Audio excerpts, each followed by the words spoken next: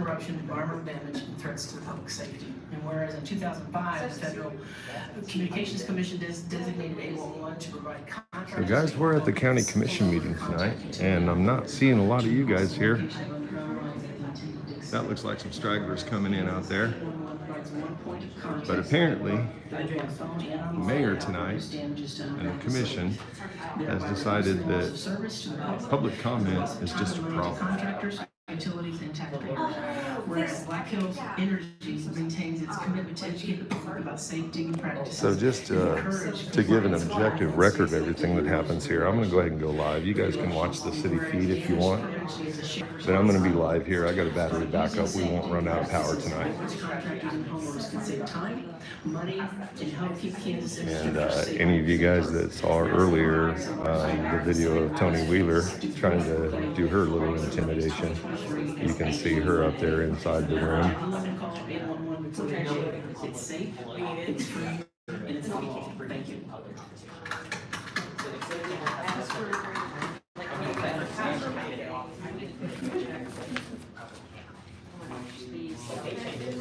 So I am going to try to... Sorry, C, which is general public comment. The public is allowed to speak on these issues, on issues or items that are not scheduled for discussion on the agenda. Comments should be limited to issues and items germane to the business of the governing body. The commission will not discuss or debate these items, nor will the commission make decisions on items presented during this time. Each person will be limited to 3 minutes. So we're open to general public comment this time. I asked everybody to let me come up here first tonight. And we're live, by the way, on my YouTube stream, so that we can get a real objective view of what the people see when they come in this room. Because tonight, they're going to shut down the public comment. And we can't talk about public comment during public comment, can we? Are we allowed to talk about public comment during public comment? Are you talking about general public comment? Yeah, can we talk about general public comment during public comment tonight? It's not on the agenda, so we cannot talk. I didn't think we could. It's pretty difficult to not talk about general public comment while you're in the general public comment period, isn't it? I mean, that's the oxymoron of what you guys are doing. We can no longer address general public comment during general public comment. Let that sink in. This is our city commission, guys, and you guys aren't being told everything. You got a silo of information over there.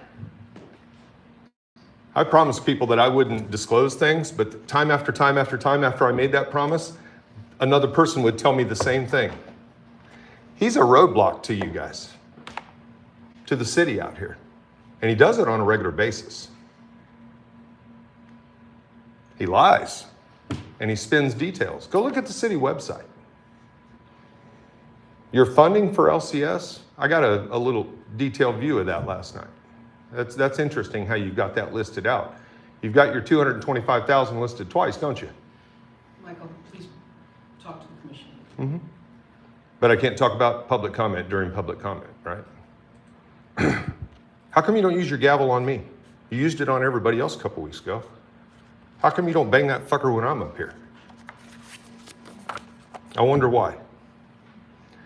I wonder if it's because the target of what you're trying to shut down is right here. Or is it the SB 180 that came in here and spent hours? Or is it Sanctuary Alliance? Are you trying to just shut all them down? Is that what's going on? So pay attention, guys. I just talked about general public comment during public comment. You guys are idiots. General public comment that are not on the agenda.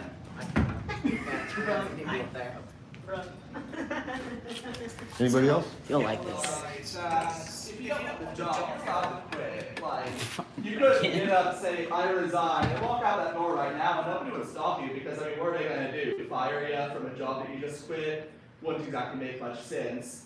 Of course, I'm speaking about the resolution that you passed just last week, and of course about the direction this city commission is heading with regard to how any form of comment is handled here. Obviously, I'm not solely talking about public comment, as it is a resolution that was just passed and thus is germane to the city commission, while also not being an item on the agenda later tonight, thus remaining within the rules that the commission has set forth. Frankly, I would have to ask that, for one thing, no further change to public comment or comment in any way, shape, or form be made going forward. But we have that on the item later on, I must also This is demand that the this is resolution from last week be repealed. It is a violation of our rights to determine where this city is headed, to say that you guys can just throw whatever you want on an agenda and we don't get to comment on it because you can't remove it from the agenda for public comment. That doesn't make any sense. You're just saying, hey, we're gonna pass this and we're not asking your opinion whatsoever. Y'all really only have two jobs after all. Your jobs are to sit here and listen to what we have to say and decide on a dotted line on whatever's put in front of you, because let's be honest, it's the city lawyers and city managers that are doing all the actual work here, all the heavy lifting. They're the ones writing all these documents. You just read them and you sign your name on the line. That is literally it. And you're wanting to cut out most of your job. You only have to sit here 3 times a month, by the way. That's not exactly a huge time commitment. Like, you know, each of us spends more of our time on things that are important to our lives than you spend doing that. And you want to cut it out. You want to just straight up not do your job at all. You want to cut out 80% of your workload, and you're still going to get whatever, same paycheck, same power, same whatever, but you don't want to have to listen to any of us. That's the issue here. We have given you a job. We elected you to do a job, and you want to pretty much just say, hey, we don't have to do it anymore. We don't have to spend time on it. You don't want to have to do the job. It is already so goddamn easy. So if you don't want to do it, don't drag the rest of the community down with you. Just quit. Walk out. You don't have to be here. You can leave.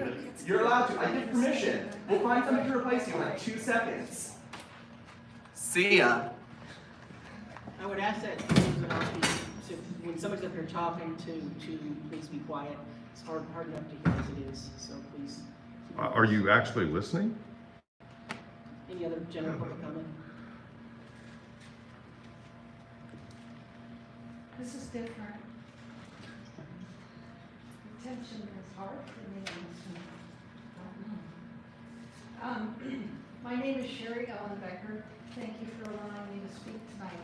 I wanted to talk about a piece of something in your recommended capital improvement plan, number MS7A 23,000, the farmland remedial alternatives. And I have the worksheet here, and there's $14,400,000 in the over the years to be spent, and then at the bottom it's budget impact other. It says that they expect to spend for the next 20 to 30 years $1 to $2 billion a year, and so that makes this piece of paper $75 million. $75 million. I need to repeat it just to make sure I said it right. It all started in 2010, on June 15th of 2010. Your body, but you weren't here. Nobody's blaming you. The 4-0 vote, the city agreed to take over the liability of cleaning up farmland in exchange for the land and a little bit of a trust fund, $8.6 million. They entered into an agreement with the Kansas Department of Health and Environment. And then in 2021, in the budget, it said that the proposed funding includes the $1.24 million left in the trust and an additional $2 million beyond the trust towards new remediation strategies. The finance director said that they would go try for federal infrastructure package or other federal funding that they're continuing to look for. And he said, but if it doesn't happen, the backstop is the debt levy.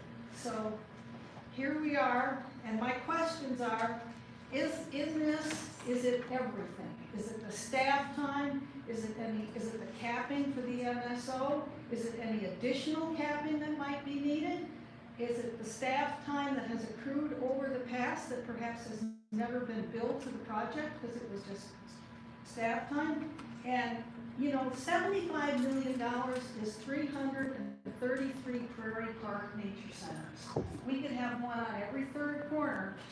But this decision back in 2010, as ill-conceived as it was, is gonna cost, I think it's gonna cost everybody in this room, because it says that the future general obligation bonds are the funding. And that, to me, that means property taxes. That doesn't even mean sales tax, I don't think, I don't know. Time. Thank you, Sharon. Thank you. Any other general public comment? Thank you, I appreciate it. Hello there, my name is Monty Coash Johnson. I am a Lawrence resident. And I am here to speak about my personal experience with commissioners. I was one of the founding members of No Wrestling 180 Lawrence, and way back between May or early June, we did a phone and email call, an email thing essentially, where we reached out to our commissioners to encourage them to pass a ordinance. I was at work and I received a phone call from one of our very own commissioners, essentially stating that I was being too mean, I was being too aggressive, and we need to fight against the actual aggressors. I was then told I need to show up and come to public comment, to which we did. And we showed up again, and we took up 3 hours. We were told to play by the games of the city commission, and that is exactly what we did.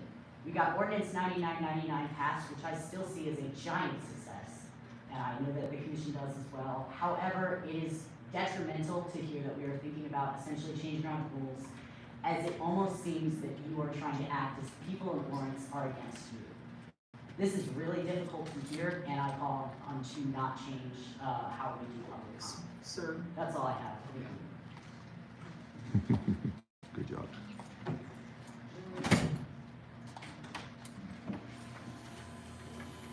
Sorry, Nicole. Hi, so my name is Isaac Johnson. I don't actually have anything written or planned out. I wanted to talk about something that happened last week that I was just a little bit kind of concerned about, and this is namely on a movement to basically prevent the public from pulling something off the consent agenda. That's what I understood, at least. I was a bit worried about that because being able to pull something off the consent agenda gives the public the ability to take something and put in, question that thing, ask more about it. And when the public doesn't have the ability to pull that off and bring up like public comment about it, not like public comment, you know, commenting publicly on it, there emerges some issues with that, I think. Like, for example, when we passed ordinance 9999 last week, which was great, thank you very much for helping us do that, it went by so fast in the movement that I missed that it happened. And if I missed that my own ordinance got passed, I do kind of question how ethical or how beneficial it is for the public to have things just on the consent agenda that can't be pulled off and questioned. Even more so, the movement that was passed last week wasn't very obviously explanatory on the agenda. You had to like really kind of interrogate and look into what that means. And obviously, like, yeah, we as the public have to put some work into things, but also at the same time, I'm worried about things like accessibility. If, you know, like I'm a busy single parent and I have a child and I have a full-time job, am I able to sit around and kind of snoop around the website and figure things out? I'm not a legal expert, I'm not a government expert. These are just things that came to my mind. I was just concerned about those. I want to make sure that Lawrence stays a place that's friendly for Lawrenceans to input our thoughts or question. I want to trust the city commission to, you know, be open to the public feedback and to helping us understand what's going on in our own city.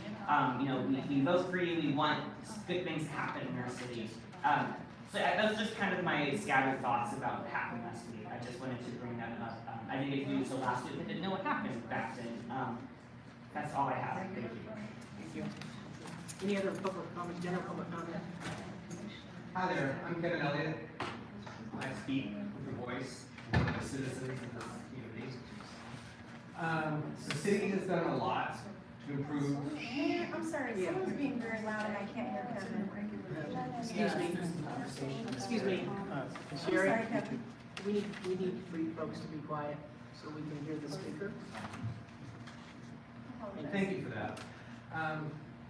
The city has done a lot to try to improve services to the homeless of our community, and I appreciate that. We've worked with Lawrence Community Shelter to increase the number of beds, which was needed. Of course, now they're facing closure, so something's missing. But I want to talk about a particular problem, and I want to do this without breaking confidentiality. I ran into a single mom who was wanting to stay at a camp. I couldn't have that, so I worked with the community and got her into temporary shelter. Working together with the school district, with Family Promise, with the city, with a variety of sources, I got this woman and her 6-month-old baby sheltered for 1 week, and that's it. Family Promise said there's nothing they can do. There's something missing in our services if children are going homeless and in shelter. And I need you desperately to address that. Thank you. Thank you, Kevin. Other general public comment? Sure. Hey, Kirby Weaver's here. I've been here before. I realize I can't talk about public comment at the moment. However, we are removing the big giant rock that's close by this building. Excuse me once again, I'm sorry. I would really appreciate if the audience would be quiet while we have public speakers up here. Thank you. I'm sorry about that. I'd have got thrown If out I make already. a recommendation, we're going to have a big empty space in there, and I would suggest a statue of John Brown. John Brown defended Lawrence from being burned down, at least once to my knowledge, as well as a general symbol of freedom within Kansas. And I think in Kansas, freedom is specifically a very big value to us. Democracy only works insofar as we are free to operate within it and comment and discuss freely within the community and among our leaders about issues that are important to us. Democracy without the input of the people, I don't think, is effective. It requires us to be rather involved. Of course, I'm just talking about random philosophy that has nothing to do with any later agenda items. But when it comes to the concept of freedom, the concept of an involved democracy, we can't limit it to a small portion of opinions. We need to have a large swath of the community to understand these concepts, to understand the full opinion of the people within our community. And while we can lend back to a written comment, what assures us that we have maybe an opinion on that is something more public, whether it's protesting in the street, whether it's just going to a commissioner's house and yelling at their doorstep or something, or maybe there's some institutional way there's by an which idea. people can just walk into City Hall and comment on their opinions on matters within the public. Whatever it may be, we have to make sure that we open that as much as possible. We have to make sure that we actually understand the voice of the people to properly do it. And we need every section of it. I've only sent one written message to you guys on a matter that I didn't think was pertinent to really reveal in public. But I think that for me, I'm glad that I have a voice up here. It's an element of freedom in our community. It's an element of democracy that I value in this community. And I think John Brown represents that. I think his statue should be put up. I think he represents the values of this town at the very least. And so as such, I think it would be good to just have a big giant 10-foot bronze or gold or silver statue of him with a gun and a Bible if you want.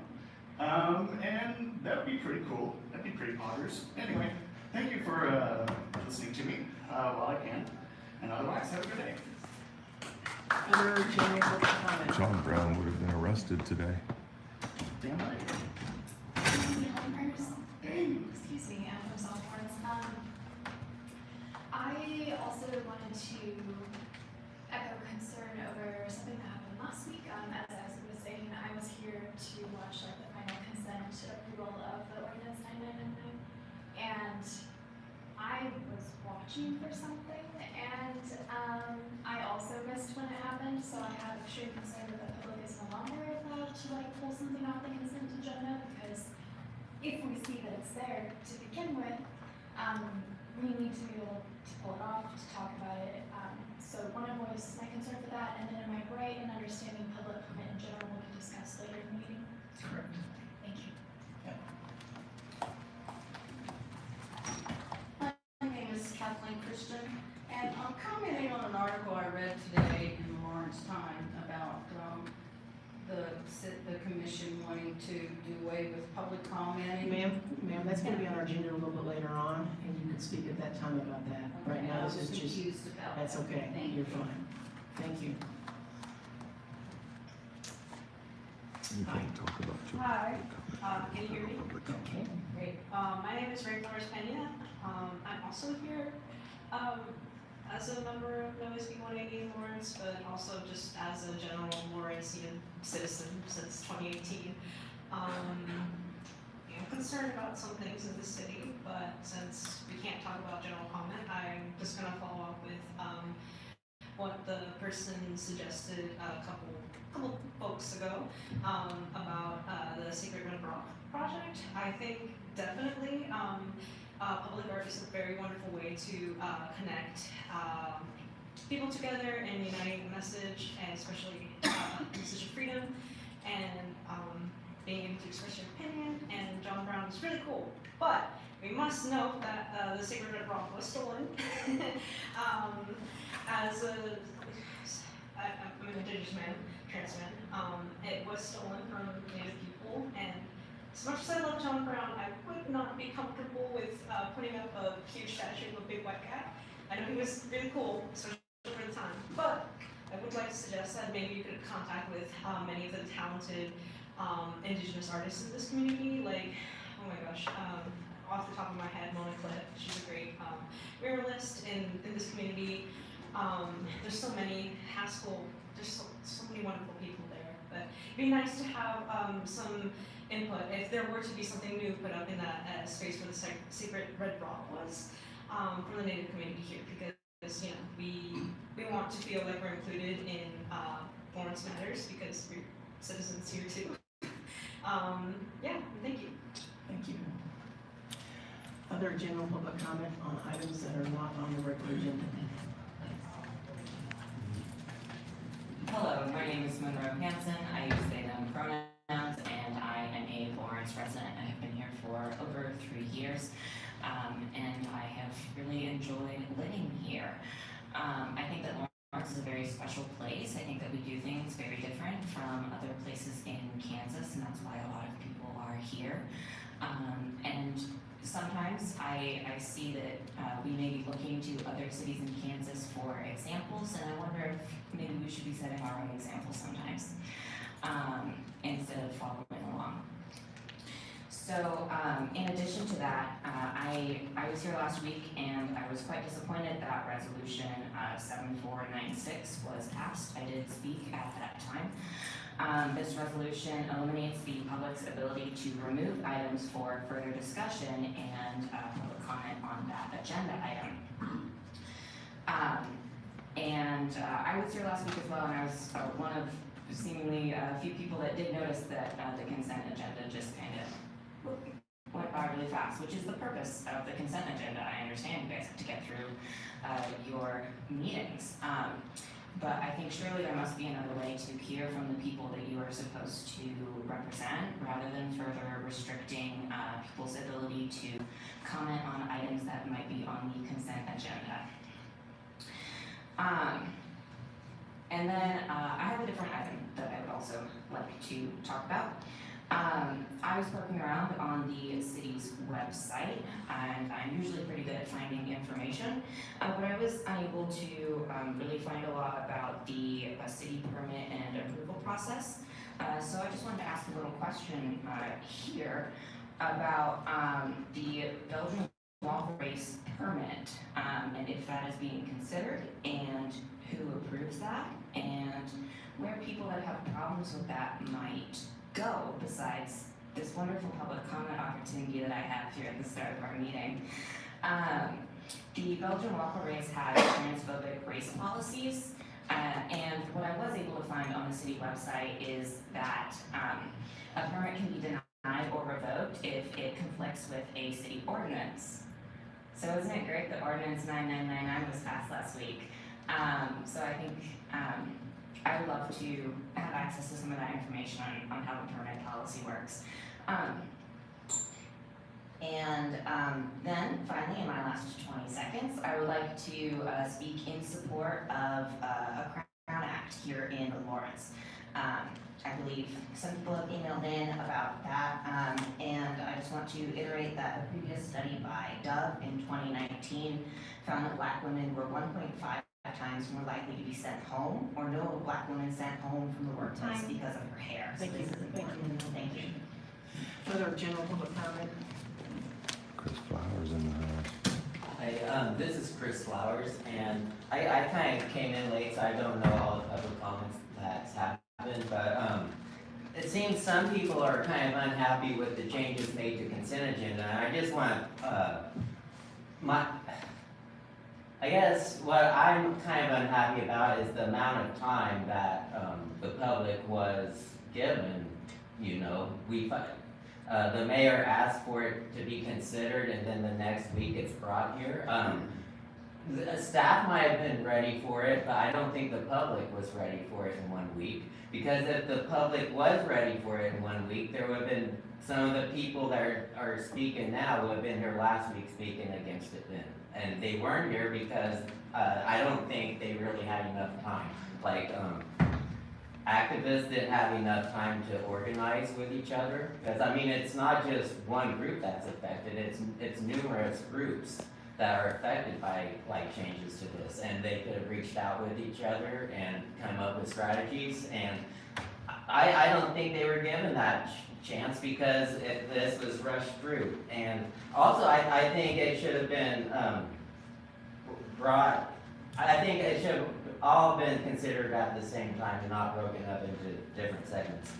And also on something else, last Tuesday, I was eliminated from the campaign race, which I'm okay with it, but here's my problem is, we have the primary on the 1st of August, and that's when the renters and students are out of town, and I think that's who what I campaigned for, that's the group I think it would resonate with the most. And I just think it's kind of BS that we have an election to eliminate people, and we hold it when the students and renters, you know, they're out of town because you can't move in the 1st. I mean, your lease I don't know when the leases start. It's usually like the 3rd or 5th at least, though. I mean, the 1st, that's usually, you're not usually going to be moved in by then. So I think we should do away with our ordinance that lowers the threshold for when a primary happens. And I think if we didn't have that ordinance, we could have 9 people and not have a primary.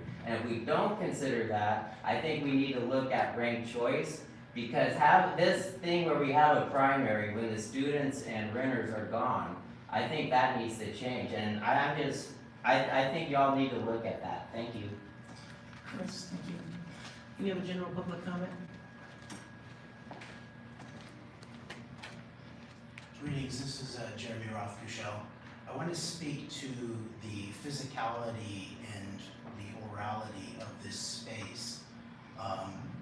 As we see, it's very interesting to have actually a camera that's live streaming, that's now filming what the mayor might call the audience, I guess. And the mayor's continual perpetration of disrespecting we, the members of the public here in person. You could use the public in person, the public online, rather than calling us the audience perpetually. I understand bad habits are hard to break. Put some effort in and do that. Meanwhile, let's look at the physicality of the space. There's a sense of where the chairs for we the people, aka the audience, are non-permanent. They can be moved out. We're shoved between these different poles here. There's not that much room.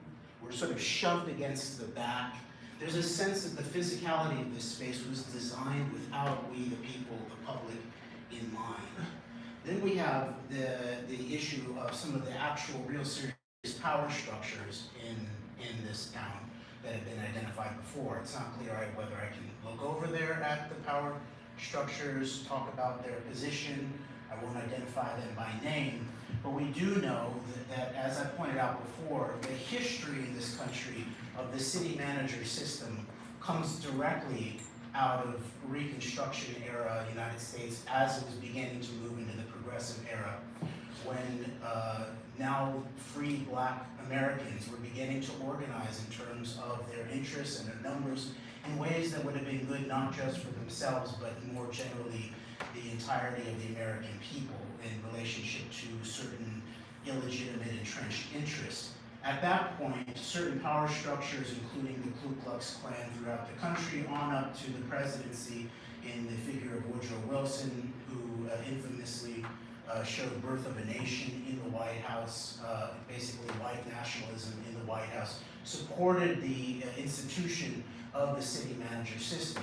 So then what we have is this professional managerial class, not talking against the person in that position, but in terms of the institutional structure and power dynamics, we have a series of sort of traveling managerial classes. Again, manager coming out of a slavery system, the person in between the slaveholders and the slaves themselves to manage that.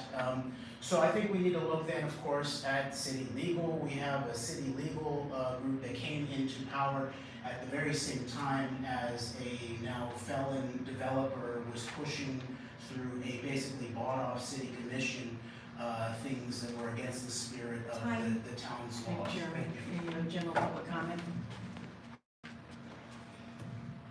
Anybody on Zoom? Alex Kimball Williams. Hey, Laura Rand. Thank you so much for this opportunity to speak. I wanted to speak in favor of the proposed crown to be here in Lawrence. I'm grown up in Lawrence. My dad was born here, his dad, and then before that we come off the plantation, and so we have a lot of experience here in the Lawrence area, Douglas County area, being and presenting as Black, among this community. And I don't know, I think that people think that Lawrence is a little bit more liberal or, more welcoming of different hairstyles and different hair textures, and my experience has been completely the opposite. And if somebody with my looser hair texture and being light-skinned had that experience, I can only imagine, and I know that I've seen within my family how other people experience it here. Sorry. Discrimination against my hair has been the forerunner in my experience of racism. And, that's what I was made fun of, in school, and that's what has been pointed out in all of my jobs. And that's what people imply when they talk about, my appearance. And it's just, it's heartbreaking to know that that's implied in order to earn money or to be seen in equal value as a student in a classroom, and to earn money for your family and to be safe at the park. I've got a 1-year-old now, and it's never been so apparent to me that people see me and based off of my hair decide that maybe she's not mine, and decide, all these kinds of things. And so it's very important to me. I've experienced it particularly in working on businesses on Mass Street. The implication that professional business dress involves straight hair. We know that studies show that people that have to use relaxers and have to straighten their hair are experiencing higher rates of cancer. And anything that local leadership can do to encourage a different environment than asking, Black women who spend the most on hair products, who spend the most time on their hair, already to continue to have to fit that mold. And the hair relaxers that I received were all here in Lawrence, Kansas. That was the environment that led me down that road, and it wasn't a question of whether I could go natural or anything until further into my adulthood. I have a feeling I'm probably coming up on time. I just wanted to kind of share, I don't usually tell personal stories in my public comment, but this is just extremely important, and I would just love it if this was a focus of the commission. Thanks. Thank you, Alex. Any other public comment on Zoom? Garrett Elliott Hi there, this is my first public comment, so it's very exciting for me. I also wanted to say that I am in favor of the Crown Act as well. I do believe people need to be able to, have their own natural hair. I'm also here with no SB 180 in support of, not capping the public comment, but I know I'm not allowed to speak about that right now. So let me say that my one concern that I have about Lawrence is the other day I got onto the City of Lawrence website and wanted to sign up the 2 children that I nanny for the tumble and play classes at the sports pavilion, which is amazing. However, I tried to do it on my phone, couldn't do it. I tried to have their mom do it on her phone, she couldn't do it. It kept glitching, wouldn't allow me to create or put in the birth date. And then we tried to do it on the desktop and still couldn't do it. It wasn't until I finally called that we were able to get them signed up. And I was told that I can't come in and sign up that way, which is great. I'm fully aware that I am able to do it old school. However, we do live in a day and age that we enjoy convenience. So I would super love it if someone could please fix the website so I can spend the $10 to sign up my children for the tumble and play. And it's very important for me to be speaking right now because I am currently waiting for a tow truck to come and pick me up, or else I would be in that room talking to you in person. Can't wait to see you next week. Thank you so much. Other public comment on Zoom? That's all the comments we have. All right, we'll bring it back. Let's check the agenda and see what we have next. So next we're going to go into the consent agenda. We need to, the other questions were asked, I think, so we do that, I think. Yeah, typically what we do is I ask that during the commission items, have staff look at the questions that have been asked, and then they can get back to those individuals, is what we've been doing. Some of those things have been addressed or are being addressed by staff, so I won't be able to really comment on that till the end of the meeting if some of the people brought those up. But yeah. Might hear a discussion at the end of the meeting. So we're responding to general public comment tonight. All right.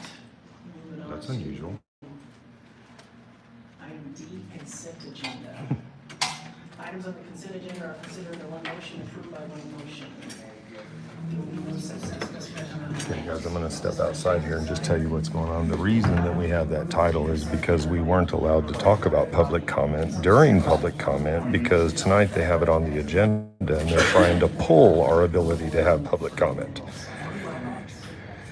And so we're going to hang out for just a little bit while they do the consent agenda.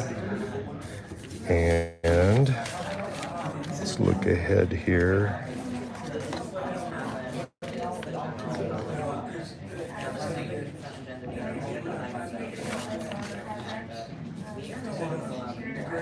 All right, so when we get to the regular agenda, this is what we're looking at. The first one is the plastic bags ban, and they're putting the number 2 to consider the updates to the operation of city commission meetings.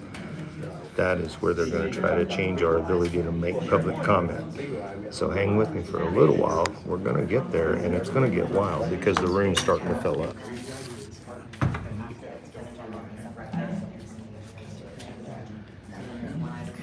And now I'll ask if any members of the public would like to pull item D8 from the consent agenda. Members on Zoom that would like to pull that item. I should have pulled it just for the shits and grins. If not, then I would ask for a motion. Move to approve the consent agenda. Second. I got a first and a second. All in favor? Aye. Aye. Passes 5-0. There's Amber. She showed up. Sherry? That's perfect. All right. Okay, we'll move on to the item So we got a work F, which is session. the work session. The work session provides an opportunity for the city commission to discuss items in great detail. The commission will take no binding action on items presented during this time. This is our Work connected session city. topics are eligible for live public comment. Members of the public wishing to speak on a work session item will be limited to 3 minutes for comments. So we are to receive the strategic plan update from the Connected City Outcome Team.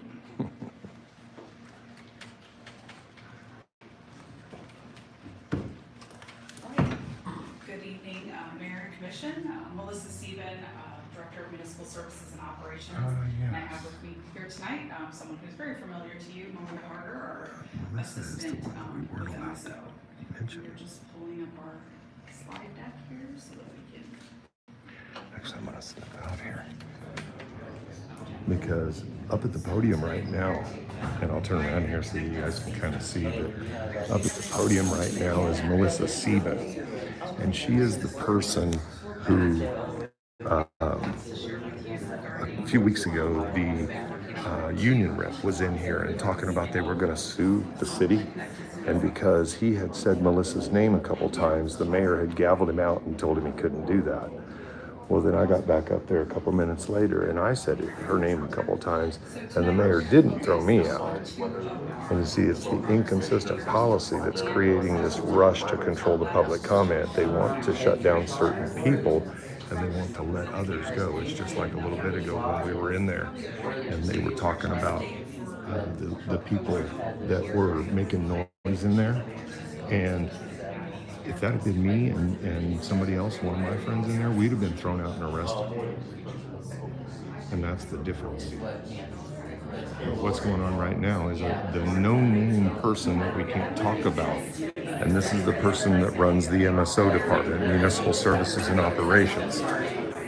And she's the reason there's a lawsuit against that department. Apparently she's unwilling to fix some of the problems that they have. That's what Josh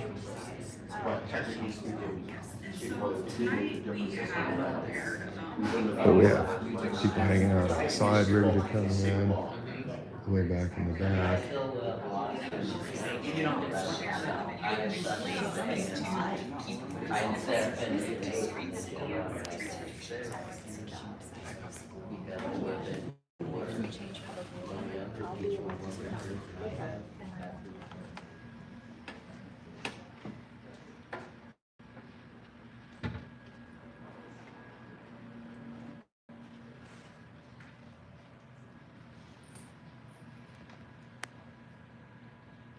I'm sorry, I don't know where your video is. I believe it might have been emailed, but we can also show it at the end, so we can proceed in this. Yeah. Or I can send it to you right now. I think it was sent by Michael Leos, but Yeah, I have it, yes, so. sorry, apologize. All right, shall we go on? Or wait, do you have it? Sorry, trying to incorporate something new into our presentation, make it a little more dramatic, and now it's really dramatic. Do you have it, Kurt? No. No. Okay. So let's move on. Thank you, sure. I just sent it her twice. Okay, so we'll go ahead and move on. So what the video talks about is the emphasis on our street maintenance program, and okay, we can't move anything forward here. But our progress indicator is around satisfaction with major city streets, and the other one is around your transportation experience as it relates to driving. These are two of the 14 indicators, and we're hoping that by working on these two, we're going to have pretty significant impacts on the remaining 12 indicators for Connected City. So the first one, as noted, is our major city streets while he's working on the video. And in this approach that the video will discuss is actually how we're trying to apply asset management strategies as well as corridor management practices to improve people's satisfaction as they use major city streets. Make sure I see lots of things moving. I see the video. This is a good sign, guys. Here we go.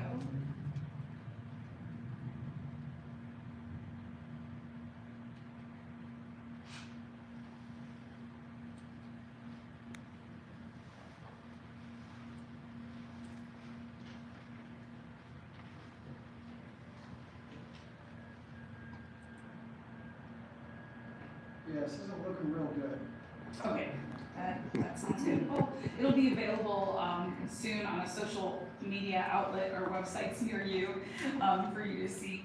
But the other component of it as well is the emphasis in and around your transportation experience, which impacts more than just driving, but particularly tonight we're going to be talking a lot about driving experiences, but we're going to talk about where that impacts other forms of mobility and sort of how the See work that guys, we're the doing in this unique thing area. about this, the unique thing about this now is I have a mute button. So since I don't want to listen to Melissa Sieben, I'll just come out here and talk to you. How are you doing? Yeah. Oh, just staying live. Just decided to, you know, since the city official up there that I don't really care to hear from is talking, I thought I'd just ignore like the city commission does. You know. Oh yeah, I got 54, pretty solid. I was up to 61 for a little while. There's, she is representing. Got the whole crowd here. There's Chris. Hey Chris, say hi. Chris is paying attention. Oh, yeah. Yeah, I am too. I don't know. Those projects that are wrapping up. Street is now. But we're all waiting patiently for our chance to speak about their moves to silence the people.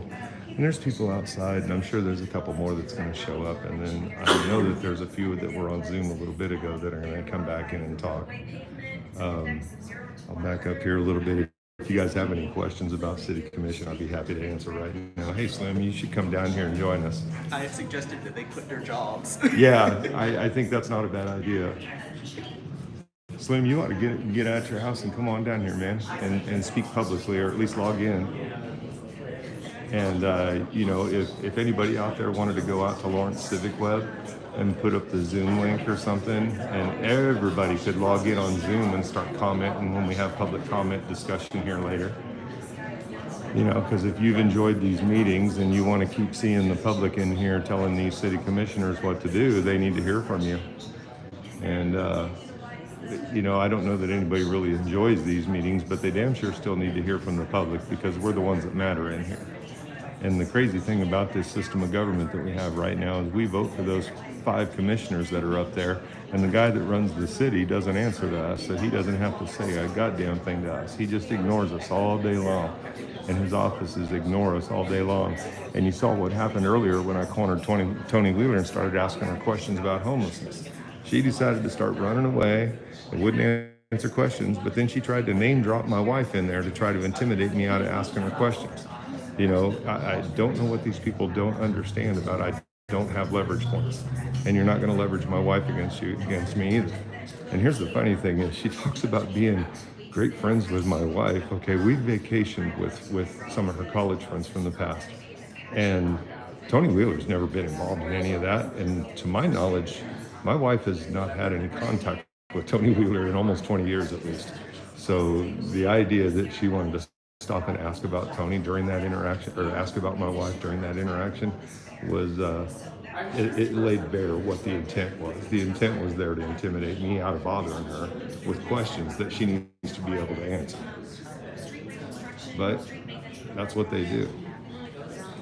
So we're going to wait until Melissa and her little lackey there get out of the way, and then we'll go back in, and we're first going to apparently ban plastic bags here in Lawrence. We're so progressive, we can ban plastic bags, but we can't let the people speak. And, you know, ban plastic bags, but we can't do anything good for the homeless people here. That's not an exit. And whoever said something about her dress, I'm pretty sure I got a screenshot I can grab of that, and I bet that union rep is going to love that. Because she had that thing stuck up in her ass pretty good when she got up there to the podium.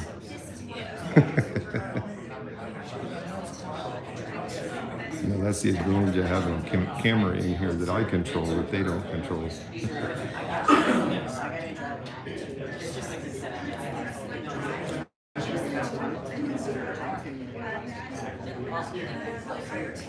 What's up, Keto? Love you all too. Just talk about how wonderful it is.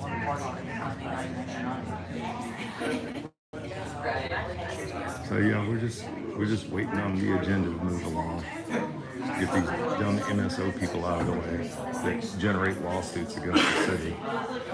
And if they do the right thing for their workers, they wouldn't be getting sued by the Teamsters. And it's funny, this city has plenty of money to piss away in the city manager's office and the police chief's office, but they can't take care of MSO, the people that actually do the job on the street to keep the city moving. You know, that makes no sense. operational impacts of having to shut down the site section because, all the buses will enter into the new Las Vegas. concrete improvements, putting in concrete pavement. Paranormal state of Nevada. Yeah, you guys got some paranormal shit happening out there. How about those UFOs? You had one in your backyard yet? It's more sustainable, long-term because of that reason. And we really look to be using our efficient and effective process commitment on this to ensure that this work would be done ahead of the facility going into operations, so that will happen the first of the year, and then also ahead of the students returning.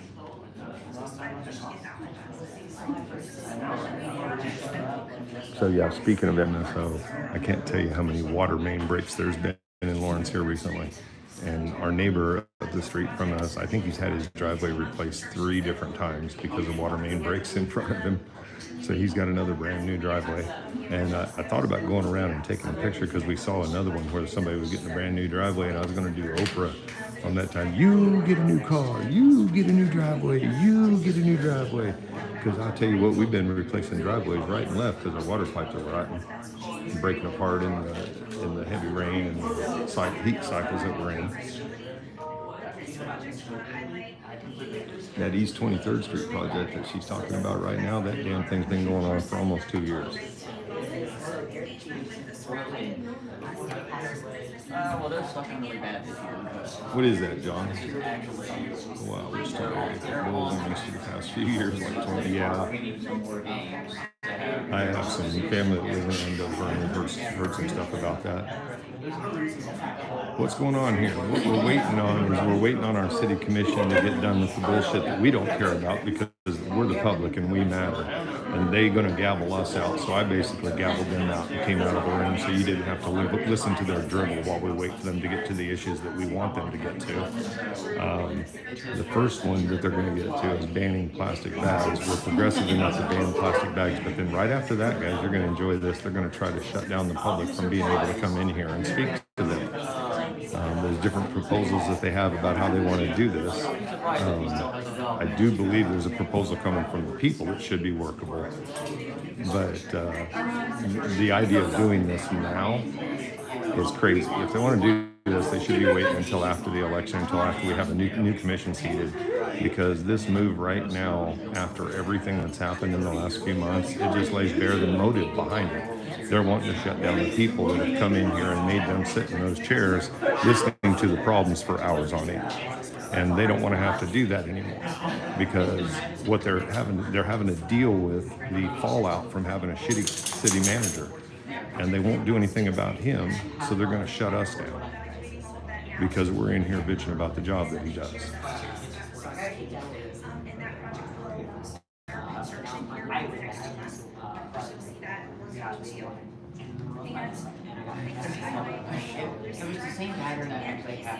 Well, don't let everybody drop off because it'll get good again right after this lady gets the hell out of the way. I know it's their job. That's why this person over here said, quit your jobs, get up and leave. Right? Get up and leave. I mean, hey, they could do it right now. Who's going to stop them? Right? Like, what are they going to do? Fire them? Right? Maybe they could take Craig with them. Exactly. Trying to ignore the problem rather than trying to fix it, John. You're exactly right. I mean, I offered them, like, we can, set up a place in the library where you guys can meet and have your little tea party. KCMO. What's up, crew? I just love this board. I play softball. And then we threw in Lawrence Loop project. I know it's not a street reconstruction. Oh, they threw in the Lawrence Loop project to make themselves look a little better there. They got to pad that briefing just a little bit. And just wanted everyone to know that they see construction starting in a couple months in this area, but I didn't know what's going on. Wanted to highlight that and get their commitments. So those of you guys that really have somewhere to go, that's fine. There's going to be some highlights coming out of this one, I'm sure. As soon as they start this public comment debate, there'll be highlight after highlight, I'm sure. Because we've got some real free speech advocates in here. And those of you guys that like hearing Jeremy talk, that guy is smart. He's the one that talked about the managerial coming from the slave age and talked about how our laws are based on Reconstruction and our city manager concept is based on Reconstruction. That guy is smart, and he's been an asset around here. There was several times where I was in here talking about the police and their misbehavior, and he was able to stand up and start quoting laws right after I was there. And this is before I had really gotten the education to understand everything, and I was just in here as a mad citizen trying to get my city commissioners to listen. But he got up there and started talking about USC 1983 and these things that I really didn't know about at the time. Well, now, you know, I could go up there and talk just right along with you, because you have to know these rights. And if you don't know your rights and how to enforce them, then all they do is just trample on them. But this lady really needs to finish up, because she took too long to get her damn presentation started. She didn't have her video ready.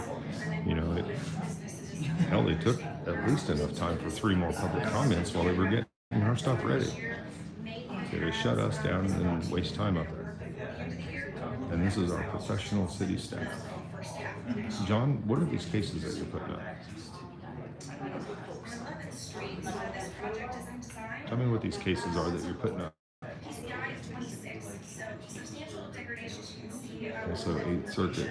John, I'm seeing your text. What is the cases referenced? What are these suits over? I missed it somewhere.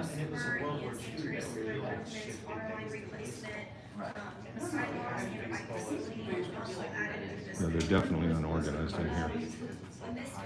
You ought to see when the mayor gets going in the agenda, her only job in here is to run the meeting, and she'll get lost in the agenda and start calling for applicants when there's no applicant, and calling for comment when there's none due. John, what were those cases that you were putting up in there, John Denicola?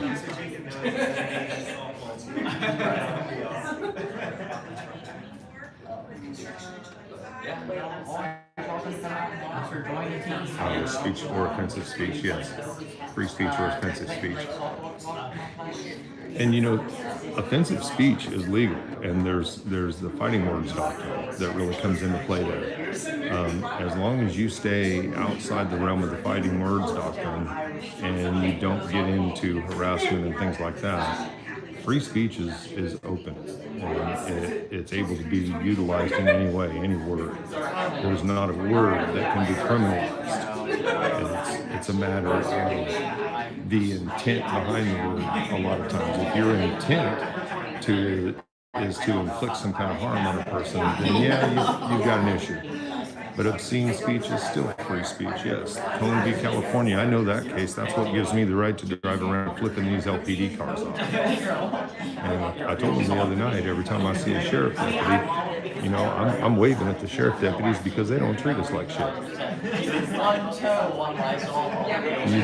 see how everybody else, you know, we're not interested in this. We're just waiting to get our turn up there again.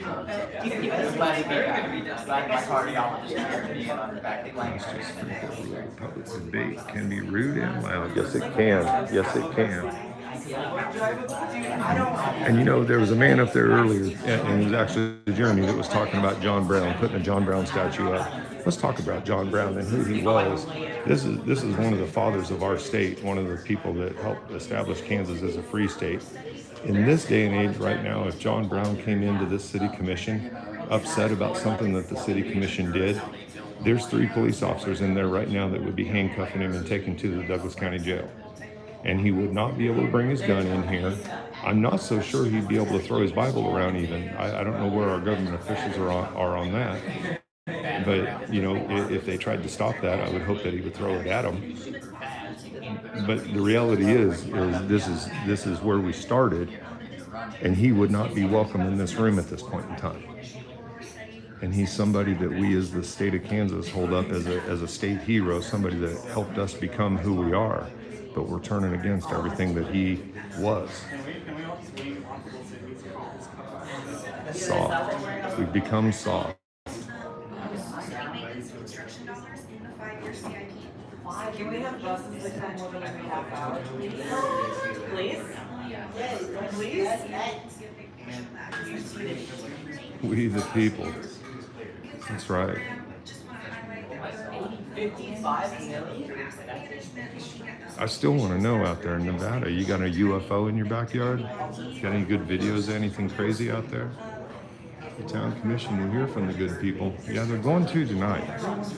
This may be the last time they're going to hear from us, but they're going to hear from us tonight. Michael Owens here. Michael Owens is a long-time Lawrence person that's been involved in city government and been in these meetings talking to the city about what's right and what's wrong. Evening, Michael. Good to see you. I'm live right now out on YouTube, just to let you know. You're okay? You want to say anything? No? Okay. I figured you'd be here tonight.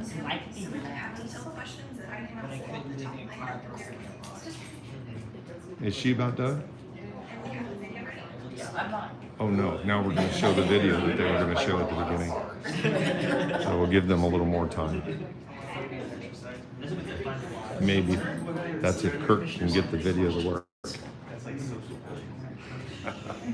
Us fake aliens are real. Yeah, I asked Neil Armstrong. He knows. I got a friend here in town. He has a band called They Watch Us From the Moon. You got to check them out. Search on Google. They Watch Us From the Moon. And there was actually a statement made, something about some of the people up on the moon for the first couple trips, that they were saying there's creatures or there's ships up on the crater edge and they're watching us.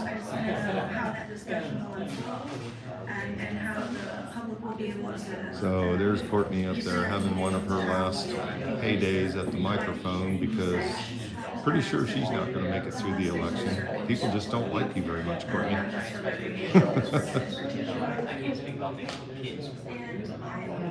And you know, if there's anybody up there that's been spiteful about stuff, it's her. And it's just like last week, I made a comment about their oaths that they took. And she decided to take that out of context and say something about the Kansas Constitution not including the responsibility to allow us to pull consent items, and just ignored the point that I was trying to make about the oath that she took to uphold the democracy and the republic of the way we've been founded, with the people in charge. But she wanted to twist those words around on me. That's why I got a little frustrated last week and popped off and just left. But you noticed last week when I was here, and I don't think I was live, but I came out here into the lobby. Now, I've been thrown all the way out of this building before. They told me I have to leave the entire building. And it was funny last week when they tried to throw me out of the meeting. I came out here into the lobby and was talking to people, and nobody tried to move me.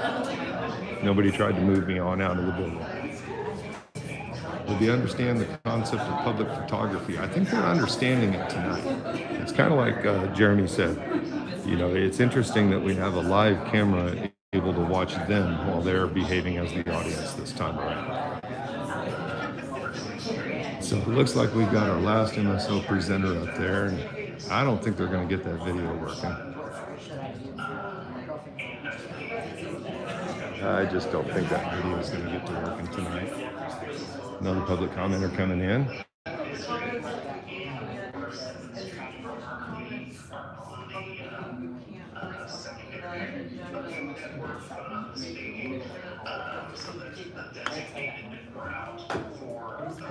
So we got to be getting close to being done with their crap now.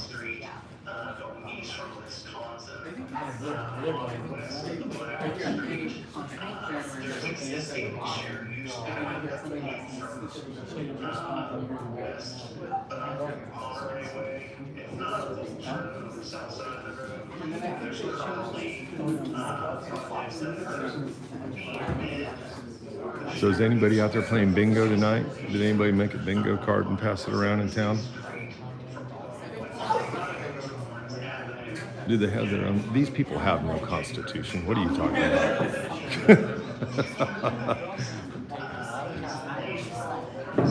They have no constitution.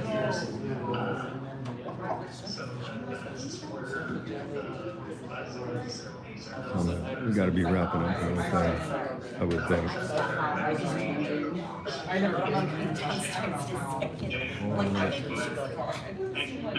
Tony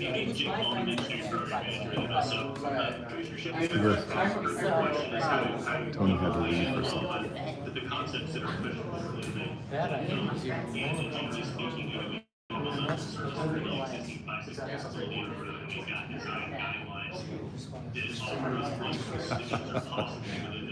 Well, and I can spin that one around too. The Constitution is alien to them. How about that one? I could make a treaty. Yes, John. It could be a drinking game here in just a little bit. Get your drinks ready.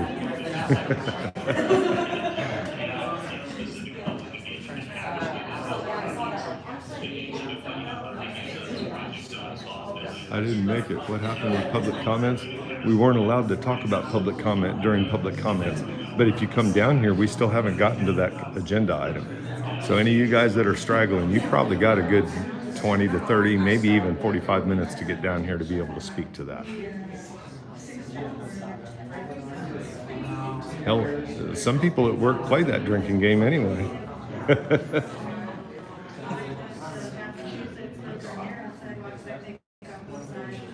Yeah, boy, Courtney's getting a lot of speaking time tonight. Got to get her stuff in now. Make sure she presents well for the next election that she's going to lose. Central Florida Police Accountability. God, it's dangerous down there where you're at. I can't make it, but damn, that ain't. Hey, you can log in, man. Slim. Go out and grab the YouTube link, or the Zoom link off the city webpage and post it, and then go log in yourself. Ryan in Canada could even log in.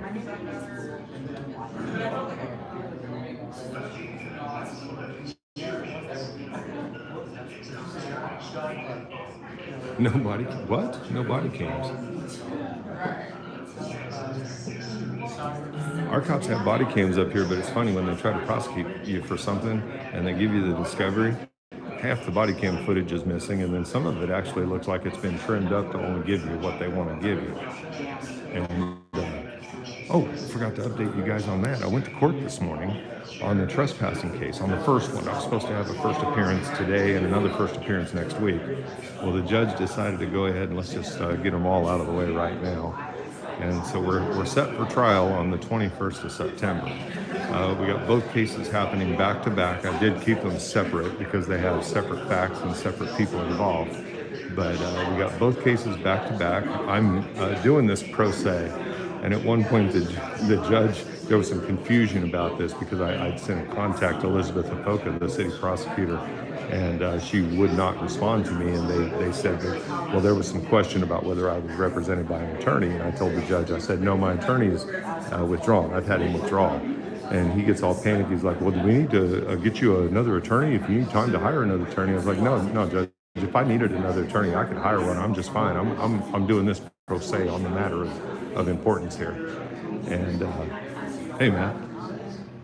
But that really threw him off. And so next thing is to get a bunch of subpoenas ready, and we'll see how she likes dealing with the pro se defendant, knowing how to file subpoenas and get the information that he needs and get the people that he needs in the courtroom to be able to show how bullshit her case is.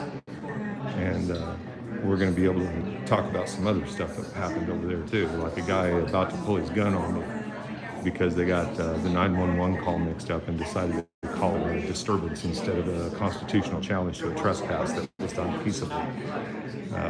But yeah, and later on we found out that another cop had actually chambered around on a dog at the homeless camp just because the guy had disturbed the dog's area and the dog got a little startled and barked.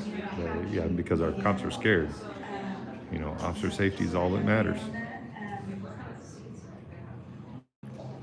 Is she done? Because she's got to be getting done.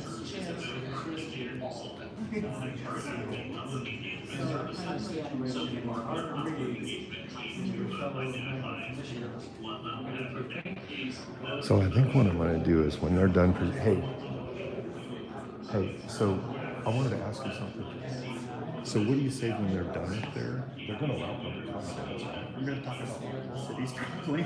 Well, I'm wondering if I shouldn't go up there and ask if the lawsuit's still pending. I think we should go up there and talk about how wonderful it is we're talking about streets and just keep bringing about how wonderful it is that we're talking about streets and we have the ability to talk about streets.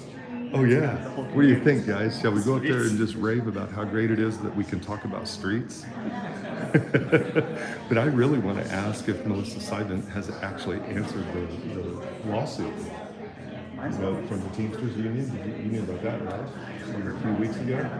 Yeah, Mayor Larson tried to throw the Teamsters guy out because he said her name at the podium. So we're gonna rave about how great it is. Are we all gonna do it? I'm talking about walkable city. Okay. Sure. Sure. Just have to deal with the poor bears. Hey guys, we're wondering if everybody shouldn't go up after this one and talk about how great it is that we can talk about streets. I'm serious. I'll open it. I'm opening it up. I'm giggling because I was thinking about being like, hey, what's 23 gonna get you? Can we get a walkable city or buses that come more than every half Go hour? up and talk about it. Go up and talk about it. This is your MSO director up there doing this right now. Municipal Services and Operations. So place where no visas are required. I think they want to talk about walkable cities too. Projects here downtown, and then of course in some of the neighborhoods that have alleyways. It's not in your presentation here, but can you keep me up to date on which alleyways are coming up? Because I do think we need a budget. Yeah, you got to keep Courtney up to date because she's going to be doing votes with the city commission for another, what, 3 months?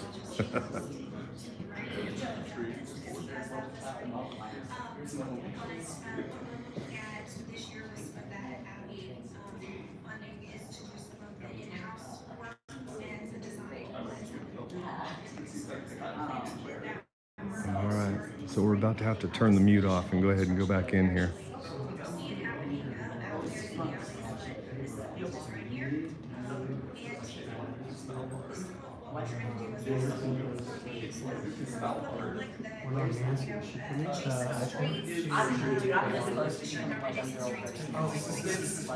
I don't even know this. It's like and then also no visas are required to live here. You can just show up and they won't stop you. And also there's no military and no real government. That's the only issue is that there are no leaving towns. You have to go by snowmobile. The first couple years that I got lost track, so when I'm asked, I'm excited about, weirdly, I'm excited about alleyway work, especially downtown when it's particularly dangerous for sanitation workers in some of those spaces. So I would just like to be able to tell people, the ones that were done are so fantastic, and I just want people to know and be excited that that's coming. Yeah, the ones coming in the spring, Steve, do you have a list of 4 or 5 locations?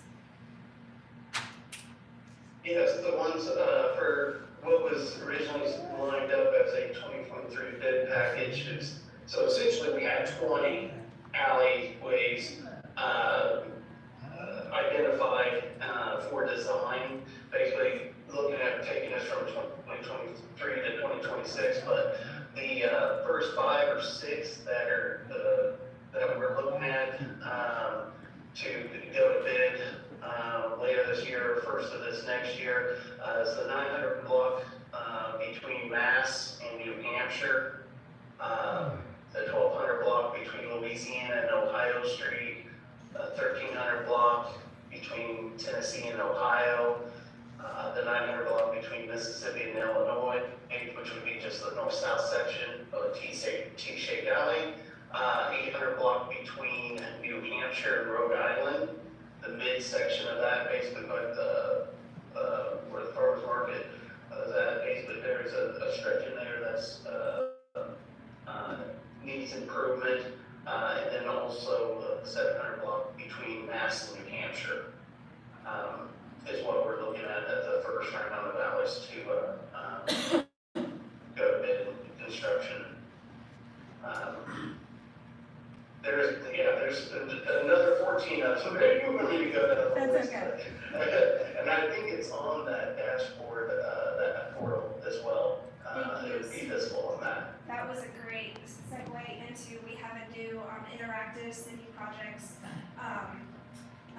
map, interactive map, and so we were calling it internally our dashboard, so I have to try to say interactive map. It is on the lawrenceks.org/construction page, and so there's a map with all the right-of-way permits, and so that's whether a developer's doing work, other utility is doing work, you know, it could be Evergy or Black Hills or any of them. And then the interactive map for city projects is specifically our capital projects. So if they're run by our team with a project number, they'll be on that map, and they get added to that when we're in pre-design, design phase, all the way through construction. And I think we even leave some on there through the warranty phase. So once they go inactive, so they're out of their warranty period, we do take them off the list, but you'll see anything that is active, and you'll see what the budget is, the scope of work, what the anticipated project start date, but as well as the construction start and end date. And that's all available to the public as well. So. And just to clarify, since I'm excited about alleyways for whatever reason, you determine the priority of those the same as you do with streets. With streets, and also things can adjust and shift if needs shift. So Steve mentioned those projects. That's our intent, is to bid those. We'll have to look at within the budget. You know, can we do all of those that we put out, or will we have to have some, you know, alternates? But we're hoping within the budget we have for alley rehab in the coming year that we can award all of those. Thank you very much. Other questions? Just a couple real quick. One, well, I'll start by saying the number one complaint is our streets aren't in good condition. The number two complaint is we're spending too much time fixing the streets. So I'll ask about 9th Street. I get a lot of questions about, you said it's going to be open in 2 weeks partially? Yes. With KU starting, and what does partially mean? Does it mean one direction, or do we know? So I'll prompt Steve to be ready. He was going to be ready for this question. Initially, the construction completion date contractually was this week. We've run into, as we do with some of these street reconstruction projects, more areas needed of full depth, subgrade prep and replacement, full depth patching. So that did delay the project. I believe there's a couple extra weeks that were being negotiated right now. But Steve, correct me if I'm wrong, I believe by the 23rd, a section of that will be open to unrestricted traffic. Can you clarify which section by the 23rd? The plan right now, or the anticipated, based on the anticipated schedule, we're looking at between Iowa and Emory, being open to unrestricted traffic by the 23rd, is based on our current schedule from the contractor. And that work will continue going east to Illinois, so the entire corridor actually goes to Illinois Street, but this particular stretch is what they're working on first, as a first phase. The goal to get this stretch done prior to a lot more traffic in town, so that's cool.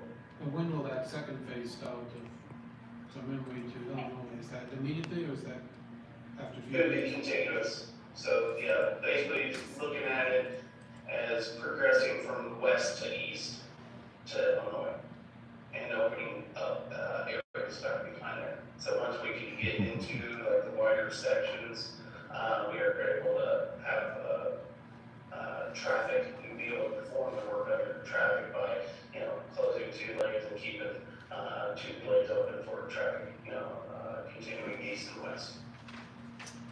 And thank you, Steve. The other question I had, I think it was sometime a couple months ago, MSO started an email that goes out with the weekly road construction, which I appreciate. I think folks appreciate that. But I wondered if what it would take to add. It seems like the only thing you announce is when the project's about to start. I mean, either that the project is complete, or is there more information you can put out as projects move along? Well, Melissa Steven, Director of Municipal Services, we were actually having a conversation about that today. Part of it is we're working to try and embed the Lawrence KS backslash construction there so people can see that. But we were actually talking about celebrating successes with our new communications director that just started. And one of those things is we need to do better about telling people when we're done with projects. So we will work on that for you, Commissioner. Thank you. Other questions? Can I piggyback on your 9th Street question, Commissioner? I do know it's a little messy there when the school kids get out between 3 and 4:30ish. Is that part of the reconstruction that you all have done? I'm trying to understand the question. Are you? So if you attempt. I don't think there's been any reconfiguration. There's no reconfiguration, geometric changes to 9th Street. Okay. So if you're asking about additional lanes or space or anything like that, that is not part of the street maintenance project. Although at some point it did seem like if the lines were, then people would know they could get around, and that'll be part of it. Okay, thank you. Any other questions? Commissioner Sellers, any questions? I do have a question, but I may have just been doing some research while I was listening to everyone, or you may have the infamous, I don't see Evan on, but I know I've seen in several of the examples given tonight, there's been some ADA projects built into that, and I know this kind of goes with continuous funding. Are we not seeing any opportunities for ADA dollars with any of the major infrastructure bill, federal dollars, the infrastructure, bipartisan infrastructure, or the Inflation Reduction, anything in there to help leverage some of our CIP dollars to help move some of these ADA components of some of these other projects along? I will share the information I know. The more a project includes components, that enhance equity and inclusion in a community, the better chance you have at getting some of the grants. But I have not seen any standalone grants for ADA right-of-way work. A lot of that is part of the transition plan, and Evan's been working on that, and we'll have that early next year.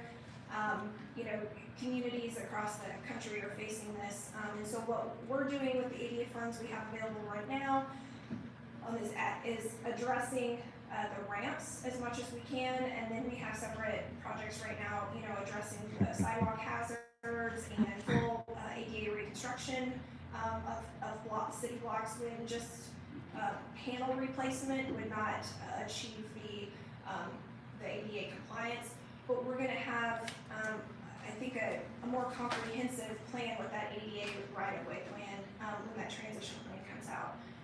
And that may also identify areas where we can really target for grants. But that's not something that TFG, the consultant that's been assisting us, is we list all of our CIP projects that we've seen any that are specific to that. Okay, thank you. I have no further questions, Mayor. Thank you. I do have one question. On the street maintenance program, the $55 million, $55.5 million that we are proposing for the CIP over the next 5 years, is that all sales tax dollars? It is not. Yeah, it's a combination of general obligation, that there's a small portion of that, 2 to 3 million a year for that. Then there's gas tax, some infrastructure sales tax, and then in some later years, there's a little bit of general fund in there. Okay. How does the amount that's proposed over the next 5 years compare to the previous 5 years from 2019 to 2023? It's a significant increase. Now, I'm going off of memory, but I thought it was around 40 million in the previous 5-year CIP, but I'm not sure if that was 22 on or if it's the current 23. But there is a significant increase in the 5-year CIP dollars. Thank you. That's great to hear. Thank you. Any other questions? All right. This is a public comment item, I believe, isn't it? Yes. Why is there a question? Would you like the video? Oh, the video, is it ready? Why do we have to watch the video? Others, not myself, but others worked really hard on this, and they're we want the public and all of you to see it. So.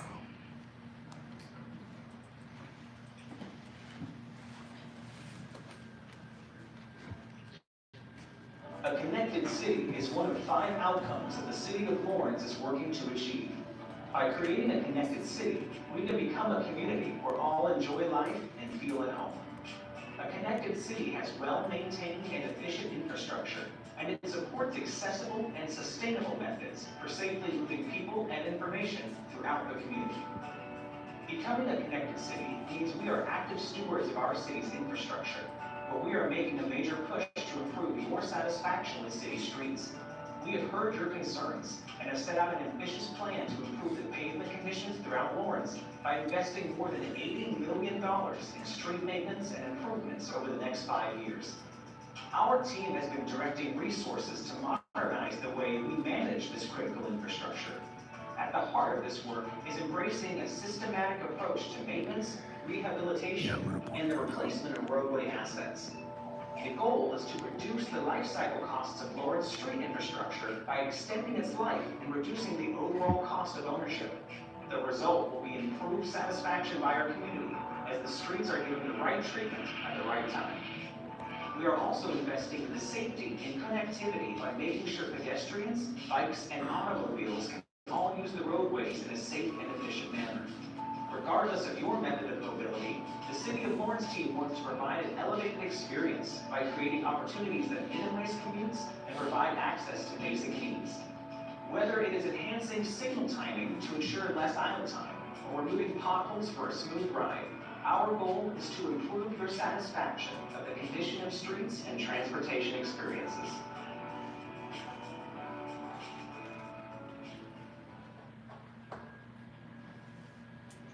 All right, thank you, that was great, appreciate that.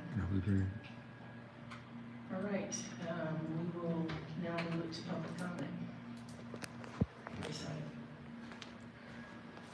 Well, I guess my first point would be, why couldn't we save the money on that video if the only reason we had to show it for this presentation is because people worked hard on it? How much money did that take to put together? Because I didn't hear anything in there but rah, rah, rah, good for us. And checking out with the camera view again. He's got other cameras. But I guess the only other question, I won't take a lot of your time, but my viewers were curious about how much that video cost. And then why we're spending that time to do that, and then when it's really not important for the presentation that was given. And then the other thing that I would personally like to know is, since we do have the MSO director in the room, can we not get an update on what's going on with the lawsuit that the Teamsters filed? And maybe some of that money on that video could have been put over to their contract and keep them going? You know, because those are the people that are actually doing the work out there. You guys might want to start taking care of your city employees. And then finally, I heard Mayor Larson right there, you said, that's great, we're putting 55, that's so much great, we're putting $15 more million toward this. God, I'd love to hear you guys say that about homeless crisis intervention. You know, you guys throw money around right and left, but then you starve the people that are trying to help.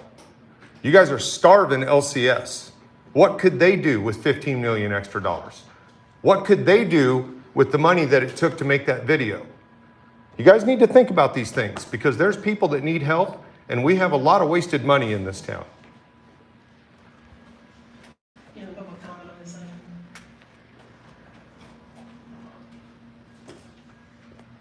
Hi. I guess while we're on the subject, I would like to consider that in any of these plans, it's good to have good public infrastructure and everything. This is good. Maintain the streets, extend them where they need to go, but also what needs to be considered is walkability within the city. Now, we've made measures to try to get more public transportation available to the community, and that has helped a great bit. That is good, and we can even improve upon that. But I think what needs to be considered is kind of a view of walkability. And what that means is reducing in certain areas roads to encourage foot traffic in that area. We see in downtown, we have plenty of parking and everything, but whenever we shut down the streets entirely, it becomes an entirely different culture. Part of this is because in these environments, we can encourage people to just take to the streets, to communicate, to be able to walk freely in them, and rather than making our community stick to just cater to cars. It's something that is kind of concentrated in Europe. A lot of European programs will kind of have this concept of trying to make sure that we bring in more parks, we bring in more areas. But if we just keep on making roads, if we keep on just creating ones to maintain, it will just become more car-centric. And the problem with that is that working class individuals, just even people trying to pull themselves out of homelessness, can't afford a car, can't afford a lot of vehicles. And as such, making the city more accessible to others should be something that can be prioritized. I think it should be considered in the future, and it's just a concept that I don't think is really talked about a lot within the community in general. Part of that is just because we're in Kansas, and this subject doesn't really come up that often. This is much more a Chicago, New York issue. But I think it's something important here that we don't kind of get into that suburban sprawl issue that like Los Angeles is dealing with. A lot of cities, I think, are dealing with kind of this issue of rot from car-centric cities. And I ask that the council at least look into the concept of walkability, walkable cities.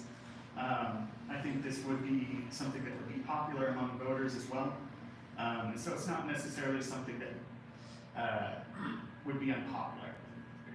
I think anyone can get behind this. I think anyone can support this. It's just a matter of opening the discussion to that.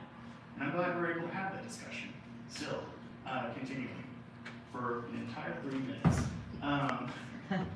Anyway, I won't push any further. But Thank you, thank you. Other public comment on this item?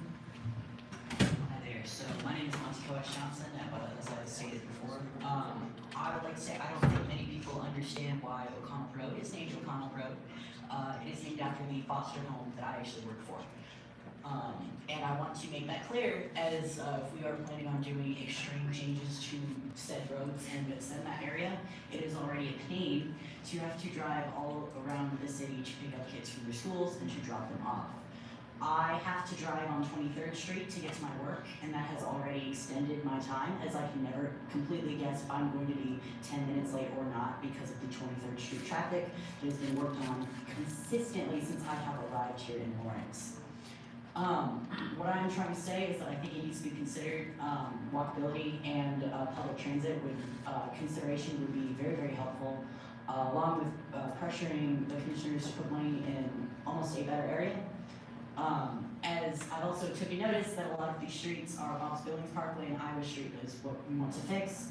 And I would like to state that in my experience in Lawrence, I have noticed that where the potholes reside most are on the other side of the city, I think, closer to around where Third Island Stadiums is in further that way. So I'm just saying that I think it needs to be considered, maybe working in putting that money in a different area, along with, you should take into the citizens that need to drive on those roads. I'm totally for walkable cities. If we can make that a pressure, I'm absolutely for that. But in my experience personally and with my job, I absolutely need to be able to drive on those roads in an easier way. I cannot be late to picking up my kids from school. I cannot be late to dropping off my kids at their schools. And if we do all of this construction at once, then we need to be able to, I guess, think more about the people that are affected through this construction, especially when there are potholes that need to be fixed all around the city in many areas that aren't just Bob's Billings Parkway, O'Connell Drive, or O'Connell Road, and Iowa Street. Thank you.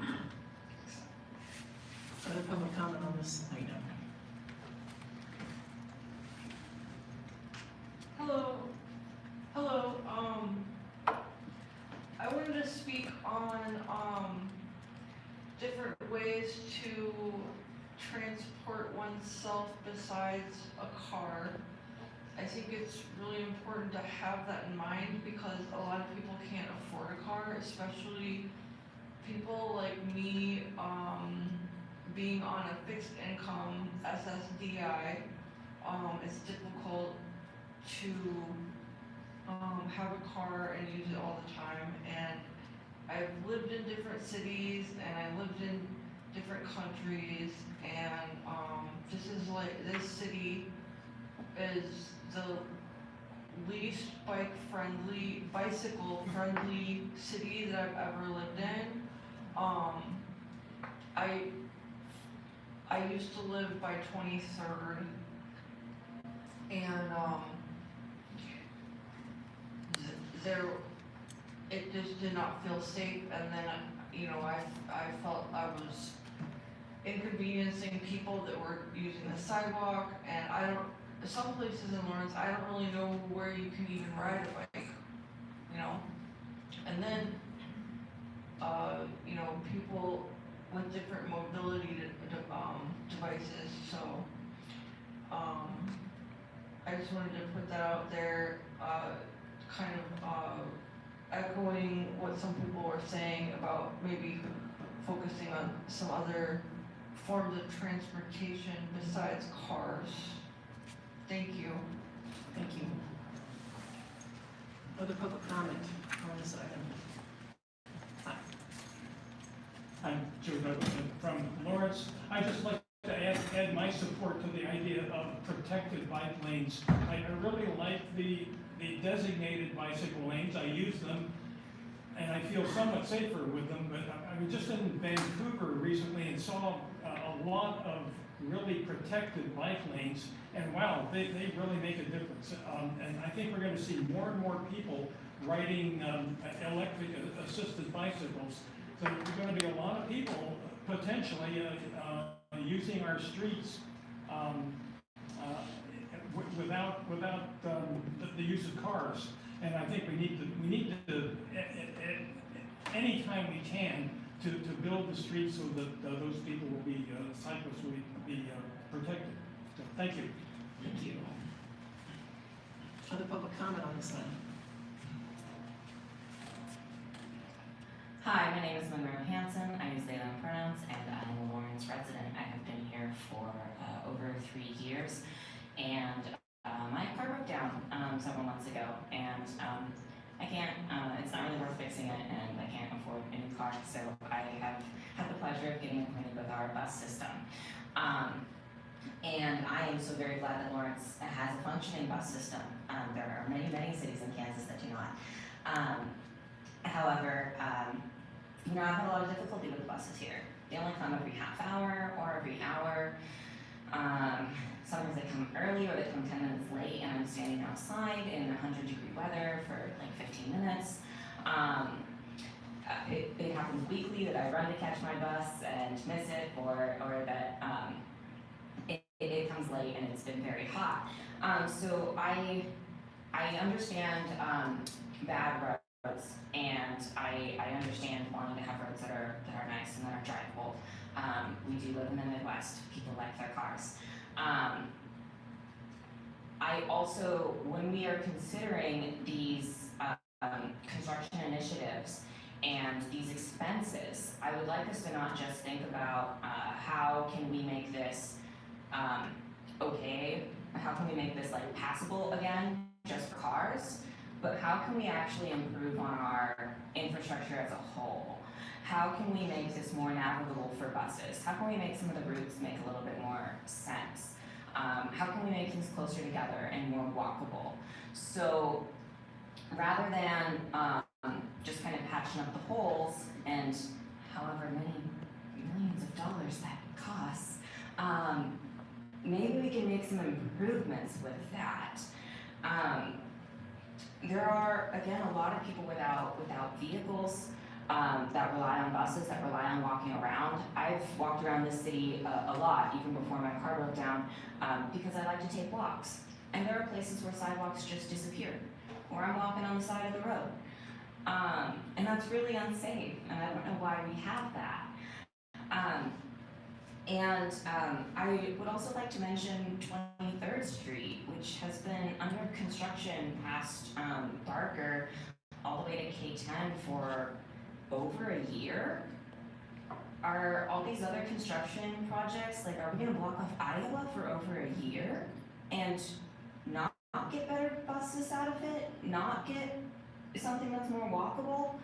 I don't understand how that is going to improve Lawrence for the people that live here, and for the people that visit, and for our students that come and go, many of whom also do not have vehicles. So thank you very much. Thank you.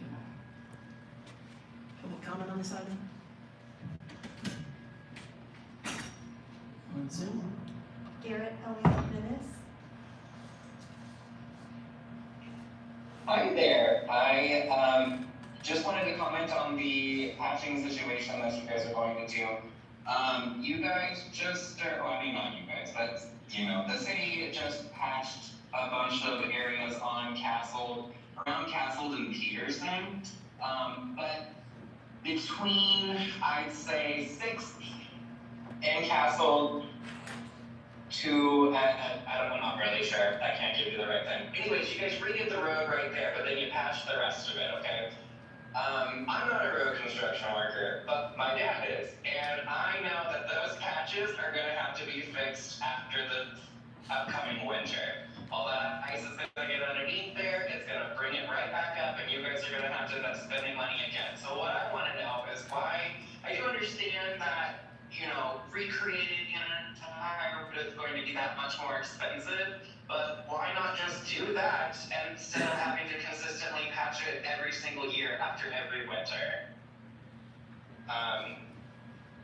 Also, I do kind of find it to be a little crappy that the new road only goes to a certain amount down Castle and then turns into those patches. It doesn't make the road any better. It's actually significantly bumpier than I think it was before you guys did the patches.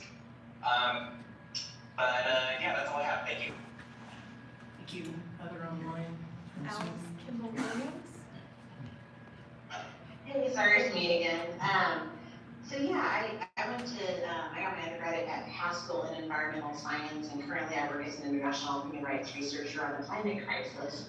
But when I was working at the health department as a health equity planner, I had the opportunity to work alongside Laura McCullough on safe routes to school maps for all the area elementary, middle schools.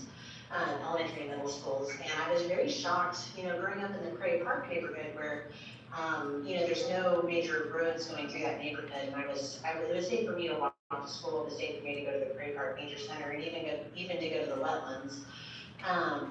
And it was very shocking for me to see all these other schools in Lawrence and Baldwin, Eudora, and how difficult it was for kids to get to school by walking or by wheeling, and I don't know. I mean, we're entering a climate crisis where walkable cities are going to be increasingly where people are looking to move. And what I appreciated about Great Park and growing up in that neighborhood was that I did spend a lot of time outside. And obviously, there's the Great Park Nature Center, so that might have influenced me to become an environmental scientist. I don't know. But these walkable cities and all of these things like that, encourage young people to become more environmentally conscious adults. And several times in my work, I've basically put Kansas on the map for people. They're like, "Oh, you're from Kansas?" They didn't think that anybody from there was concerned about that. And like in Red Rose Commons, there's definitely this stereotype that Midwest cities are not walkable. And so anyway, I'll stop there, but that's just my contributions about where the focus could be, because we are definitely entering the climate crisis. Thanks. Sarah Anise.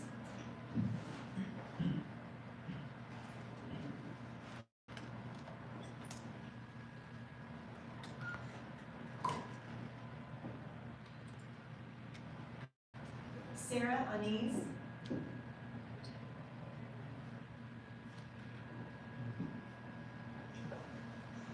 Somebody else? Hi, Oh, sorry. there she is. I shouldn't be anymore. Hi.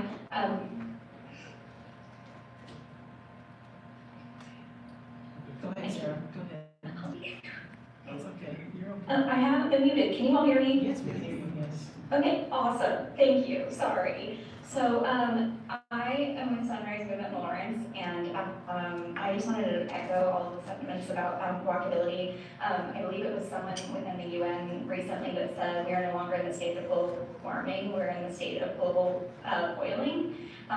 It's really, really concerning, like the level that it's gotten to, because our efforts to mitigate what has already been, I guess our efforts to mitigate aren't enough.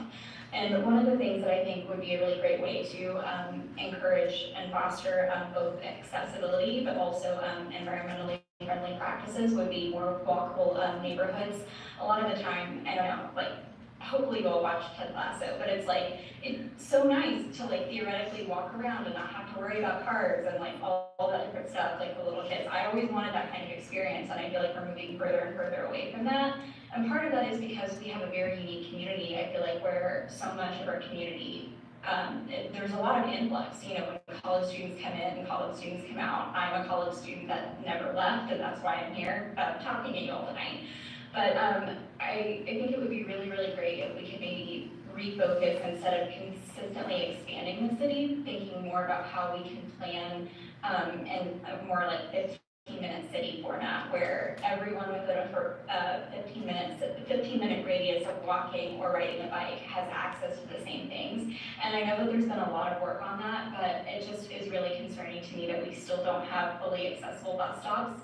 And we're, you know, overhauling the roads again, just because it doesn't seem to last very long. I think it's great that this plan will last a lot longer than the others because of, you know, the resources dedicated. But I think we need to be thinking a little bit further about the reality that we are facing in front of us with climate change. Thank you. Thank you. That's it. Is that it? Everybody from the commission? Any discussion on this from the commissioners?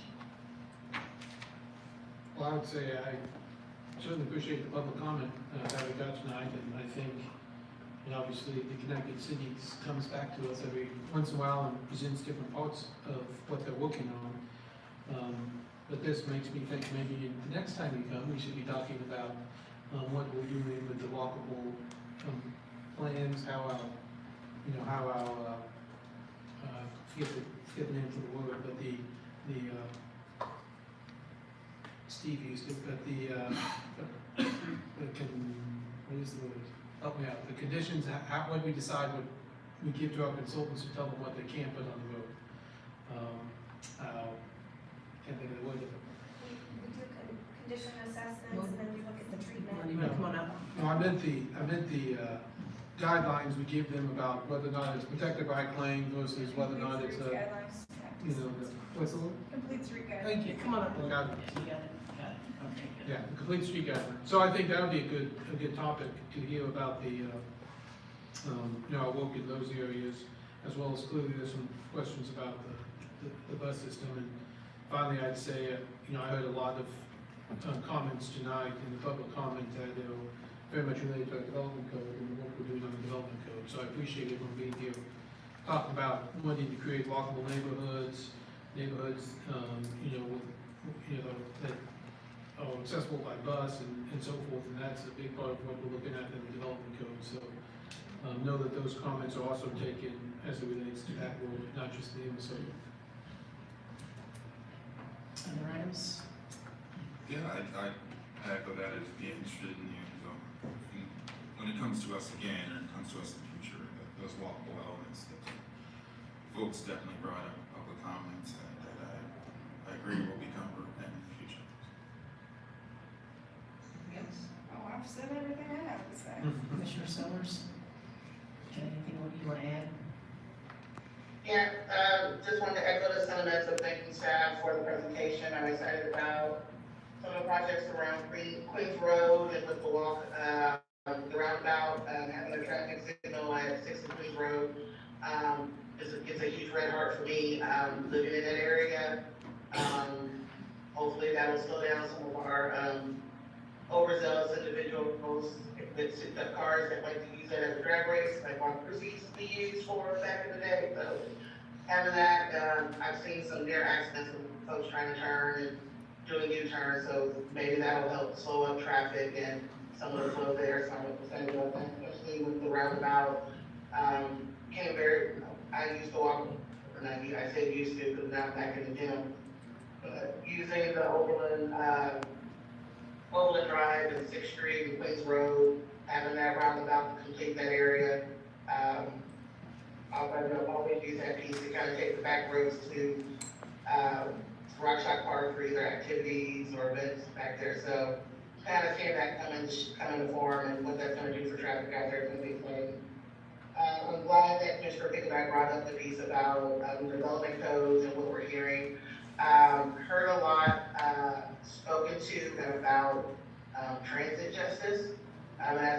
to environmental justice as well, and so how these two kind of Venn diagram and have a relationship with each other. And so as we look at, you know, whether it's reviewing our complete street evaluation, looking at developments, all this stuff has historical context.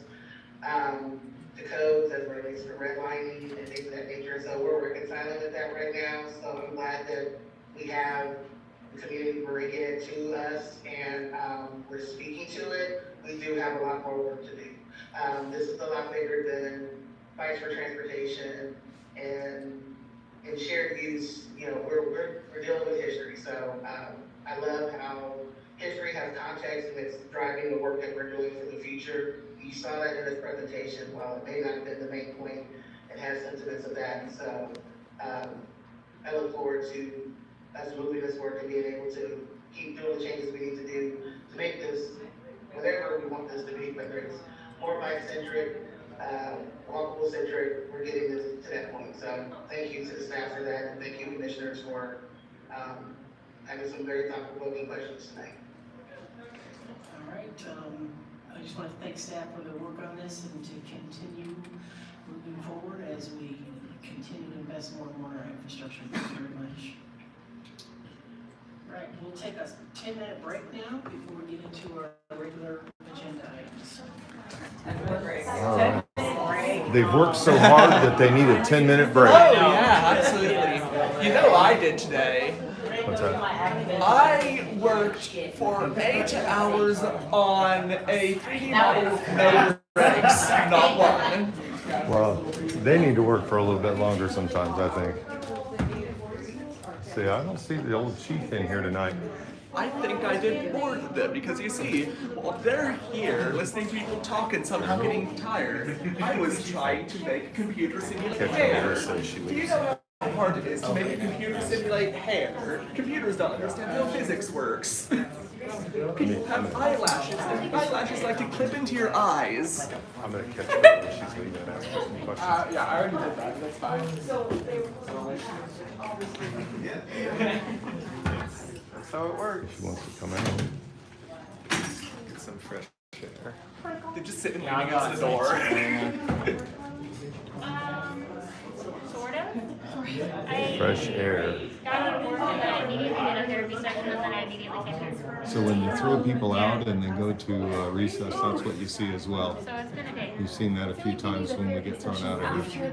That's fair. Honestly, I'm still like really broken up about my not much on there. And you know, the good thing is I can use that video because that was produced with city money, so I can make a screenshot or a mere copy of it and just use it for my intros or whatever I wanted to do. I might have to use that video that MSO did and see if I can't get some intro footage out of that too, since it got wasted basically for this presentation, and so maybe we can put that to good use. And but yeah, this is the Lawrence City Commission meeting room. We're on a 10-minute break here. Over here and look around.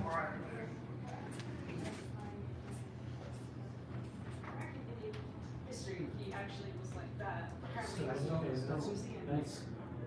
I guess that. Nope, we're still doing COVID stuff. I don't see, I don't see one. Okay, you have to get them from the doorstep to the kitchen.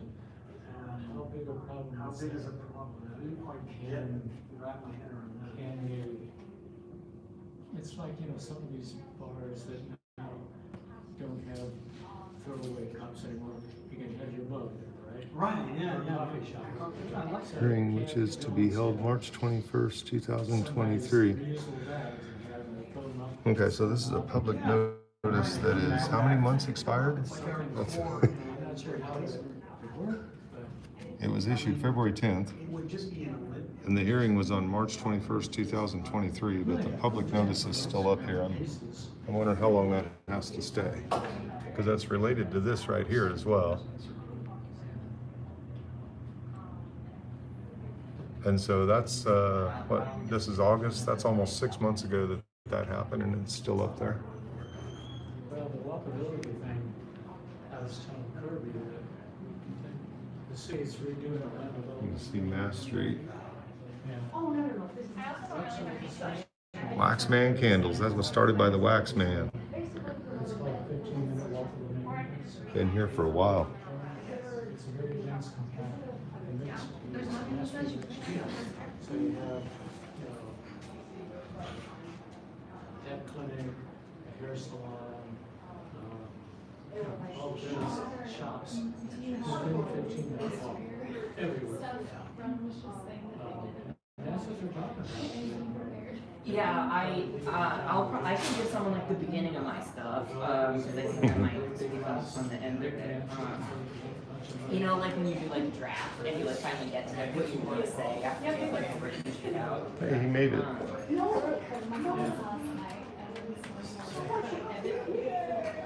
I just submitted like a rage email and like last night to public comment. You made it. You made it. No more Zoom in your car. Was your second Zoom from the tow truck or from your car? It was from my car. Okay.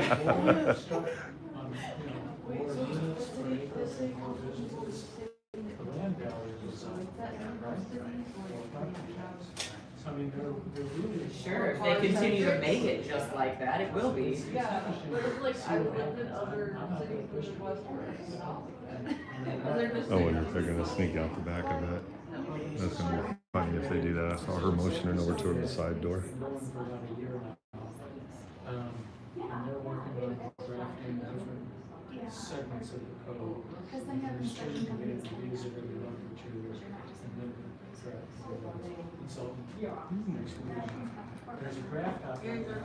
Well, I just got my first low power warning, so we're gonna have to hook up the battery. Set this down for a second.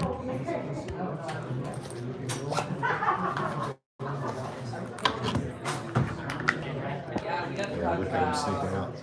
Look at him sneaking out with an escort. Not public comment. That's funny. Initial public comment. That's funny. She goes sneak out with an escort so they don't have to answer any questions. Got a cop gonna follow her out too. And you know, guys, that's Sergeant Miller. He's the one that stood in the middle of the street yelling at that kid that time. Oh, Thinking he's not gonna escort him out, but yeah, that's old Sergeant Miller. Mr. Blow off at the top. Wow. There's never enough room. The guy over there in the corner right there, that's Austin Hornbostel. Yeah, He's one of the newspaper reporters from the Lawrence Journal-World that won't cover a story straight. They make up stories, and if it doesn't match the police narrative, they just won't run it, and then the police will submit lies to them. Must once again always mention, all cops are bastards. Yeah, I can't believe they're just gonna sneak out the back. I ought to run out back and catch up to them, but man. Imagine if it just come back. Not worth the time. You're right, John. That's Mr. Low-hanging fruit himself. See, this thing should be powered.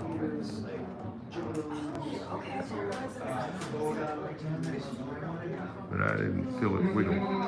You know, I don't think them removing public comment would even change much, considering, you know, everything we say kind of just goes in one ear and out the other anyways. Pretty much. Okay, that would be amazing for the chance to watch besides. Wonder. I had to check and make sure we were charging. That's August Rudisell. He does reporting for the Lawrence Times. Got a drone that he sticks up every now and then. I've been out on some scenes with him before. He's a decent dude.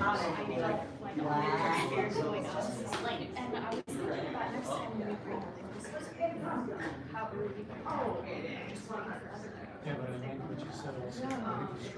I can do that totally. I will look at the council members where I. So I'm starting to get that official look. I got cords coming out of my pocket. Is that going to make it where I'm official enough for him? No, I really want to see Oscar. I don't want to see her. I'm more excited about all this. I'm just gonna like hold. Oppenheimer is boring and weirdly sexy, and Barbie is incredible. Oppenheimer is sexy? It's way more sexy than I would have expected. I mean, I'm yeah, zero is more than I would have expected. I'm a history. I don't have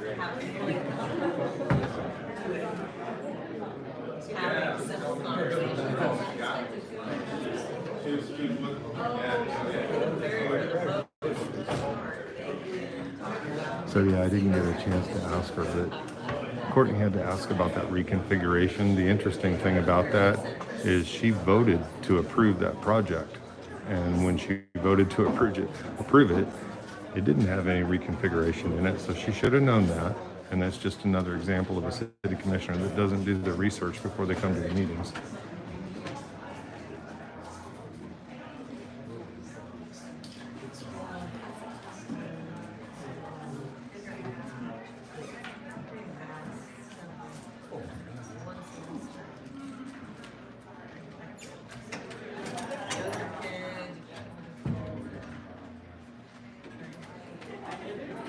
So now we can talk about banning plastic bags.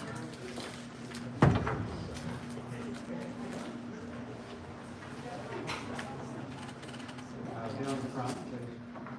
Down the front.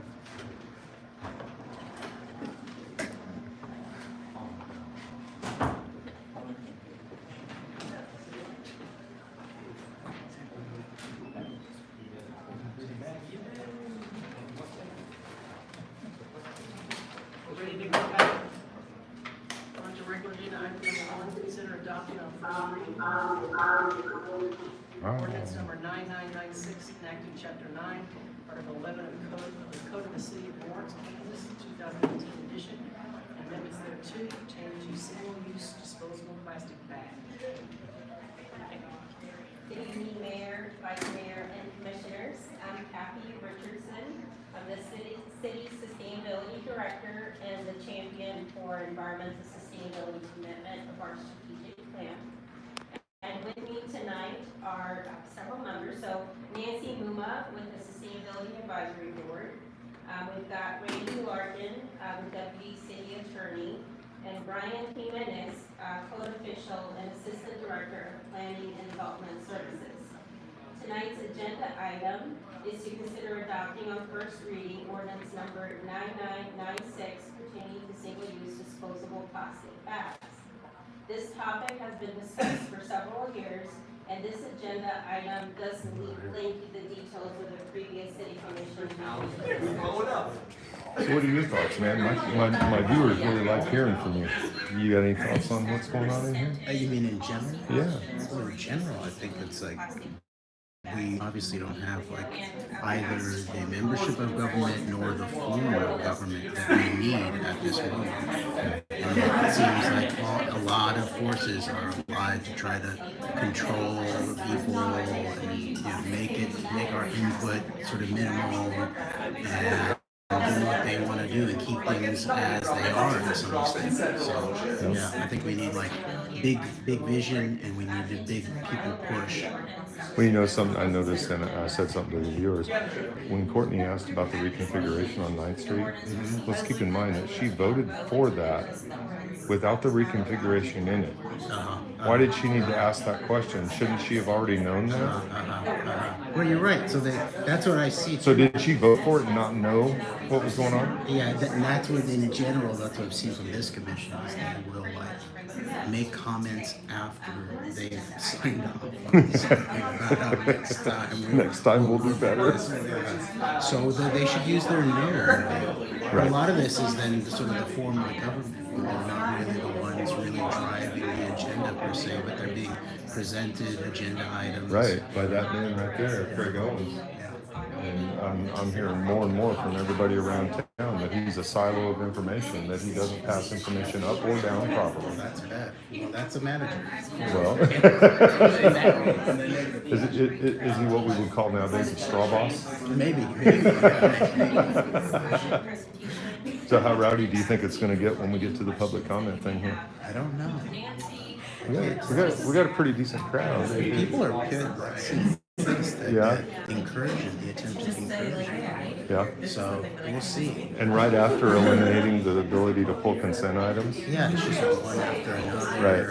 And like just trying to sort of yoke everything down. Mm-hmm. So, but it's good to me that there's like, a coalition here of people who are different politics, different commitments, who they're really interested in, but they understand the importance of public comment and speech and input and press. That's right. Yeah. And I think it was interesting when you mentioned to them, live camera watching the audience. That was cool. I like the way he turned it around, and because you're also like showing the folks at home like what it feels like To be here. to sort of go Yeah. and go up there and watch them. And to be ignored. Yeah, just to sort of be perpetually ignored. Yeah. And you see what I noticed tonight, they actually engaged somebody on public comment. They can if they want to. They've never engaged to anything I've ever said, even some of the more valid points. No. So. They really like to manage you.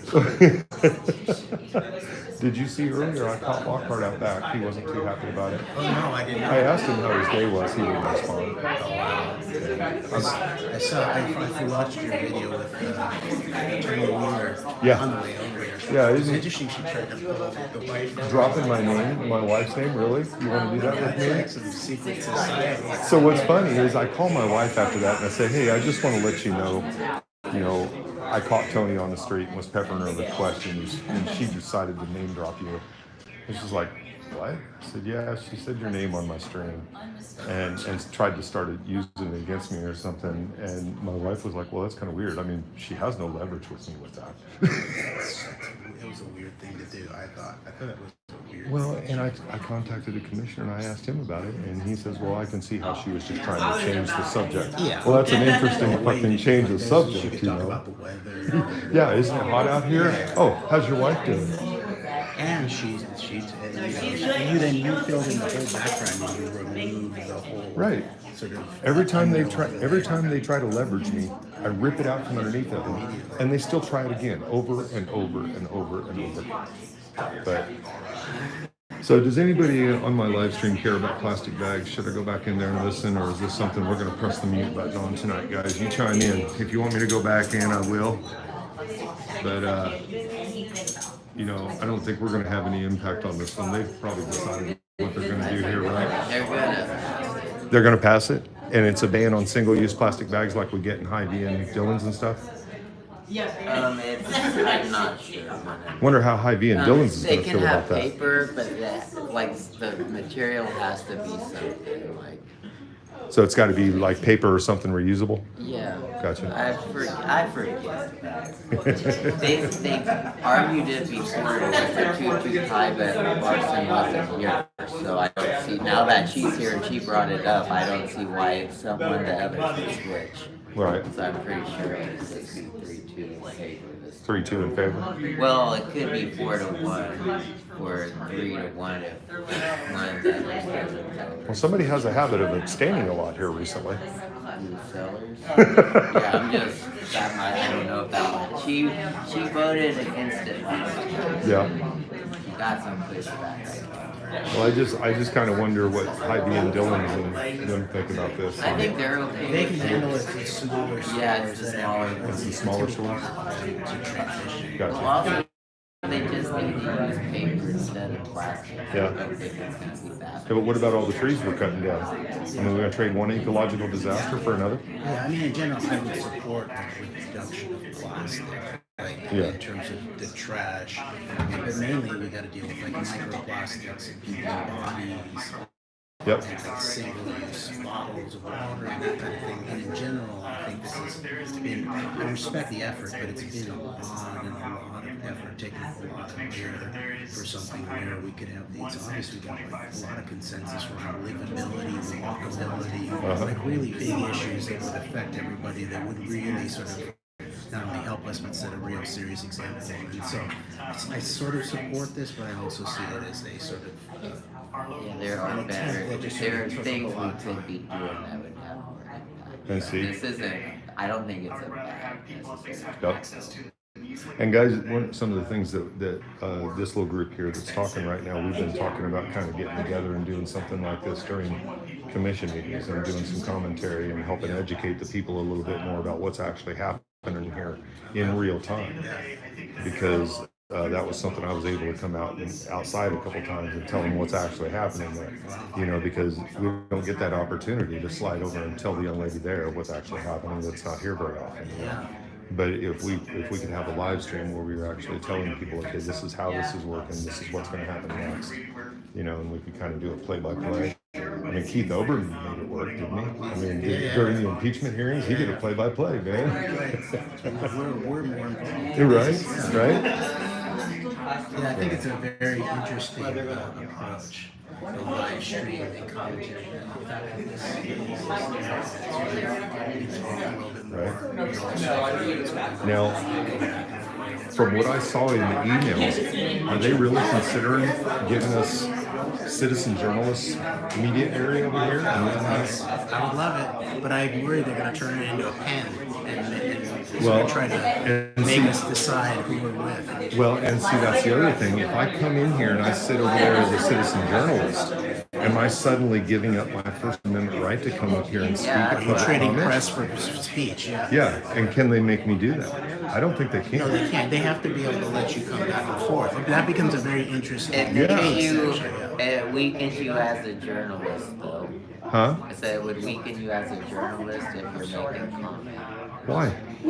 Because are you non-biased at that? Am I non-biased? Hell no, I'm not non-biased. Yeah, I'm just saying as a journalist. No, you got Lawrence Journal World, and then you got the Times. They're the ones that claim to be non-biased. I'm in here telling truth, and I'm sorry it sounds biased sometimes. What's interesting is how the idea of objective journalism was introduced specifically when like real big oligarchs got into press, right? To sort of make it seem as if it's non-biased and objective when there's you got to look at who's paying for it. And look at how Everyone has threatened they biases. are. Look at how threatened they are by us citizen journalists. Because if we say something, we have no credibility with anybody. Like the Lawrence Times and the Lawrence Journal World, they don't believe anything I say. And even though I give them proof of stuff. And like that thing that Brixius read out at the police review group meeting, that statement that had talking about Brad Williams being dismissed, and he was resigned, not dismissed. And you have like video. Yeah, but they sent that to the Lawrence Journal World, as though they were going to print it. And it was that guy right there, Austin Hornbossel, that begged out of that story because he got that bullshit lie from LPD. And he's not going to just go ahead and just print. Right. And I goaded Chad. I sent Chad email after email. Come on, man, print it. Come on, do it. I dare you. You're unwilling to print this lie? You printed so many more before. Because I don't call myself a journalist because I call myself citizen press. That's what I like. I'm citizen or press. People's press. Because press functions go beyond journalism. That's right. And journalism does have ethics and best practices and stuff like that. And I'm not claiming to be McNeil or Larry. Right. You're still media. I'm still media, you're damn right. But TMZ is media. TMZ is media, It is. And look at the stuff ABC puts out. I saw an ABC website where all they were putting out was fight videos off of piers. Did you see the thing where the guys got in the fight right next to the boat thing? No. Yeah, it was ABC News putting that out as a shock video. But I'm a shock journalist, but they're going to put that out just to get clicks, ABC was actually, there's video of a correspondent at ABC where they suppressed the real serious high level, like Jeffrey Epstein compromise stories. Really? Yeah. So those kind of, because they know they go to the parties with those people. So that's hard to be non-biased when you know the people that can be exposed. Well, and let's look at that in relationship to the commission that we have and the relationships in the community. I mean, we have commissioners who are every day having to deal with staff, and we got staff every day that's dealing with the media, and they've all got their little, and Stephen Watts calls it a cabal, and it really is, it's a cabal. And they've got this plan worked out to where they've got their echo chamber of information, and if one of us comes in with something that doesn't match that, we got to close ranks and keep our echo chamber secure. Right. The interloper, right. The agitators. But interlopers and agitators is how this country became what it was, and I thought it was interesting. That's the founding. Well, you went in there and you talk about John Brown and putting up a John Brown statue. I mean, John Brown, walk in there. I mean, John Brown was more fiery than I've ever been. He come in with his pitchfork, yeah. And you know, with him being as fiery as he was, I can't help but believe that LPD would have him in cuffs and in the Douglas County Jail. He would be a criminal these days. Oh yeah, he was a criminal then. But he's our hero now. It wasn't like Martin Luther King Jr. was really celebrated by like Right. comfortable people at the time. Mhm. They wanted him to sort of like make some deals and shut up. Yeah, and you know, if you look back at all the people that have had social movement impact, they have never been the nice people in the room. It's not been the nice people that's really made the big impacts. Think about the Malcolm X's, you know, Martin Luther King. Think about John Lewis, making good trouble.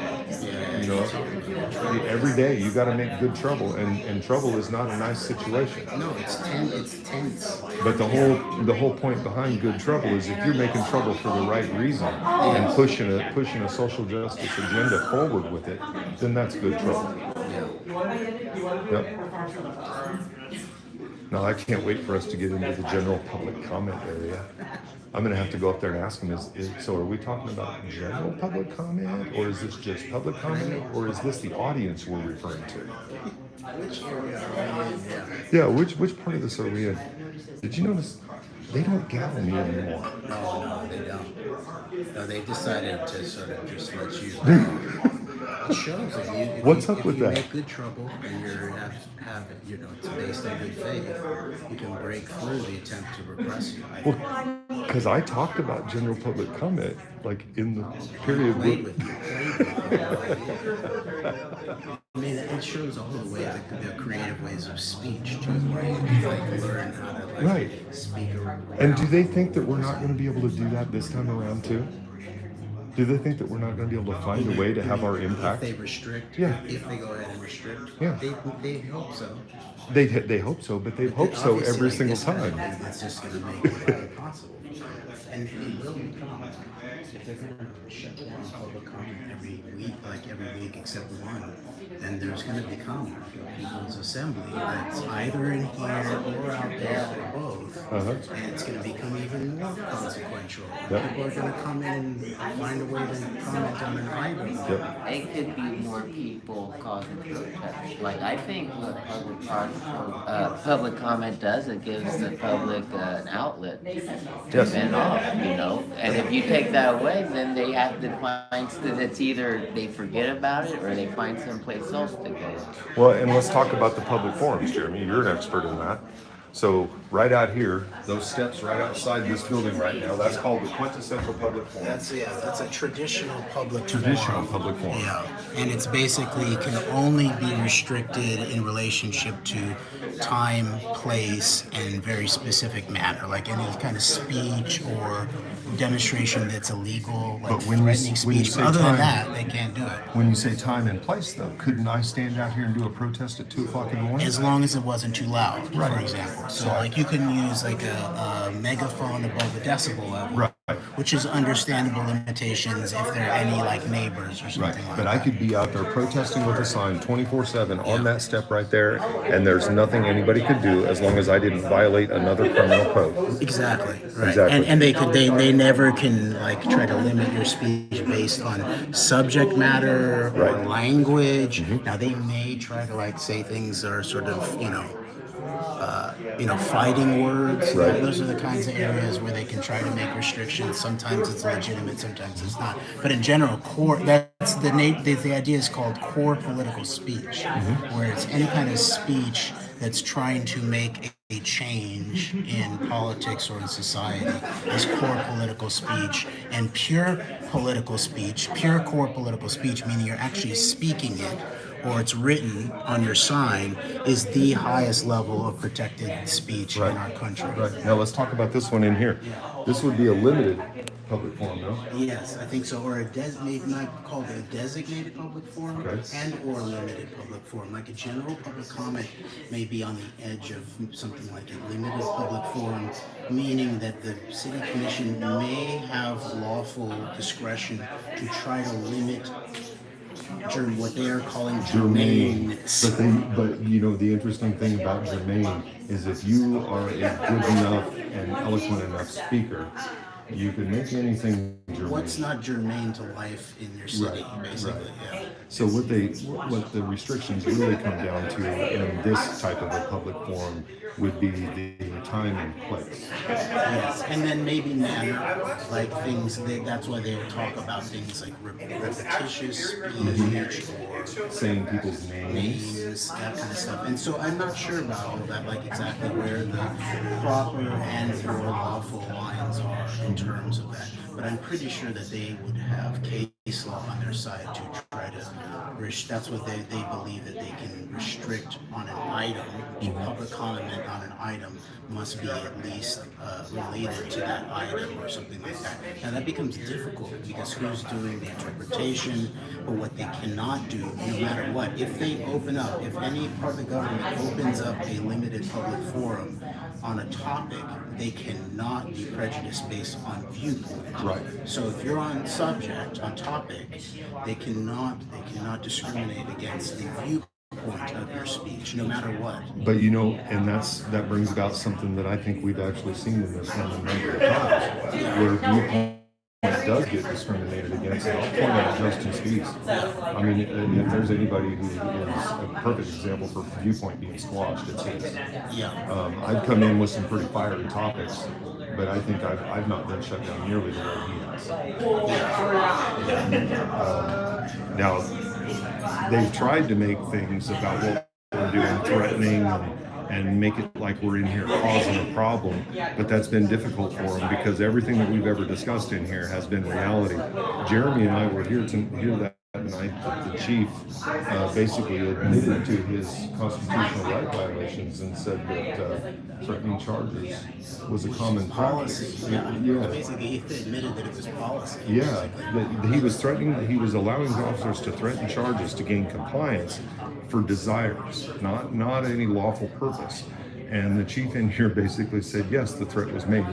And then right after that, the attorney on the board asked him, so is that a common practice? Oh yeah, it is. And what's interesting is that those are the sort of real difficult cases to make when you are doing a Section 1983 civil rights lawsuit against a police. Usually it's easier to make a case about an individual act and an individual group of officers. It's way more difficult to have the evidence and show a pattern that talks about policy or training, which then is a whole other side. But what about when your chief sits in this room and admits policy?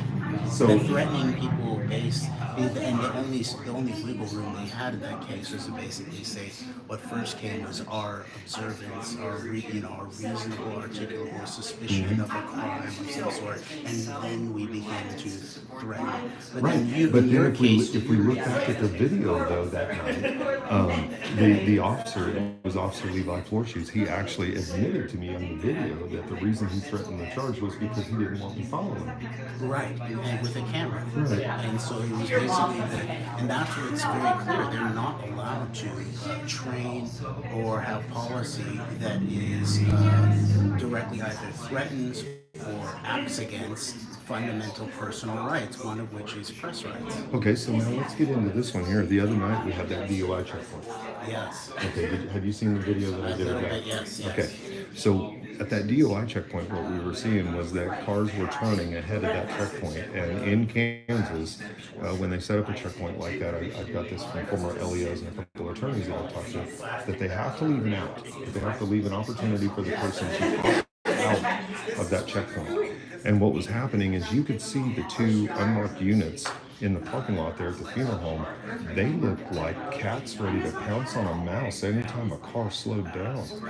And there's no way that could be reframed as, oh, well, I saw him make about, didn't signal a turn, 3 blocks later. No, they had already made the decision to pounce. To go after that person. And then they found the reason to pull them over. Generate the reasonable articulable suspicion for a detention Right. after the fact. And I would challenge that that's just as unconstitutional as the Kansas two-step. I think you're right. I think it is. I'm pretty sure because like the only way that those kinds of checkpoints are constitutional is that they're equally applied. Right. And then if you have someone making a decision that's related to a fundamental right, which is which direction do you want to go? Do you want to travel? Do you not want to travel? Do you want to turn? Do you not want to get held up at this blockage here? If you don't have the right to be able to decide where you're going to travel, then they're going to develop sort of post facto reasonable articulable suspicion, which they can do for anything. Like everybody breaks all kinds of laws every single day. They can find something if they follow you long enough to pull you over for it. But if the reason for the targeting of it is this choice that you've made, then I believe it would be a violation of what would be called similarly situated people. Right. So except for this person making this turn, opting out of the checkpoint, they would not have then had this extra, suspicion cast upon them. Right. Now, I did submit a core request to find out how many actual arrests were made. And I further specified that I wanted to find out the addresses from which those arrests were made as a result of the DOI checkpoint. I'm hoping to be able to find out how many were done at the checkpoint, because I don't think there were any. I didn't see anybody at the checkpoint actually get pulled out of the car or anything. I think maybe one person before I rolled up to it. But I saw multiple people getting pulled over on side streets. The one guy that I filmed that got arrested, did you see his field sobriety? I mean, the dude was standing straight. It seemed like it. And yeah, I don't know what was up with that, but yeah, that checkpoint the other night was kind of wild. And the whole point is, Lawrence police, their policy manual allows them to ignore constitutional law somehow. I filed complaints, and it's like you said, if we're not following the complaint process through to the constitutionality of the law, if we're only working on the policy, and the policy does not meet us at the constitutional level, then we've got an issue. Yeah, and this is where I think the work that you do is important over time, because the way then to deal with it is to be able to show a pattern delineated because of policy, and then some kind of, where there's an insertion either of a complaint or a case that surrounds that policy, and then that will then eliminate their deniability in a sort of case law fashion. Well, and one of the things I've been doing in a lot of my feeds and stuff is I've been telling people if there's anything on my channel over the last 3 years, or if you even want to inquire about stuff that I have recorded, I've got 3 years, about 3 terabytes of footage over 3 years that I've compiled of different things that I've seen on the streets. And if there's any attorneys that got a case that they're looking for pattern practice, send me an email or something, and I'll reply and let you know if I have footage that would show that. Because I'm happy to help some defense attorneys around here, because I'd like to see them help us more. Yeah, it should be mutual in that way, that the kind of work that you're doing should be able to help certain some of their defendants, but then the work that they're doing, and then they could draw it back into something that would help in terms of a much bigger constitutional question around policy. Well, let me give you one more while we're waiting on this plastic bag thing to finish up. So I'm going pro se in this report over there, and I had to do discovery on my case, so I got a discovery document from them. That discovery document has 5 different things that you agree to on it. You agree to do counter discovery or reciprocal. You agree, there's several things, I can't remember all of them, but the 2 that I do remember is number 4 and 5. Number 4 was that you agree not to disclose anybody's personal information and things like that. Now, I wouldn't necessarily have a problem with that in a court case, although I do believe that once I'm given the information, I should be able to do with what I want. But I don't have a problem protecting individual identities and things like that. But number 5 really disturbed me. Number 5 wanted me to sign away saying that I would not share the footage, share the evidence, or post it to social media, or make it available to the public. And so what I did is, and I'll have to show you this form, I don't have it with me, but I took their discovery form, scanned it in, removed the logo, removed their revision date, so they couldn't accuse me of trying to do something. And then I removed those number 4 and 5, and I inserted a statement there that said I refuse to relinquish my First Amendment right of free press in order to exercise my Sixth Amendment right of due process and to be able to see the evidence against me. That's very good. And, That's very interesting. and it's interesting, not a single word. All my discovery came through, no argument. And See, so that just shows that, like, because you were unwilling to do it, other people would be willing to do it. Right. It probably was because you were pro se. I don't think it was different, or they tried to sort of get pro se. Well, here's the interesting thing. Now, I got into a discussion with the constitutional attorney about this, and I was asking him, I said, now, why do they need that statement on there? And he says, well, there's certain ethics and rules with the attorneys that they may want that on there. And so my question back to him would be, why? I really didn't understand that. You know, I asked him, tell me why. And he says, well, the attorneys are going to want to make sure that there's nothing there that could ever develop a disciplinary complaint. Okay, and that made sense to me, but then I posed the question, well, if it's something that's going to result in a potential disciplinary complaint, shouldn't that behavior already be laid in stone somewhere already? Yeah. And it turns out it is. And so there's no need for it to be on that form. Right, so it's like, don't violate this, but it's sort of preemptive in a way. Right. It's like if you particularly violated something, then you particularly violate something. Yeah. But they already have that code in place that says they're not supposed to do that. It's about the evidence confidentiality with their client and things like that, and protecting their case. They're bound to take steps to protect their case just by the canons of their own. And in general, lawyers in general are very often nervous around press in general, because they want to sort of, you can get into trouble, like, you know, by saying something publicly that then can be put into Let's look at Donald Trump. There's a perfect example. Him going on Truth Social and saying, if you come after me, I'm coming after you. He might be switching, I'm not sure. Who? Switching what? Her vote from Amber? I didn't hear it. Oh, on the plastic bag? Yeah, Huh. I forgot. That might be something to watch. Just Gotcha. curious if she got flack from people or if she's gonna speak. Interesting. We're over here talking Constitution, man. Not surprised. Got to decide what priorities are there. Maybe the question is a plastic bag political speech. That would be right, because the Supreme Court found that money was political speech during Citizens United. True. We got all this dark money into our system. Maybe we should start an organization called Grocers United. But in general, this is not a battle at all. I want to fight it all. Yeah, but you know what? If I had the ability to do all these battles, oh God, I would just be firing all. Well, there is something interesting about this. I think that, and there's a few examples of this, but like a legal project that's really conjoined with activists and citizens press that really has to do with exploring where are the edge cases of speech and press laws, assembly laws, and then really figure out how to sort of move the law forward together. And right now, we don't have enough collaboration between the lawyers and like the activists, I think. Well, and you know what? I was sitting in court and I listened to a couple of attorneys talking, and one of them was talking about how burned out he is. Yeah. And it's because of the system. It's not necessarily the work. It's the system that he's working in that was really frustrating. Yeah.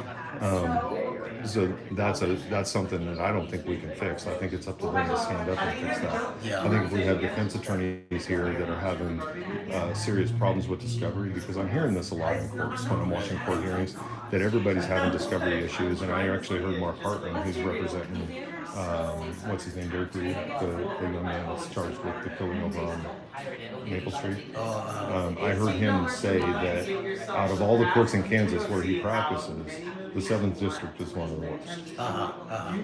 And I think that's evident in the discovery that I've received. I've said it earlier on this live stream that the discovery that I get doesn't ever include everything. A lot of times I'm getting videos that look like they're cut to only give me so much and not the rest. Well, luckily or unluckily, like these circuits it's like the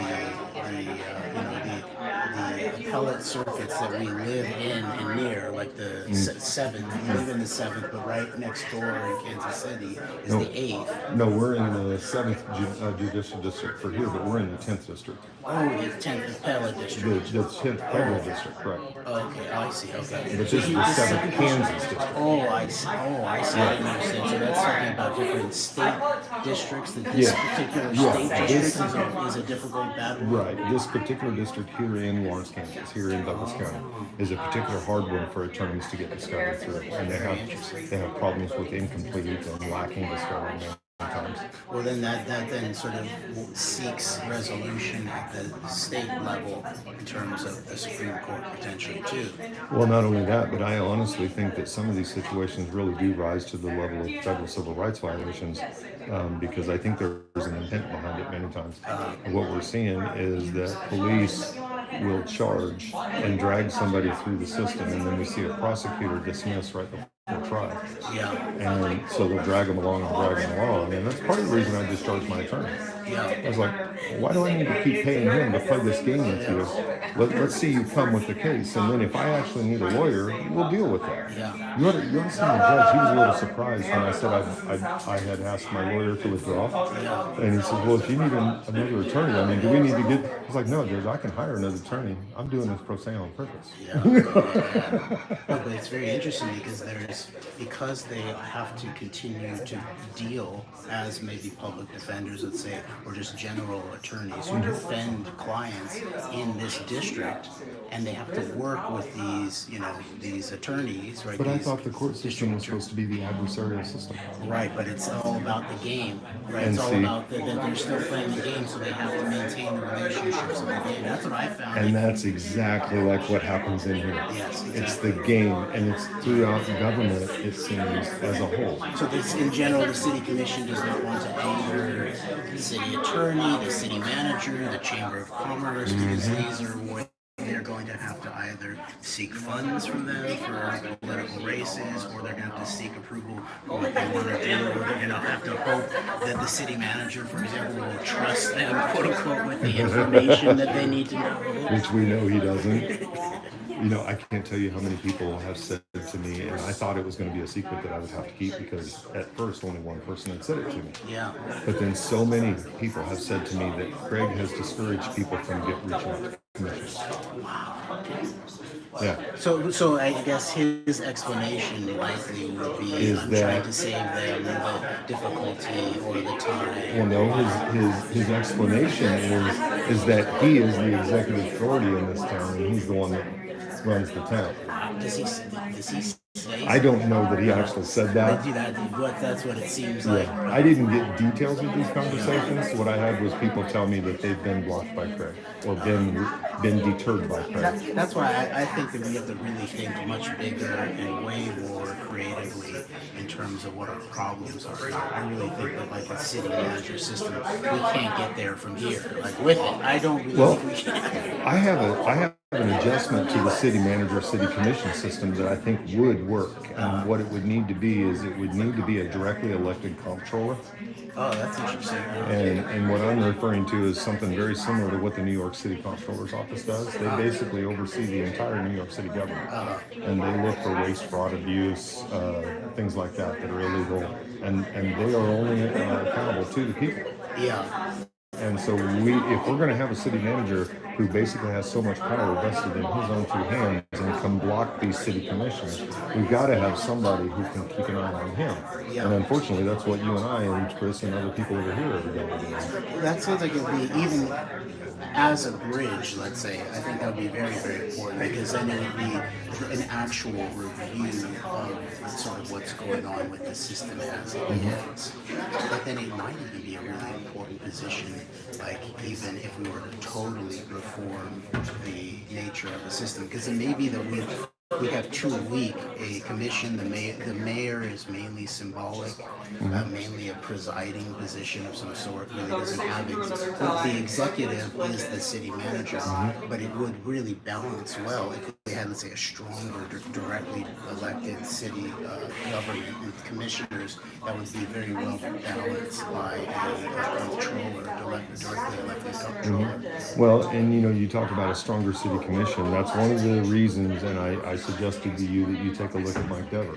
As one of the things that he's been saying to people is that this idea that the city commission cannot, get more involved in the business of the city and get more involved in helping understand things and get more involved in information flow and things like that. Giving out public incentives. What'd you say? Giving out public incentives. Getting out public incentives. And this is one thing that Shipley said that I thought was actually a good warning. She's like, beware of you people, sort of people like me, like who would like to see a stronger kind of mayoral commission system. That my concern, based on Deaver's actions in the previous commission With the business community, there was 4. I just talked to Mike Amex the other day. Yeah. He was the only one from that commission from 10 years ago who hadn't taken big campaign money from Fritzl, and he was the only one who voted against the whole fraudulent process. Okay, guys, I need to let you know who Fritzl is. Thomas Fritzl is a felon. He is a developer. I think he's still developing. Yeah. So he got $8 million of COVID money while he was apparently at home as a felon. So he had this ORIAD project up on KU campus, and he basically had a special tax district there where he was running materials through for all of his different projects. And so he got caught and ended up doing some prison time. How long did he do? A year or two? A year or two, and he was able to get out because of COVID, I think. Yeah. Server home. And the other thing is that I'm open to, I'm down for people to sort of change or sort of admit a sort of problem in the past or something like that. But my issue at that time was what happened was after I called out the fact that it was 4 out of 5 of these commissioners that were getting money from Fritzl, and they were allowed him to remember that this is all about Rock Chalk Park. Right. I wasn't against the idea of having a really cool facility, but it was built way out west on all this land they had been sitting on, and they used tax money or some kind of it was like a sub-sales tax that was meant to be good for all of recreation in the entire city. So it would affect all young people especially, and they would have access to good recreational facilities. And they park it out on the edge of town and make a non-bid contract. It was definitely, and this goes back to City Attorney Wheeler. She had just come into power as the head city attorney at that time, and she totally, I think, purposefully misread the actual law that had to do with being able to ascribe no-bid contracts of a certain amount, and basically it ended up they were forced, the city commission at the time were forced to actually bid out the building, the facility part of it because of public pressure, but then they slid in a no bid contract, I think, for the infrastructure, which ended up being over $10 million, and it was concrete problems, and now we know that Fritzl was actually running these side ops through the ORIAD to sort of escape taxes and everything. And he shortchanged that concrete. I found out that there was no rebar in the tennis courts. They poured slabs for a tennis court with no rebar. And I don't know if any of you guys are concrete experts, but if you don't have any rebar in a slab that wide, you're asking for trouble. Yeah, see, so we get into issues, that's why I understand it. You can't just have a strong city commission if it's, as Chris said, basically stronger to just give public incentives to some of these developers. Some of them are corrupt, some of them who are not, they just play the game well. Some of them have been proven to be criminally corrupt in the case of Thomas Fritzl. But by the way, the guy who became the mayor from that commission was Jeremy Farmer. Who also turned out to be a federal felon. And my issue with Deaver, that I'm willing to handle either in private or public, is that he wanted me to go sit down with him after I expose all this stuff with the commission. Let's go have a beer with the felon. But he wasn't a felon at that time, but he was already in the process of in becoming. the actions of that. So. The thing about Dever this time, and hearing him talk about Is it Dever or Deaver? He said it's Dever, Oh, Mike Dever. thank you. I thought it was Deaver. Well, I always said Deaver too until I was The corrected. others are so much worse. Right. Right. And you know, what he has commented is that he wants action. That we've done too much planning, we've done too much talking, and we're not getting any action out of this commission. And I think that again has to do with that man sitting over there. That's you know, he's not getting the information out to them for them to make the right decisions. They seem to get a lot of action when it comes to Compton, like whenever the developers, or even there was a Fritzl property. Look how much action they can get. Look how much action and how quick they can move to shut down comments. Yeah. I mean, That's even guys, quicker than 3 weeks. It's taken them 3 weeks to go from regular process to taking us away from being able to pull consent, and now this week they're wanting to limit public comment. That's in 3 weeks. That's more that's been done. That's action. That's action that has not been I taken mean, it's on only any. also just 1 week in between each action. Right. Yeah. Right. And the other thing what we're seeing is that they're proposing each action for the next week at the end of the previous meeting. Right. And I don't think that's so. you can't tell me this lawful, but isn't it's not planned. proper. You can't tell me this isn't planned. You can't tell me this wasn't talked about behind the scenes and staff So decided. do you think they all know or just some? I think they're all in You on think it. so? Well, we're going to see if this passes 5-0 tonight. They're all in on it. On camera, I believe that Shipley and Sellers seemed to say to me that they were caught unaware when the mayor brought it up. Caught unaware. Yeah, they were not, they had How not many been points of order did Sellers call that night trying to shut people down? How many points of order did she call? a lot. You know? I mean, do you think Shipley, because she voted against changes last time. She did. She would be all. Yeah, because it was a 2-2 tie and Sellers was gone. I looked at that vote last time that the public comment came out. Oh, that's been several years ago, though, right? No, it was earlier last year. Oh, in October, that's right. Yeah. And Sellers was gone. I don't remember that, but that's what I looked at the I vote. remember there was 2-2. Yeah, and Sellers didn't vote. But I think Shipley. But did they bring it back? Did they bring it Yeah. back? But I don't think the See, I don't remember was what all. more consensual or Maybe it was just. But it failed though. Whatever they voted on failed because it was a. No, I'm Then it did confused. pass. I remember. Something did pass. I interviewed Finkelstein was the only one of the commissioners who was willing to talk to me that night that they passed it. And the rest of them like went out the back. Did you see them let Melissa Sieben go out the back to avoid me? Oh my gosh, no. Yeah, and you know, the thing is if you and I start hanging out here to interview them afterwards, I guarantee they're all going to do that. But you know what? There's only one way for them to get to their cars. Yeah. And the way that I feel about that is, again, it comes down to sort of like public sidewalks. And that's the sort of the conversation. Well, my thing is if you're going to take that door and avoid me right here, then we I'll might have find to you take out there. the whole trip to your car. You know? In general, I'm sort of against like going all the way to the car. Yeah. I sort of like to keep it on the sidewalk. Well, And it's I- like today with Wheeler. That's why I stopped where I was. I let her go on to her destination. Yeah. And in general, I sense as if they know that they can't escape these basic press questions from interested citizens, then they will then relinquish and take a few moments on the sidewalk to actually answer some questions. That's where my hope is. I saw some evidence of that. It's going to be better to answer a few questions than it is to just try to walk away and say nothing. Yeah, that doesn't look good. No. It just sort of further engages like more, sort of persistence and Against the public kind of stuff. Yeah. Mhm.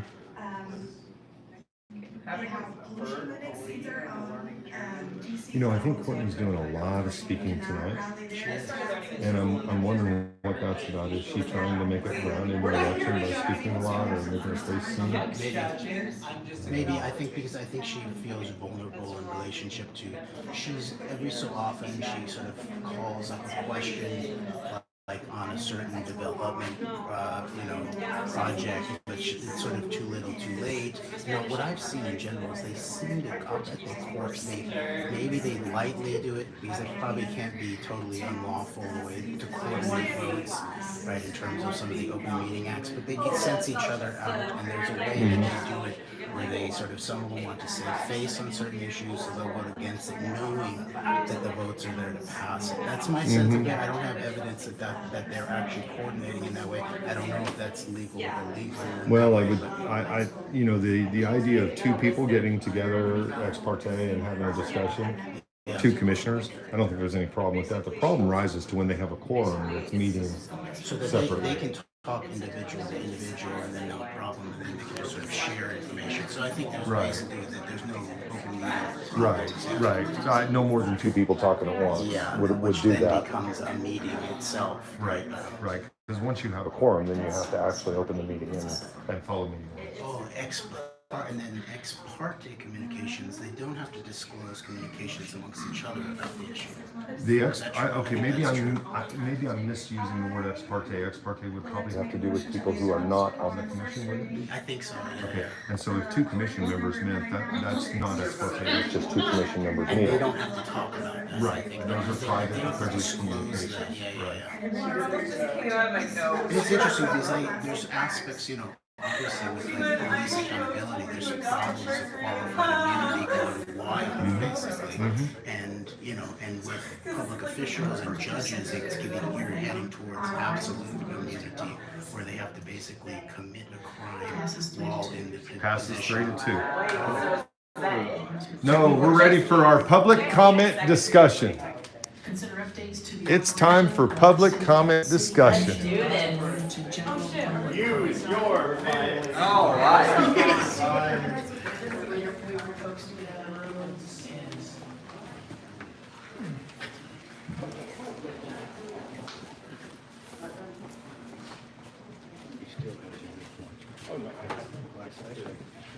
All these anti-free speech people leaving. What's up with that? Right.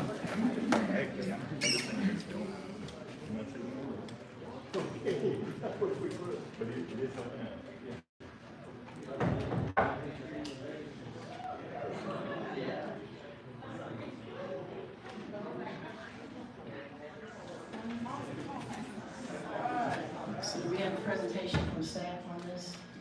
I'll make some brief comments, Mayor. So this, Hang on a second, sure, we're about there. So. okay.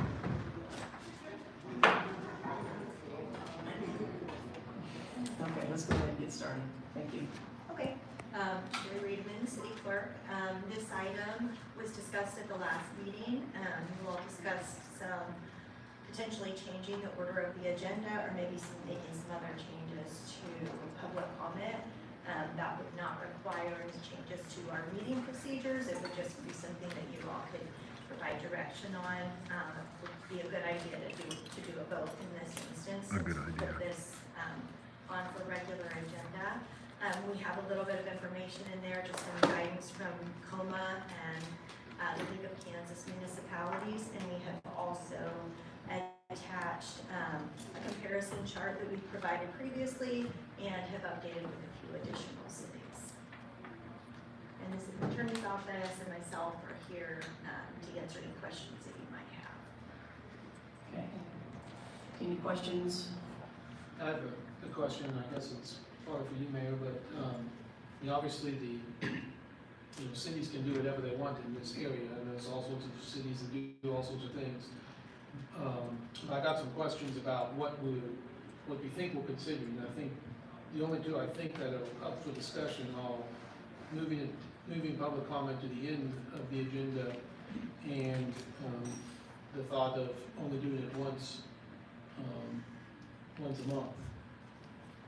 We're not considering any other changes, either limits or not having it at all or anything else, correct? We're just considering those two.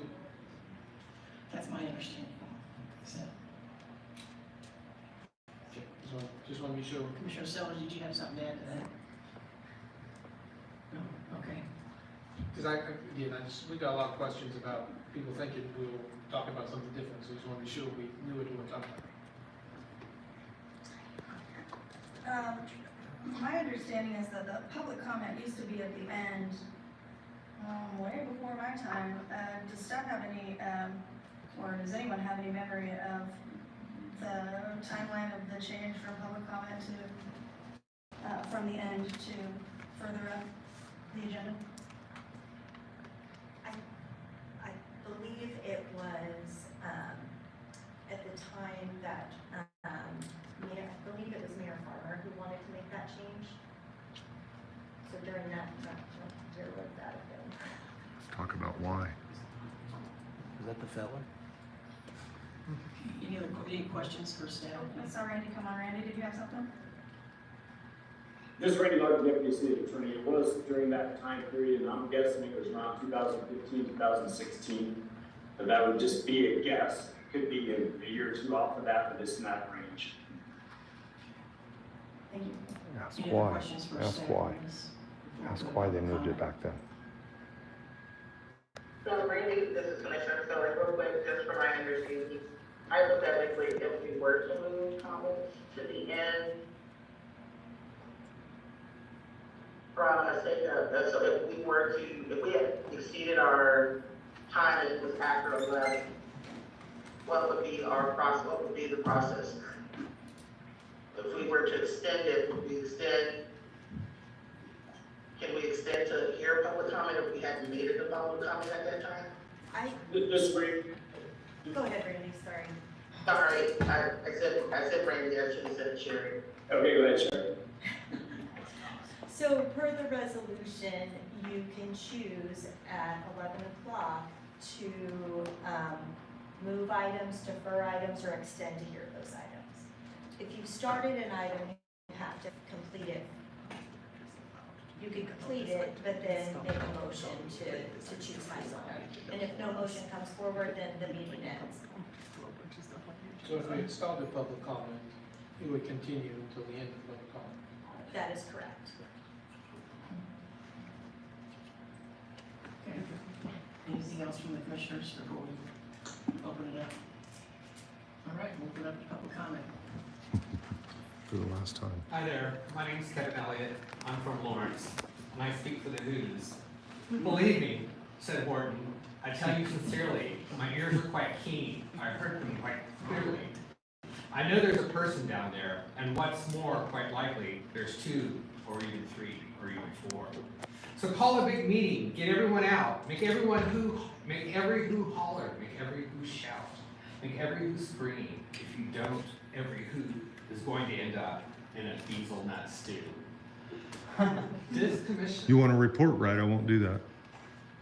This commission is really wanting not to hear from the people.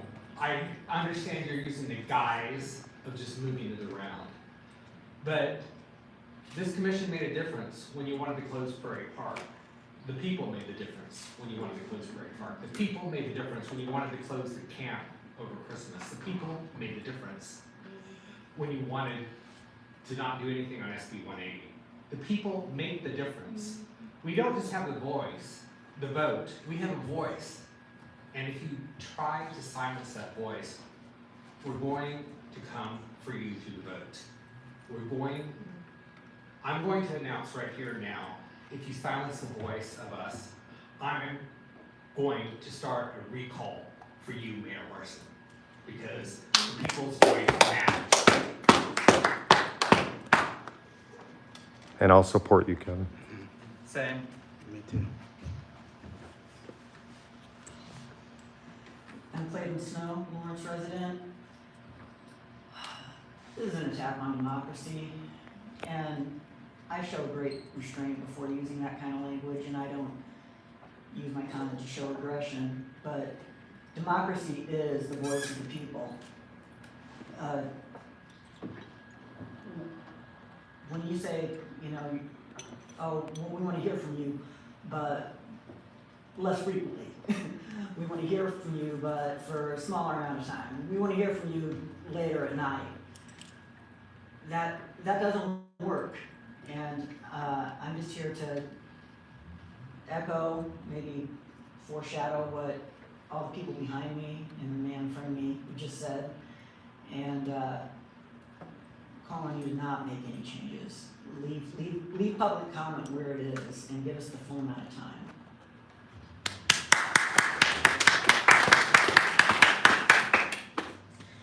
Good evening, my name is Jamie Miller. I use she, her pronouns. I want to thank you, commissioners, for taking the time to listen to public comment. Several changes the commission is considering have been circulated throughout the city this week, including reducing public comment to once per month, restricting public comment to no more than 30 minutes, and moving public comment to the public comment period to the end of the agenda. Whether any or all these proposed changes are accurate, none of them serve the purpose of maintaining an open and accessible commission and governance of the citizens of Lawrence. The Center for Health Law and Policy Innovation at Harvard Law School says about public comment that public commenting is an important opportunity to make your voice heard. It is essential to providing input to the development of effective rules and regulations that serve your community. Comments also create a record that lawyers can use to challenge harmful rules. The public has a legal right to provide input on certain proposed government actions. Commenting makes better regulations. Your comments make sure that legal requirements, facts, unintended consequences, or errors are not overlooked. Commenting is your chance to point out issues, offer alternatives and substitute language, and help decision makers identify solutions they may not have initially considered.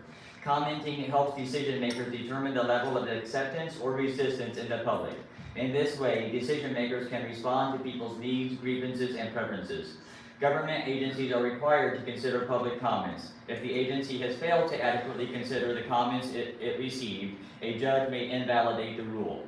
With these statements in mind, I am opposed to any proposed changes that serve the purpose of reducing, restricting, or making public comment less accessible to the citizens of Lawrence. We need our government officials to be excited to hear from their constituents, to value and appreciate comments from the people, and to work for the people. Any changes made to the rules or procedures for public comment should have a focus on making them more accessible to the people.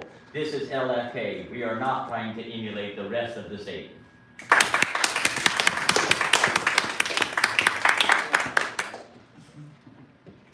Honestly, y'all thought you'd like slip this in under the radar, pushing this on the agenda to the last item of the night after an hour-long discussion of plastic bags.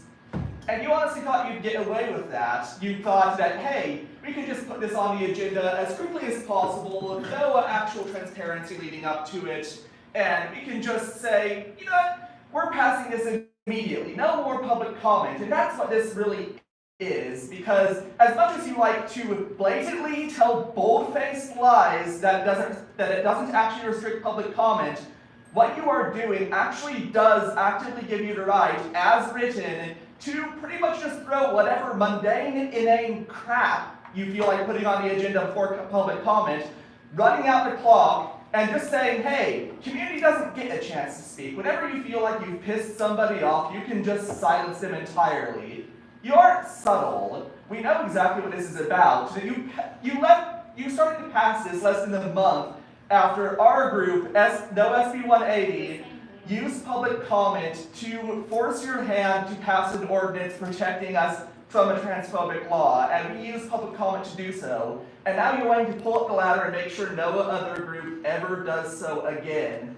Because we mustered numbers. We mustered dozens of people, and we mustered them early in the day when you couldn't possibly have filibustered your way out of it. And the fact of the matter is, you are doing this because you are cowards. Frankly, I view this as innately transphobic. We know damn well that the state's going to try to pass more laws targeting us, and we're going to have to push you to fix it. Because contrary to what all of us want, you're the ones in power. Frankly, it's transphobic. Everything you have claimed about wanting to support activists, everything you've claimed about being progressive, everything you have ever claimed about supporting us, it is all lies. It isn't subtle. It isn't a trick that you can play on us. This isn't a secret. It's dead obvious. You forced this right in front of us, and you didn't even wait a full month. Like maybe 6 months later, you could have slipped it under radar, gotten away with it, and pretended it was about something else. But literally, the ordinance passed last commission meeting. You didn't even wait a full week before deciding to do this. You decided to do this immediately. Frankly, I think that we've been too merciful. If it were up to me, I'd have you all recalled immediately.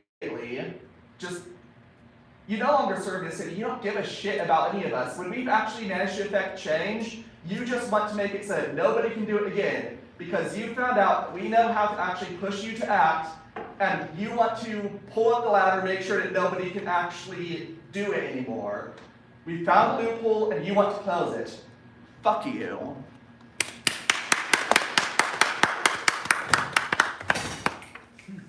Hi, I'm Alex Johnson. Hello again. I actually had plans tonight and they got canceled, so I was able to come here. I came here straight after work, and so I've been waiting here for about 3 hours now. I haven't been able to eat dinner yet. Now I'm able to do that because I live by myself. I only have a cat. But I am worried about what changes like this would mean for people in the future. For instance, it brought up that at 11 p.m., the city commission say we're done for the night, we'll just defer it later. But if public comment is at the end, what does that mean for people who might not be able to talk or might not be able to wait this long? Like again, I can wait this long, like I said, because I don't have any kids, I only have my cat, I live by myself. But if someone, like a single mother wants to come in and talk and she has a 5-year-old daughter and a 3-year-old son, she can't sit and wait until 10 p.m. to comment. If somebody has to wake up early the next day for like a 5 a.m. shift or something, not being able to sit here and wait to comment. If somebody has a hard time sitting for long periods of time or standing for long periods of time, that's also an accessibility issue. And frankly, I think this is just kind of an anti-democratic move, ultimately. I totally understand respecting time. I don't like sitting around waiting a long time either. But this is governance. This is government. This is democracy. We need our voices to be heard. So if anything, there may be more chances for public comment to be made. I'm not sure how that would look like right now. I'd be happy to think about it and talk about it more in depth later. But I am very concerned about what this would mean for Lawrence residents, about our ability to express what we are concerned about, what we are passionate about, what we would like to get seen be done here in Lawrence. And again, I think it is a huge accessibility issue and ultimately ultimately harms some of the most marginalized in the city and people who might need the most help. Again, like a single mother who works 3 jobs and is on some kind of government benefit program. So I just like to have that be taken into consideration. Thank you.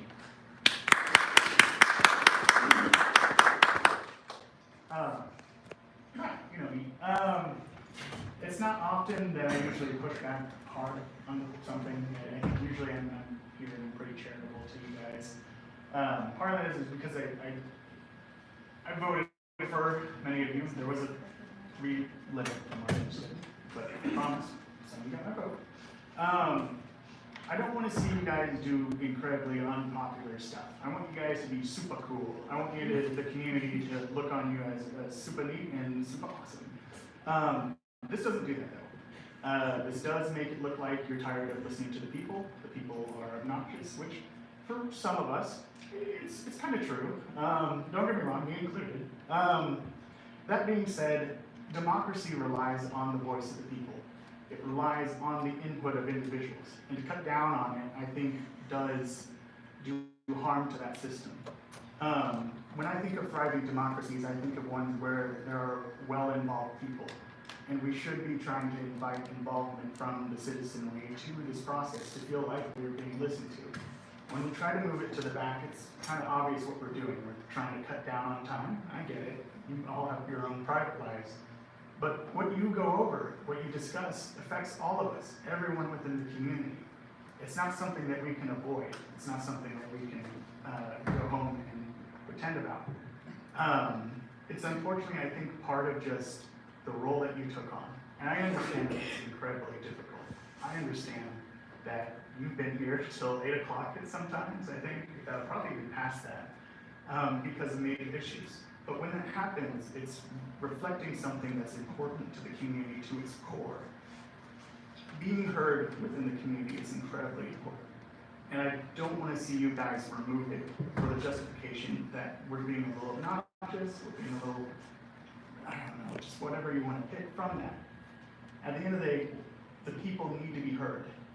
The suggestions I've heard beyond this, and now this sounds much better than just we're reordering, but other things were recommended, like 30-minute limits.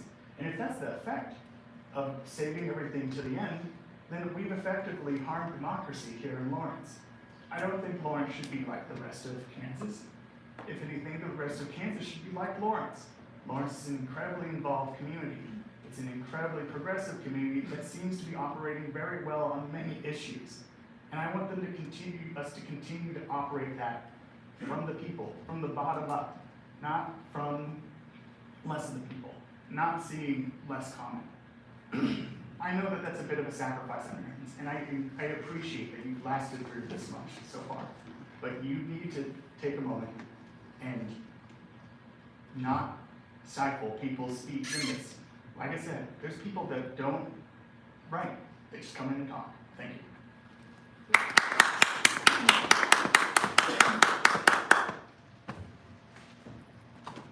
Hi, my name is Monroe Hanson. I use they them pronouns, and I'm a Lawrence resident. I am speaking in favor of preserving public comment as it is.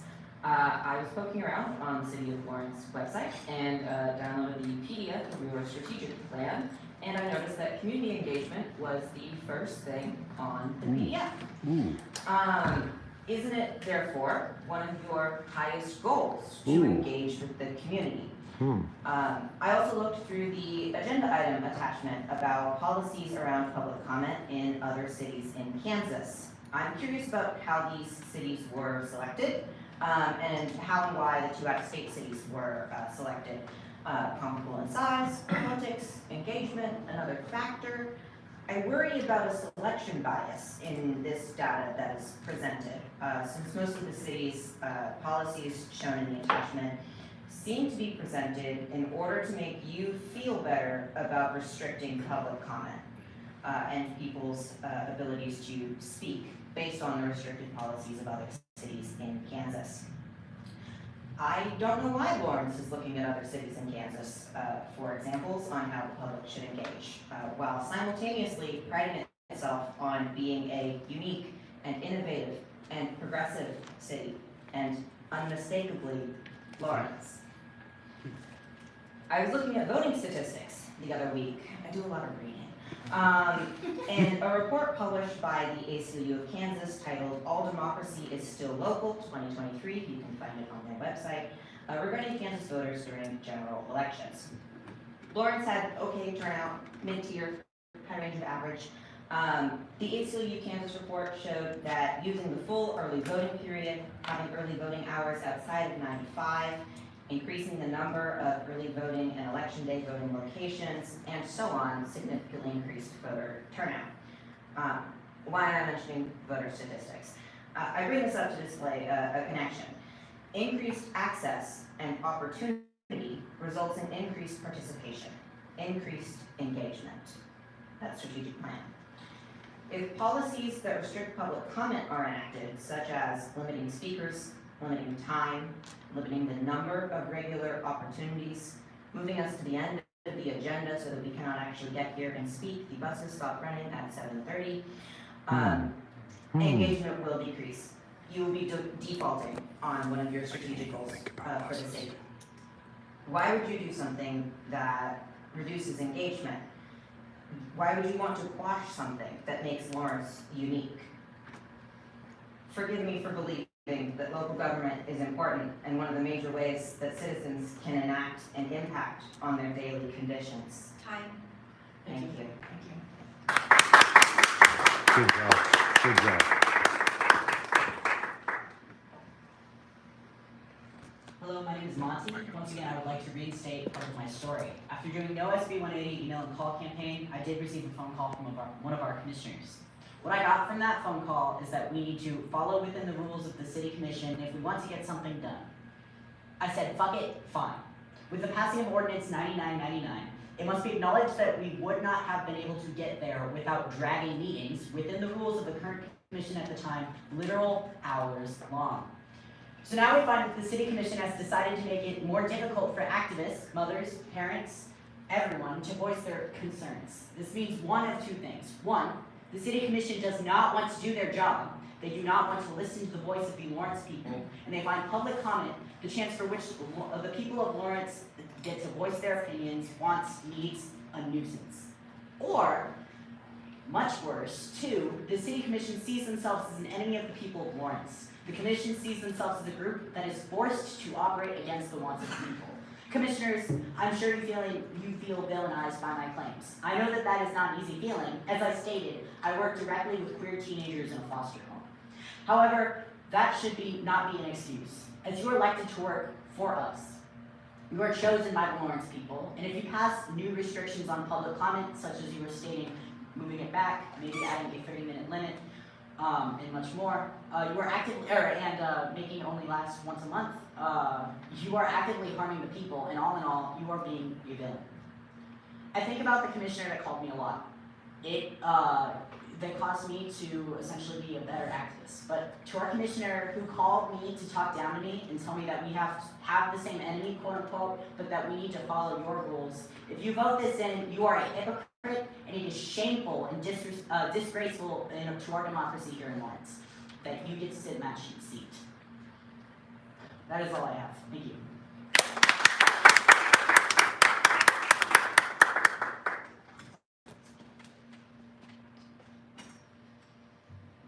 Hello, I am Mac McLaughlin. I am a member of our community of Lawrence, and I am also a student at the University of Kansas. I believe that limiting the time that we have to share our opinions and beliefs not only goes against the very foundation of the city of Lawrence, the University of Kansas, and all of Kansas as a whole, but it also goes against the beliefs and opinions of the city.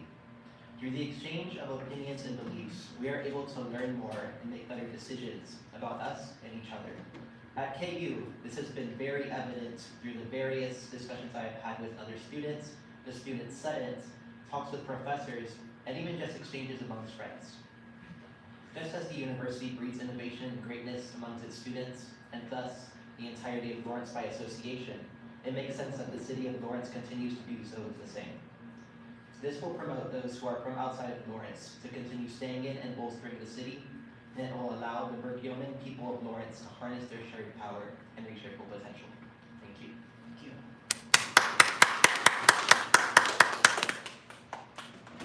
Amy Homer, South Lawrence. I've also been here with folks for 3 hours, and I'm glad that I was able to do so and have public comment available to me during that time. I do admit I'm a little envious of y'all because we get paid for it. Usually when I get chewed out, if I get paid for it, it's like $13 an hour, so a little envious of you right now. But I am a chronically ill person who works 3 jobs while going to school, and I can barely get to the occasional city commission meeting like tonight for public comment, figuring that public comment will start around 6 o'clock. A proposed change was moving public comment to the end of commission meetings. Not only does this seem counterintuitive to make city decisions before most of the public has weighed in, but also makes it harder for working class folks, disabled folks, unhoused folks who can't wait through a whole meeting that will constantly be changing when the end is. There are work shifts to make, kids to put to bed, buses to catch. Someone mentioned that the buses are not always reliable. They close down sooner than we are here tonight, which, if public comment was at the end, would be right about now. So that would effectively silence more than a few of your less time and resource privileged neighbors. Another suggestion was limiting public comment to once a month. I'm not going to spend a lot of time on this other than to say I hope that you'll reflect on the disconnect. That means you would be making decisions about our lives every week. We would be allowed to weigh in once a month. Last commission, two commission members commended activists supporting the sanctuary city for their work and effort, but last week those same 2 members expressed interest in making it harder for the public to show up in that way. I understand that hearing public comment can be an exhausting process, so I kindly ask you to step down from running for re-election if you find that you do not any longer have the energy for that. Finally, I want to put out the unintended consequences that could occur with the entertained public comment changes. I grew up in organizing, and I've seen what happens when people's voices are silenced or when barriers are put in front of them. Some of the voices you need to hear will be silenced, and others in the community will find a different way outside of this structure to make their voices heard. I don't know if you've evaluated that, but I would ask you to consider whether you're prepared for that in addition to my earlier points. Thank you. It's me. That's me right here.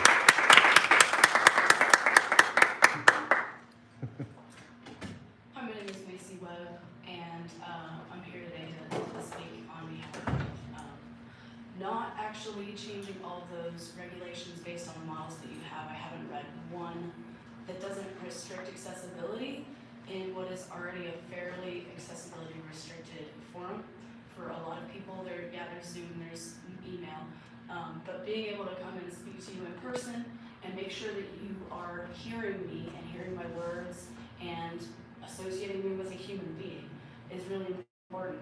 So if indeed access is part of your goals, this is not the way to move forwards with that. In fact, now might be the time to go look at other models that would increase access, allow us to add things to the agenda item ourselves via petition or some other manner.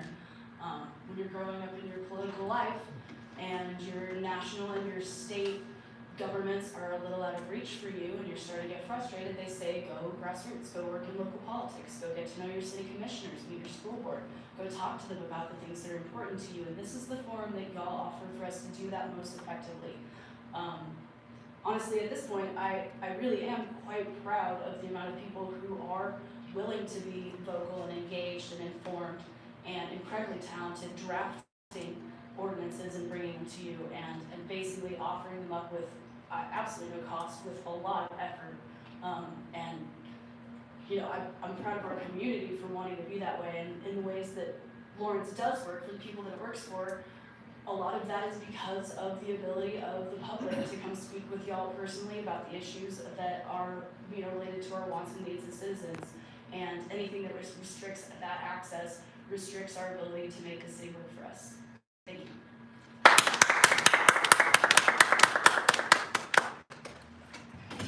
Hi, my name is Miguel Roa. I'm a Lawrence resident, and I'm against any and all of the proposed changes to the way public comment is done here. I think public comment is extremely valuable, and the way that it's done currently, I think, is pretty good. The fact that we have it at the beginning of the meeting, or close to the beginning, means it's more accessible for people, and means that it occurs at a pretty regular time. If you shift it to the end of the meeting, well, you don't know how long a meeting is going to go on for, so it's going to be hard for people to know when to show up to give public comment. And limiting it to once per month makes it less accessible. Not everyone might have an opportunity to go that day, but if you have 3 other opportunities during the month, they might be able to show up. The proposed changes are pretty blatantly anti-democratic and just make public comment less accessible. So unless that's your aim, I don't understand why you would want to implement any of those proposed changes. As other people have said, positive change has been enacted in the city because of public comment, because of the way that it's currently done. We've been able to put valuable things in front of the city commission and urge people to act. And I think that's been great. I think that's something we should be proud of. I don't think it's something that we should try to get rid of or consider an inconvenience. As Monroe said, the way that Lawrence currently does it, I think, is a great model. I don't think we need to look to other cities and try to emulate them because of the way they do things. I think the way we do things is fine. I think it's very valuable. And another thing to consider is just democratic participation, right? Not everyone has the ability to vote, for example. That's something that people say, oh, if you want to be heard, then go to the ballot box and vote. Not everyone can vote. Not everyone can get the time off. Not everyone has the legal right to, right? They might be a felon, criminal record, etc. They might not be a citizen. But everyone in Lawrence can come here and they can speak to you during public comment. And that's so incredibly valuable, and I think it needs to be preserved. So I ask that you please preserve public comment as is. Don't institute the proposed changes. Don't institute any changes that make public comment less accessible than it currently is, that shifts it further back, that restricts the amount of time public comment happens throughout the month, or that restricts the time to 30 minutes or any of those changes.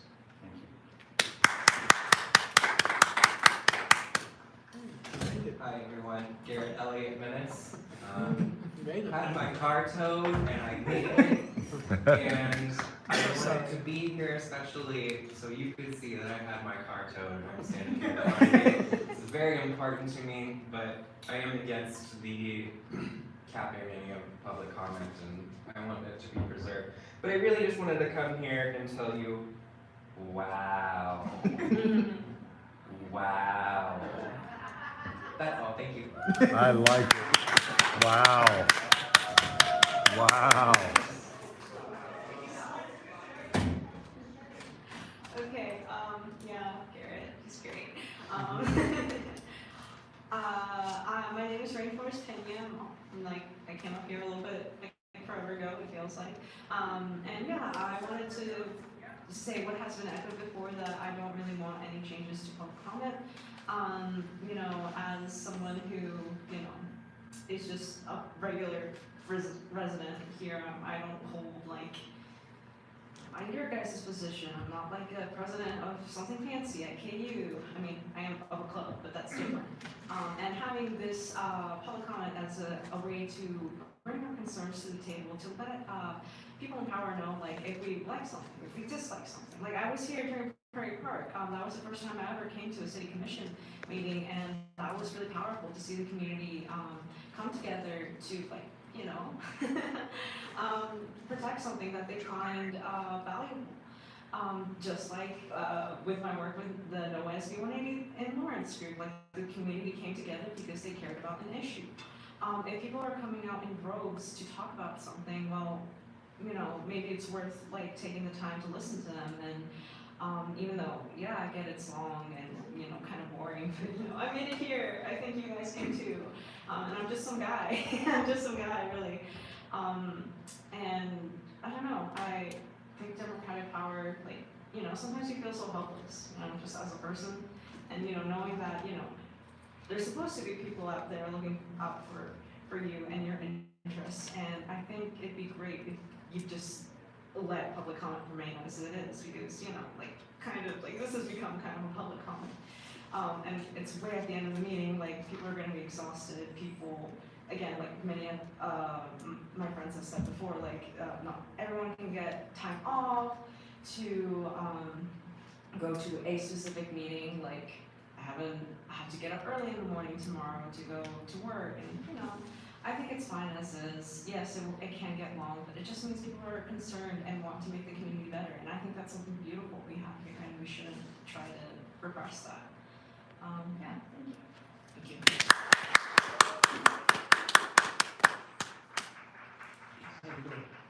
Mayor Commissioner, it's an honor to be here, and I thank you for granting me the time to speak on an issue that I feel that is important not only to me, but the homeless and to the citizen of the city of Lawrence as a whole.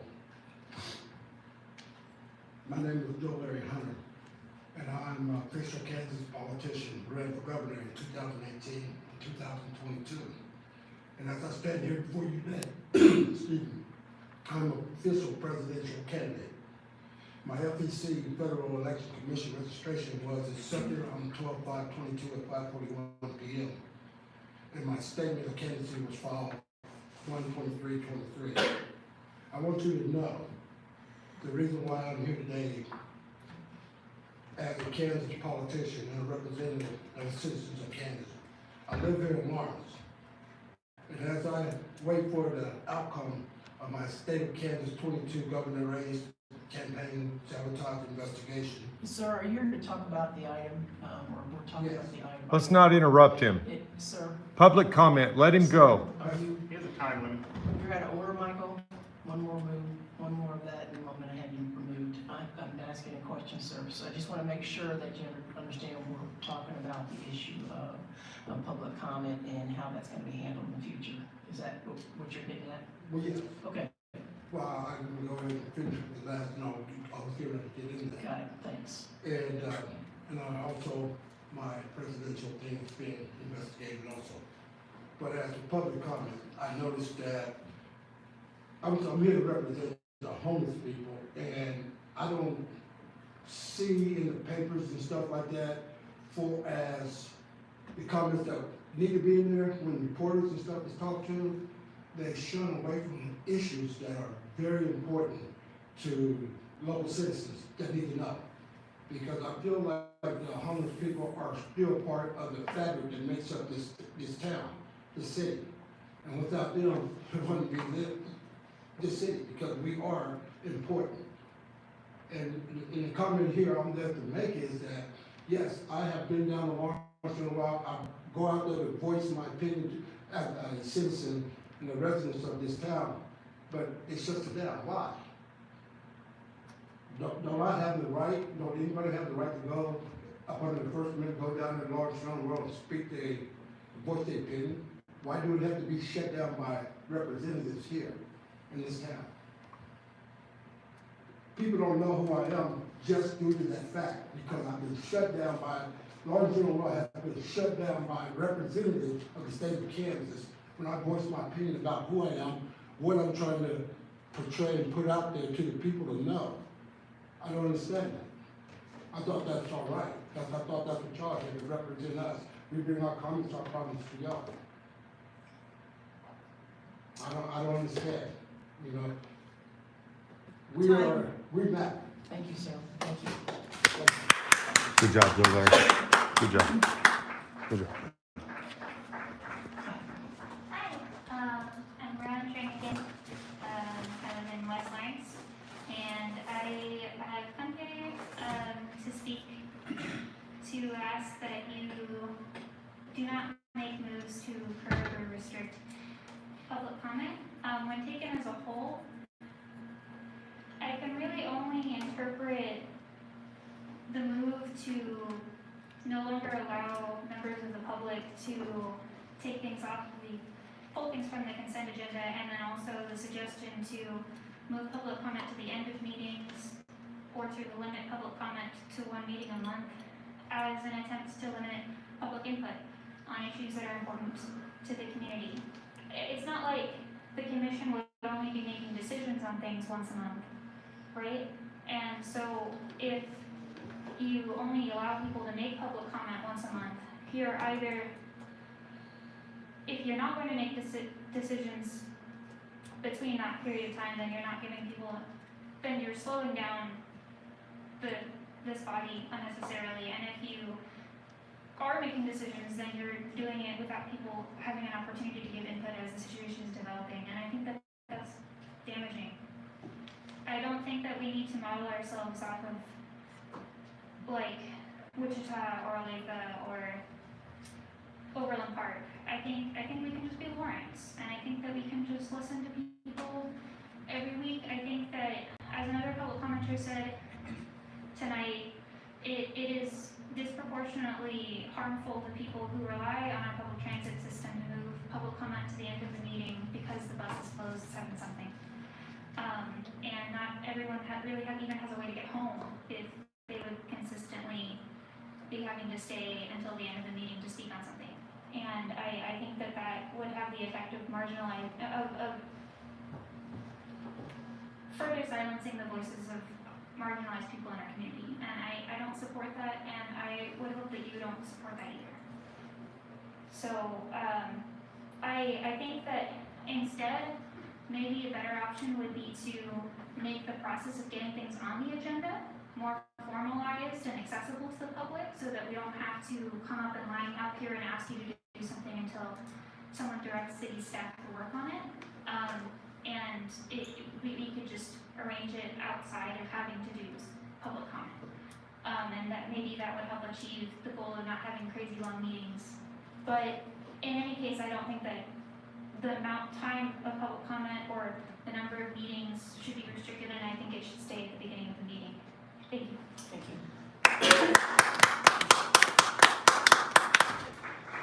Hello there, I'm Nick Simpson, I'm from Lawrence as well. So I just wanted to say, isn't it wonderful that we have so many people here today, engaging in the community? So I think it's really cool that we have this opportunity. I've never commented here before. I'm new to most of you. New to local politics, and I think this is a good way to get involved. And I know a lot of these people are very high engaged people. We have like 10% voter turnout in the primaries. A lot of these people are going to be the people knocking on doors for you. I mean, I'm definitely planning on doing it for some of you for sure. I I voted for some of you guys on the council, and so I'm very excited, you know, to engage with you guys in this way. And I think if you keep this, you know, public comment available to everybody, not only is it like going to help engage people, strengthen our democracy, strengthen Lawrence, but it also, you know, it helps you guys because we're on your side. We're all on each other's side. We work together on the same issues. I think we're all, you know, we all want to make the city better. And so sometimes we have good ideas as the public, and sometimes we have wacky ideas. But you know, it's nice to, you know, engage with each other. So I guess that's all I really need to say. I mean, we all probably voted. I know I did. So yeah, I want to vote for you guys. Thank you.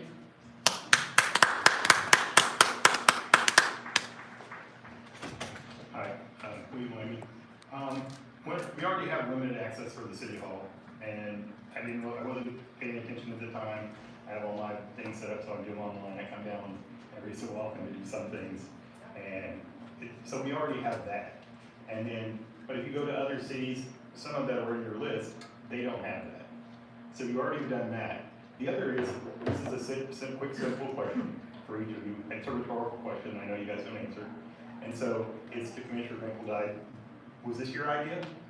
To Commissioner Littlejohn, was this your idea? Wait a minute. we Mayor can't Larson, call was out this your idea? commissioners directly. Commissioner What? Shipley, was this your idea? Wherever she is.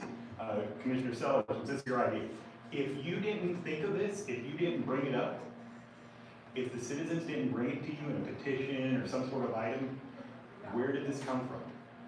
And where it comes from is from your managers who don't want to be responsible. And it goes back to the same thing, and I started to give the example, but I have enough time to give it now. Queens Road, Mayor Larson, you said, see if you could find some other examples of ways that the property taxes can be apportioned. And they brought you back exactly what they gave you before. And at that point, I thought you were gonna, but at that point, you guys just went ahead and approved it, and that was okay. But it's like, they're not listening to you. They're not, you know, you're not running them, they're running you. And this is another example. You guys didn't come up with this, who did? Why, did the meeting go too long? The thing you need to remember is that the meeting, if everybody shows up, literally more people showed up for this than for plastic bags. And so you can keep that in mind also. But it's one of them where, if you have a bunch of people that want to show up and talk, that, you know, not all of them are running for president, but the ones that do, the more people show up, tells you the importance of the issue. And so I think you should keep that in mind as well. Let's see. And the other is, as another example of that is, one of the people pointed out, look at the examples that you were given for the other locations. Do they match up demographically? Manhattan, okay, there's one maybe. Boulder, we pull Boulder a lot because of that. But for example, a sister city of the size like Bellingham, Washington, which is not a literal sister city, but if you look at the dynamics, it could be. That was a place that I had lived before. And so I'm familiar with that. And so it's just one of them, again, this is just another silly idea that somebody came up with. If none of you did, there's no petition, you know, nobody brought it before you of a citizen, where did it come from? And if it didn't come from any of those places, you guys should just get rid of this. It's just another dumb idea and a waste of time.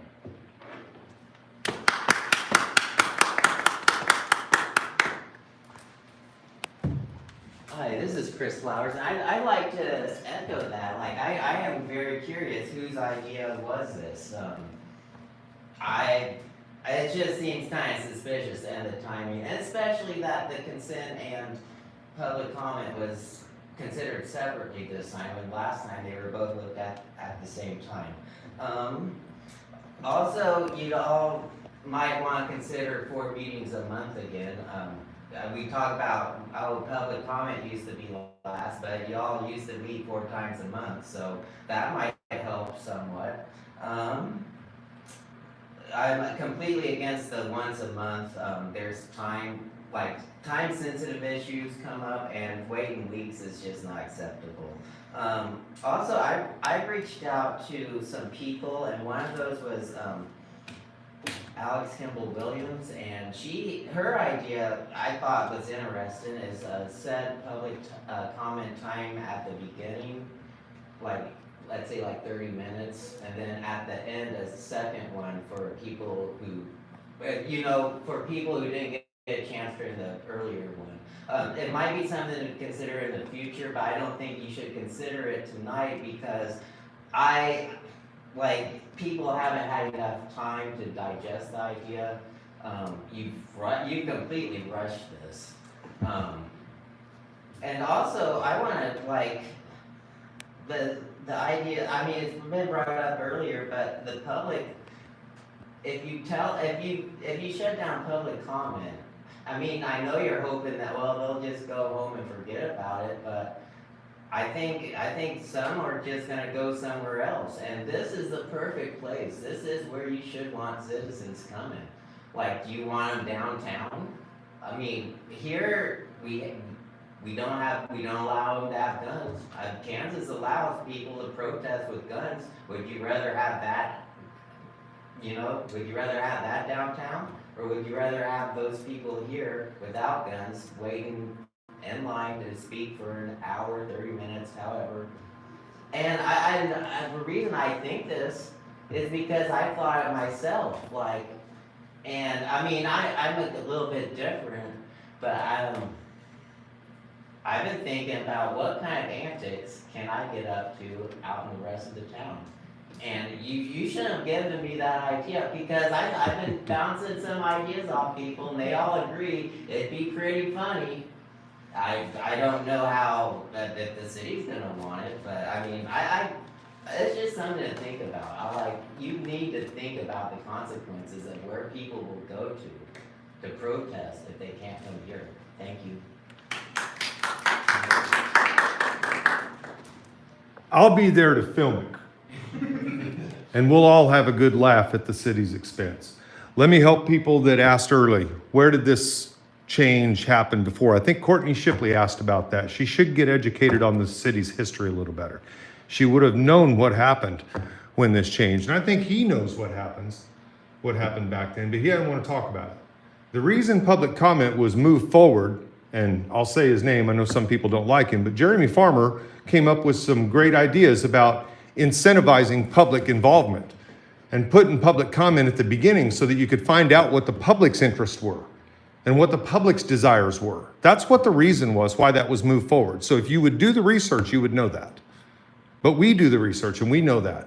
And what Chris just said about the alternatives, what we're looking at, you have no idea what's coming when you do this. You have no idea. I noticed how well behaved you guys all were when I got a camera on you tonight. You guys have all kept your eyes focused forward. You haven't fidgeted with bullshit. Nothing. This camera's going to be here because I see what it does to you. It's going to be here every week. You can limit whatever you want. You will not limit me. And the idea that you're doing this, whatever the reason is, whether it's trying to shut me down, trying to shut the group of people that are about police accountability, trying to shut down SB 180, I wish Sanctuary Alliance were here. They kept you guys in your chairs for a long time. But you don't want to hear us. And some people get upset that we say things that you don't like. Somebody just said something back here that was very true. You don't run this. You're being ran. You're not getting the information. The only way you get the information is when we come up here to the podium and tell you. Because that man is a silo of information. And he's blocking people from getting to you. And he's taking control of this city out of your hands, thus out of our hands. Because if you guys don't control things around here, then we don't control things around here because we didn't elect them. We elected you. And if we elected you to silence us, no, I don't think that's going to fly. And I'm going to do everything I can to make sure it doesn't fly. And you guys are going to be on your best behavior because I'm going to be making highlight videos out of you every time you fuck up beyond this. Just like I do the police. Do you want me on you like I am on the police? Do you guys really want that? I caught our city attorney out on the sidewalk and started peppering her with questions. I know where you live, Courtney. I know where you live, Lisa. Should I come to your house and petition out on your street? I can do that. Seriously. Are you willing to risk that?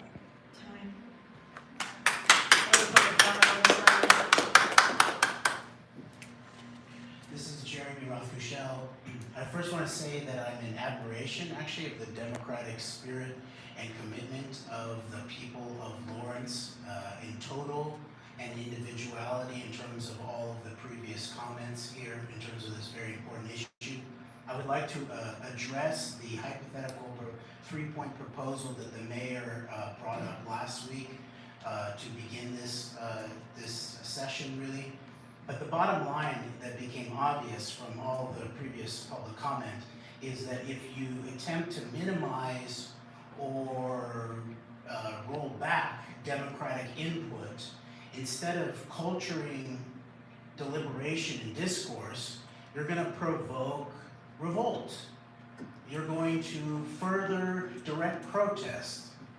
Now, maybe that's what we need here in Lawrence. So I guess some of this rests in your hands about our destiny together. But I want to say, too, that we need to remember that this really, what we're doing here, is the entire infrastructure of the legitimate part of democracy. Way before voting, way before elections, way before government and policy, it's we the people and we the individuals and we together deliberating in discourse. This is called core political speech, right? And it's pure, meaning that it's vocalized, that it's about what we see for betterment of us together as a society. And these are the roots of all cultures and civilizations and peoples around the world in terms of any type of governance. You sit around, hopefully in some kind of circle, and you deliberate, and you use discourse to gather the best wisdom together. And so finally, the 3 points, my responsive policy proposal is use this moment to expand democratic options. Maybe just keep public comment open-ended in the front, or if you're going to limit it in time in the front end, but then create this open-ended forum in the back end. Secondly, there was brought up about potentially giving access to a press area for we the people press, activists and journalists and people who use cameras to give input. Do not restrict access of videos and audio recording anywhere unless they're directly in the way of the door, basically. And then finally, instead of limiting it to 1 week a month, expand it again. The 4th week meeting could be an open public assembly that one member of the commission convenes, and then you all are sought to come to it and listen to us. Thank you. Any other public comment on this item? Now we'll go to Zoom. Alex Kimball Williams. Hey, thank you all for your time. I just want to speak on this item. You know, as a Black, Indigenous, mostly grassroots organizer, public comment is so important as a platform. Lawrence is a really rich organizing community. Is one reason why I've stayed here. And I noticed that the city's engagement with community groups typically begins during public comment, or at least, at the very least, it's supported during and throughout public comment. And I can say this from personal experience as well. And I mean this in the nicest way possible, that, you know, watching over the years, I've seen as the city exhibits, maybe on purpose, but very black and white thinking when it comes to change. I think that we can think very creatively, we can think outside the box. I think Lawrence has done that many times, and this is absolutely a chance to do that again. As a creative, as an artist, I perform music. I'm very familiar with the way that, you know, the way that creativity can enhance public processes. And as an Indigenous scholar who went to Half School, I also know how people, you know, the really great outcomes that we can achieve when you challenge, rethink, and transform what's in front of you. There are many examples of this limited thinking. I won't get into detail, but some of you know what I'm talking about when I reference that. You know, as a public researcher, I, again, in a very nice way, nice as I can be, critique the city's current community engagement processes. I think that the primary time that the community is meaningfully engaged tends to be at the end stages of strategic planning, and at that point it's just you know, seems to be to appear participatory. Considering that there's very few alternatives for people to speak their piece and be heard on this particular platform, limiting public comment would be unethical. I propose multiple options for public comment. I think that it should be throughout the meeting. It could be at multiple points during the meeting. And also, you know, if you're concerned about the way that people speak to you, which is valid, there's, you know, maybe common guidelines that could be instated to perhaps address the speech that people use and how they speak. But yeah, waiting until the end to leave out young families and others who don't have flexible schedules. I'm only here right now because my baby goes to sleep at midnight. I have a late night baby, but that's why I'm on here now. And as relates to limiting public comment to 1 time per month, if things can get passed in 2 readings and 2 consecutive meetings, that means that there are items that the public could miss the opportunity to comment on if they're limited to 1 time per month, which might have come up, maybe I missed it. But that's all I have. Thank you. Bonnie Lowell. Good evening, Mayor and Commissioners and staff. I'm Bonnie Lowell, CEO of Lawrence Chamber of Commerce. Really appreciate your opportunity to speak. My apologies for not being with you in person tonight. I do appreciate the concerns of some expressing their thoughts to our elected officials. Public comment is very valuable, and I know you believe this, and I applaud you for looking at best practices. You are not interested in limiting public comment. I will note there have been respectful comments that some question your integrity and character, which is very upsetting, and profanity is no place in these meetings. You are all very accessible and responsive to the public when contacted, and I do not believe you are interested in squelching public comment. There are many, many opportunities to express one's views. The ability to have our opinions heard through elected representation is very appreciated. The agenda is available on Thursday prior to Tuesday meetings. This gives us ample time to share our thoughts on the consent agenda. Your regular agenda items need to have the timely attention they deserve. I am confident that your intentions on considering a change is to when, not if, public comment is provided. This indicates your views to validate this process of our democratic process. I further want to note that you're holding a business meeting. We need to conduct ourselves in a respectful and professional manner. Personal attacks have no place in these meetings or in any conversation for that matter. I've been very disappointed to hear disparaging comments at some of your meetings. We applaud you for considering this change. Thank you for your thoughtful approach to this item, and thank you for your service. At times, it may seem your commitment to our community is not appreciated. Let me assure you that your work and you personally have our gratitude. Thank you for this opportunity to speak with you tonight. Hugh Carter. Thank you. Good evening, Mayor Larson, Commissioners. Oh, here's another Hugh Carter with the Chamber of Lawrence. I obviously would echo Bonnie's comments, and so I'll really just speak on behalf of myself here. Sorry also that I couldn't be with you in person, but certainly appreciate the opportunity to speak and support moving general public comment to the end of meetings, as well as implementing some sort of comment guidelines.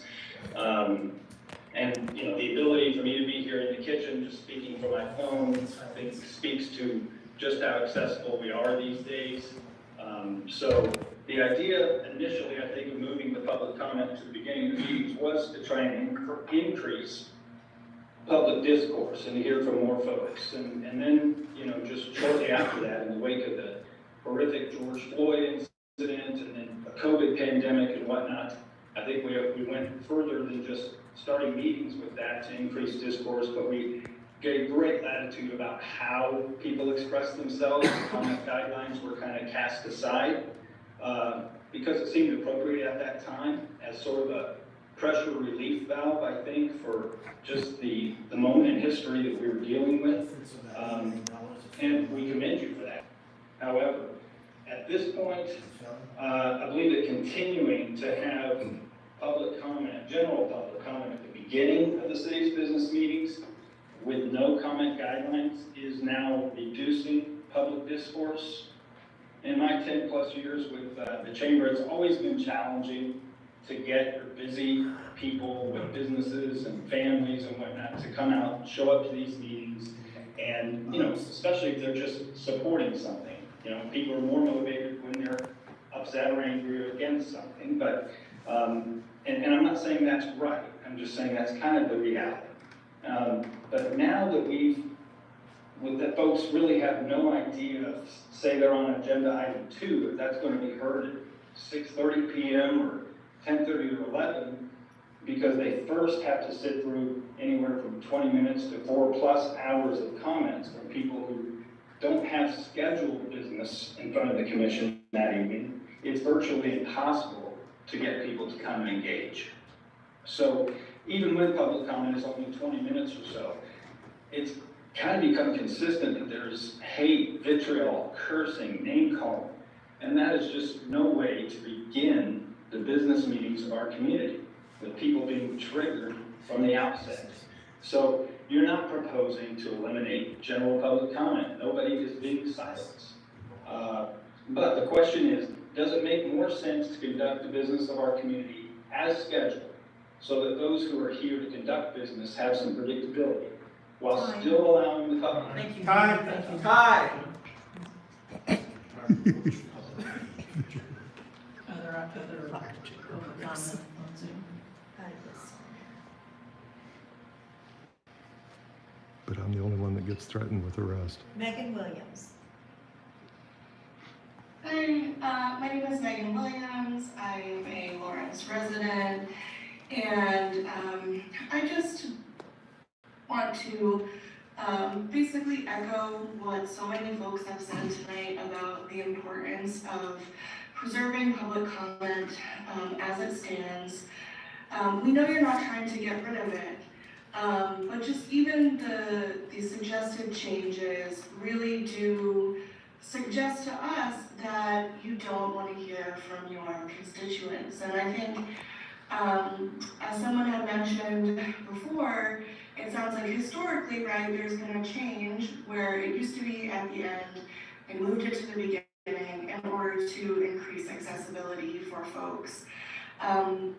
And, you know, just even symbolically, it makes sense to me that it would be at the beginning of the meeting, that you would want to hear from your community members, your constituents, the people who elected you, about what matters to them.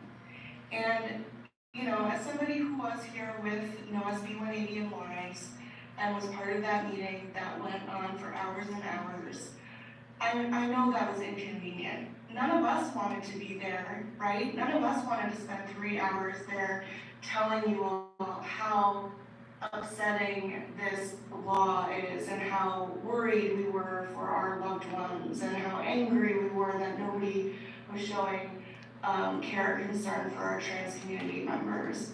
But it was necessary. It had to happen in order for the city to do the right thing and pass ordinance 9999. And so, you know, I'm sorry. Well, no, I'm not. I'm not sorry that we disrupted general business, because general business needed to be disrupted that day in order for human rights, trans people's human rights, to be acknowledged in our city.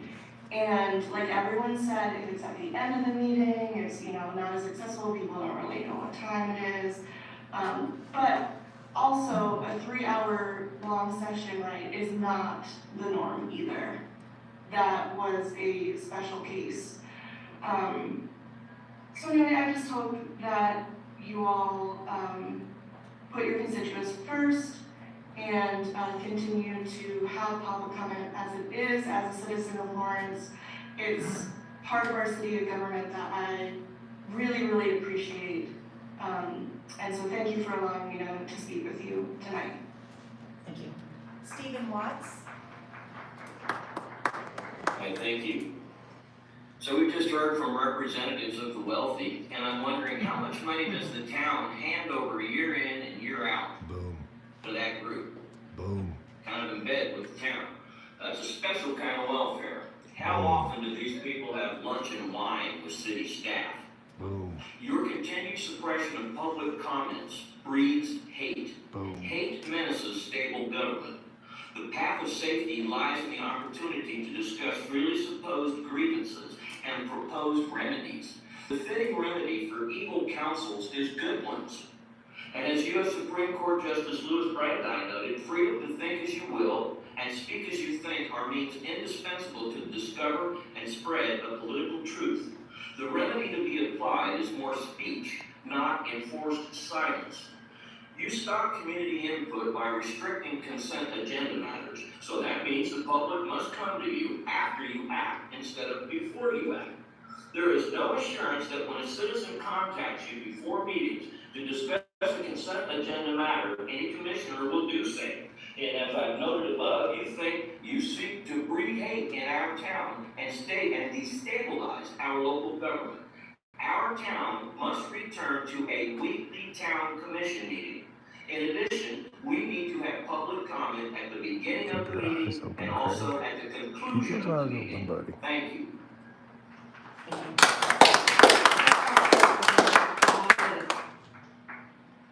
That's all the comments. That's all. Can bring it back to the commission. Cone v. California says vulgarity is free speech. Tony Wheeler knows that. Any discussion on this? Any comments? Well, I guess I'd say a few things. I certainly don't, I do not support, going to public comment once a month or any of the other changes that other cities do. The one issue I'm, wanted to hear and talk about tonight was moving to the end of the agenda. And, the reason for that, frankly, is some of the same reasons people mentioned today, and I've gotten calls about that. Someone who wants to come talk about an apartment building that's going to be built next to their house, and they're unhappy about it, but they have childcare, and they're the first thing on the agenda, but they can't come to the meeting because they can't get on the bus to come down and talk here, because by the time their agenda item comes up, could be past 7:30. It might definitely be past 7:30, but they don't know when the agenda item number one is going to come up. And so, if they want to come talk about plastic bags, or if they want to come talk about an environmental policy, frankly, tonight I was very happy. Most weeks we would have gotten nobody here to talk about that work session on roads. The comments we got from people who said it was walkable, that they wanted to be here and tell us about buses, they were all here waiting for this agenda item. But we heard from them because they were here and they expressed very important topics. Oh no. But what we experience on a week-to-week basis, is public comment at the beginning and then no comment later. Now, what we've heard tonight is that people here want that it's more important to have the open public comment, but maybe people don't agree with this, but I think the more open public comment we've had decreases the comments later, decreases public participation on some of our regular agenda items. And that might be a trade-off that sounds like some people here want to make. I think that's the question for us, how do we balance that? Now, I think one of the things Chris mentioned, and maybe, Alex mentioned, is some sort of balance of that, where you have public comment at the beginning, but I've never considered limiting public comment, but the idea of having a limited amount of public comment at the beginning and then putting the rest at the end so you could have some predictability, maybe something to consider. And so anyway, I think that is the trade-off, is I think we have lost some public participation on agenda items in exchange for open agenda items. And that's the balance I think we're trying to find. Sounds to me like we want a lot more participation. Yeah, I would agree, especially the proposed by Alex and, mentioned by Chris, whereas, you have it in the beginning for, a set amount of time and then at the end as well. But yeah, it was, at this time, I'm not interested in once a month aspect of it. But Poor Lisa. that was something that intrigued me. Any other thoughts? I agree with the comments that Commissioner Finkelstein is making about balance. And I also want to say this isn't a conversation that just started last week. We've been hearing from members of public on how long public comment sessions can be a block to other accessibility to other items for over a year. We've been hearing about this for a long time. And we do get correspondence on it, we do get phone calls about it. And I think it was fair for us to have a conversation about it. I'm also was never interested in having it once a month. I think we can keep talking about whether we should move it to the end. I don't quite understand the logic of having it at the beginning and the end, have or don't have it, I guess. That's how I'm feeling right now, but I'd stand for interested to hear questions. what other commissioners, there's another commissioner who hasn't spoken at least, so be interested in that discussion. She was waving me off. Anything else? Oh, Okay. Yeah. she's probably talking about Commissioner Sellers. Commissioner Sellers, did you have anything you wanted to discuss on this or add? I thought maybe there were two commissioners that hadn't spoken, and the mayor hadn't spoken, so,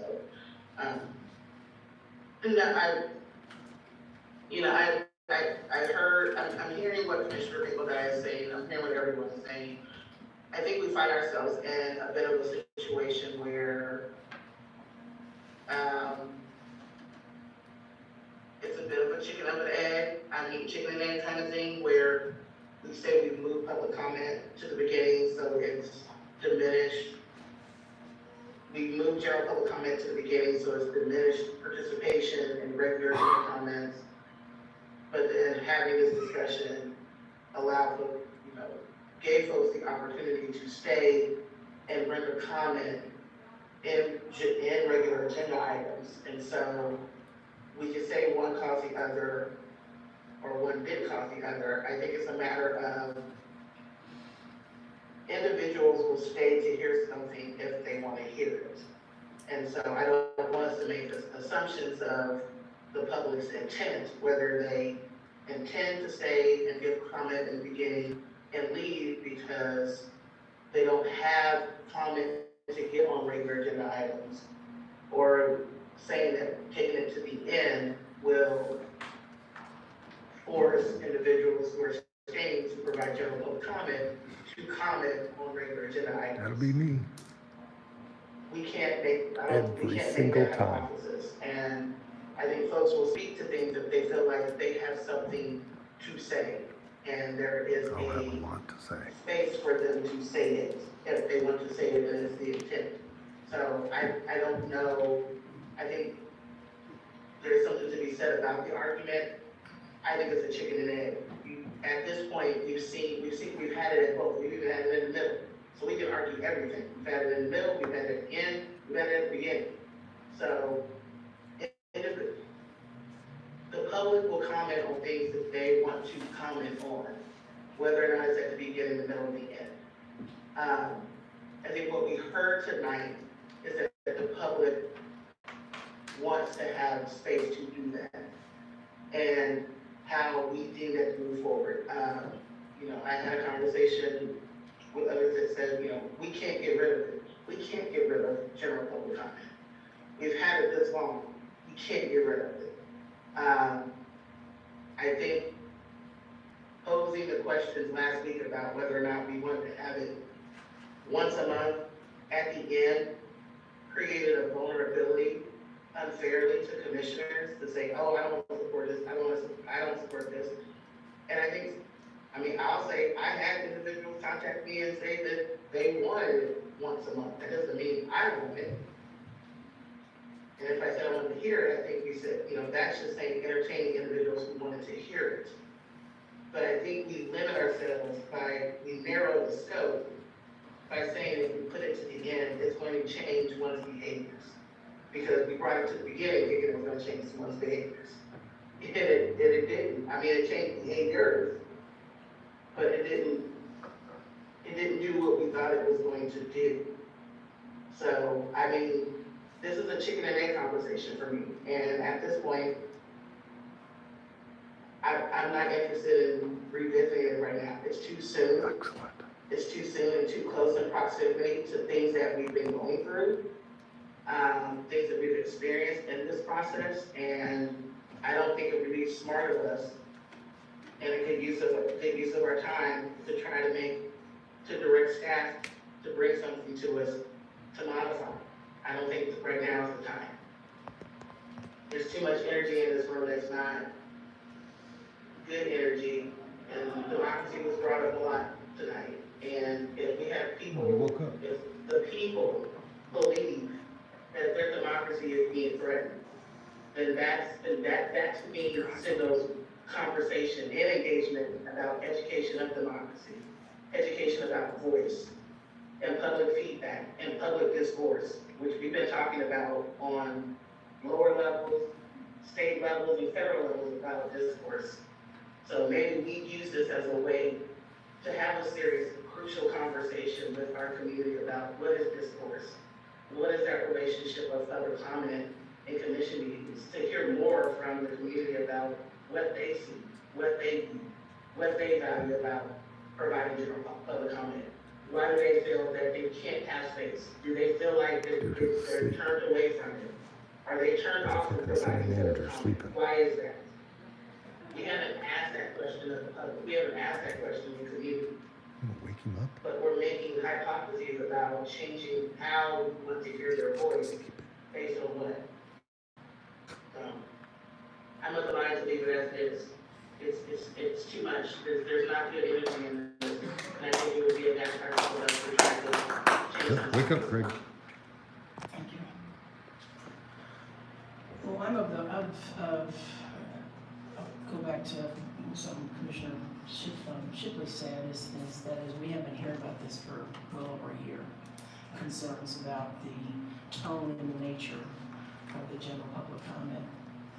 And This is not going to change tone and nature, and you can throw me out. This is not going to change tone and nature, ma'am. This is not going to change tone and nature. I assure you, this is not going to change tone and nature. If that's what you're after, it's not going to change tone and nature. It is not going to change tone and nature. It will not change tone and nature. Notice how calm you are today. Too bad you couldn't be calm in the middle of that street a year ago. Yeah, you're right.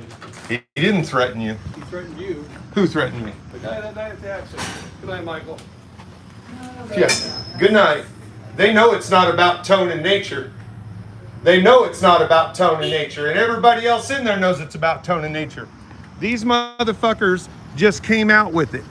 They come straight up and say that it's about the tone and nature. It's not about the time. It is about the tone and nature. That's the chamber. What's with the Chamber of Commerce? Like, that's the two people from the Chamber of Yes. Commerce mainly focused on Yes, that. guys, we're going to turn this around because we're going to do some talking. Hey, Larry, you have a good night. Guys, they made this about tone and nature. It is not about the time. I didn't hear anyone else say that other than Mayor Larson and the two members of the Chamber of Commerce. No one else mentioned it at all. That is a straight up First Amendment move right there. It's tone and nature. And the thing is you had Chamber of Commerce members in there talking about how we weren't allowed to say certain things. Yeah, they didn't even show up. They couldn't come in here and do it. No.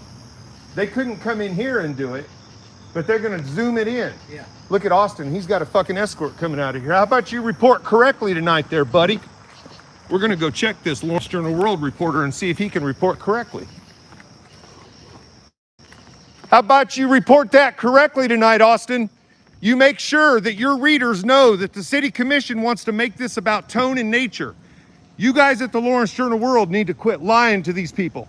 And you need to print the police's lies when they send them to you. You canceled that story about Skylar Richardson because of what the police said. I have the email from you. And the police had lies. They had lies that they give you, and they were provable lies. And you guys still killed that story because of it. I will put a middle finger in your frame every time until you guys start reporting properly. Because reporting the city's lies is not getting us there. You make sure this is known that this is about tone and nature, not about time. You make sure your writing is correct. because I will be reporting and I will be broadcasting the commissioner's own words. You better make sure it's in your newspaper, because we're done with you guys lying to us. You go cry to Chad and tell him I was rude to you. Fucking people. It's about tone and nature, guys. This is not about the commission being in there all night. This is not about them being anything more than they're tired of hearing the people upset. They are tired of hearing the people upset about the homeless issue. They are tired of hearing the people upset about Craig Owens. And she can fucking throw me out of that meeting. But you know what? There was ladies in there that were talking back and forth that were disrupting the meeting to the point that she had to interrupt them twice. But she never threatened to throw them out. Those people are protected because it's about the tone and nature, guys. Justin Spees, if you are still in here, it is about tone and nature. It is straight up about tone and nature. And it's all about stifling the First Amendment. And you make sure that the attorneys see this too, because it's all about tone and nature. They are literally shutting down the public because they don't like the tone and nature. The city commission at this town is shutting down the public because they don't like the tone and nature. We heard the city commission say it. It came out of their own fucking mouth. Tone and nature. And that was the mayor that said it. It's all about the tone and nature. And she doesn't like being caught.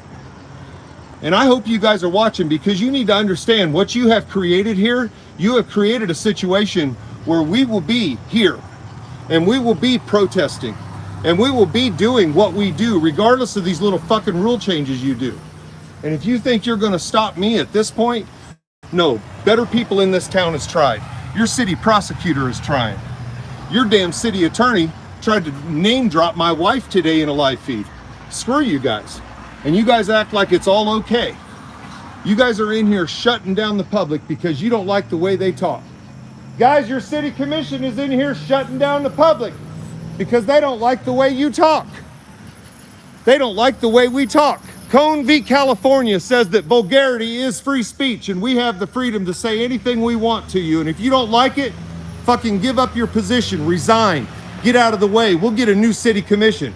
We're done with your bullshit. Courtney Shipley, Lisa Larson, you two are done. And there she comes, waddling back up to the fucking stage so that she can perform for the audience. Because that's what they do. It's all a fucking performance in there. And I'll bet Craig's awake now. Did you all see him falling asleep? He's sitting there falling asleep during this, when we're supposed to be talking about public comment and the public's right to speech. But Craig sits in there and falls asleep because he knows this is a done deal. There's your city attorney and your city manager sitting in there. You know, this is the quintessential public forum right here, right out in front of City Hall. And I can be out here doing that as long as I want. I know he was asleep, Matt. I saw it. And everybody in the room saw me getting down low in front of the podium to catch him with it. That's our city manager, too fucking lazy to listen to the people. Too fucking lazy. And our city commission in there is going to attack tone and nature. It had nothing to do with time. This was about tone and nature. And the Chamber of Commerce, you guys just joined the battle. You guys just joined the battle. I don't know what the fuck that shit was, but you guys talking about limiting the ability of the people to speak in here? What the hell is wrong with you? Did you guys not go to school and not learn the rights that we have as free Americans here? I cannot fucking believe this. No, I'm not leaving. We're going to watch them walk out to their cars. They're going to have to be guarded by police while I pepper them with questions tonight. Because this is bullshit. Tone and nature? No. No, tell your friends to join this one, because this one's going to get interesting here in a few minutes when we finish up this meeting. Somebody else watch the other feed and tell me what the vote is. But this is bullshit. They literally come out and say it's because of tone and nature. So you guys out there that have been talking about filing lawsuits, and you know who you are, make sure your fucking attorneys know about this. Make sure they know that the city commission has gone on record and said it's about tone and nature. It has nothing to do with their valuable time or their sleepy habits late at night where they can't get anything done, or their good little buddies that can't count on their commission items coming up on a regular schedule. And if you heard, they made the same argument about accessibility, saying they had people that needed, wanted to come down and bitch about somebody building next to their house and they couldn't ride the bus. So just screw everybody else because they have to ride the bus too. Is that the way we do it? To hell with everybody that wants to make public comment that has to ride the bus. We need that one guy to be able to come in. Well, maybe if it's important enough, he'll do like the rest of us do and find a way to get here. Things are important, we'll be here. And I guarantee what you guys are doing, what was said in there about creating a situation, they have created a situation. They have created this over time. When I first came into this meeting room, everything was calm. I didn't yell at them. But over time, I watched them ignore me, disengage, completely blow everything off. And then they turned around to open insults. Courtney Shipley decided to start openly insulting. And then Amber Sellers did it. And then Lisa Larson did it. And then Bart Littlejohn tried his little bullshit. Guys, the only commissioner up here that hasn't done some bullshit like this is Brad Finkeldye. And Brad Finkeldye is the only one up there that really spoke with any sense. And Alex Kimball Williams, I really appreciate you proposing that. And I would hope that they can see that that is a reasonable compromise. When I heard about your plan, I'm not a big fan of them limiting us at all.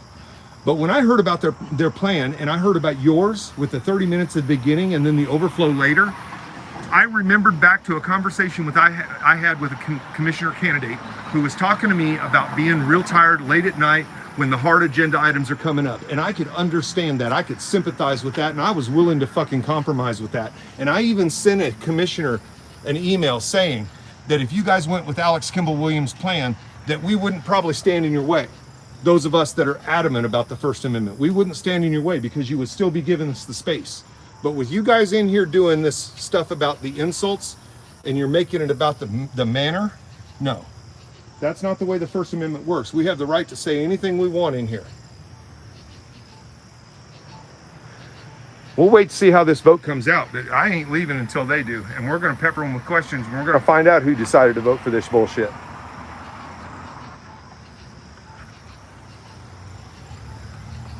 This is some crazy shit, man.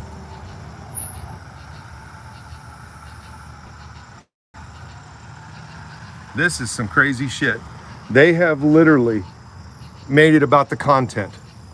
This is about content. This has nothing to do with anything else but the content of the speech that they don't want to hear. And I guarantee this is not going to end that. This move by the commission is not going to change the content of my speech. It's actually going to change the tactics of my activism. And you guys should really worry about that because over the last 3 years, look at how my tactics have changed. I started out as a guy that didn't have a YouTube channel that was just coming in here making some complaints, hoping to get somebody to listen. And here we are. Here we are. And if you think I'm not going to go along with this and do what I do and make it work, I'll make it work. And we're going to see Courtney Shipley done this year. And Lisa Larson, this little move, we're going to remember.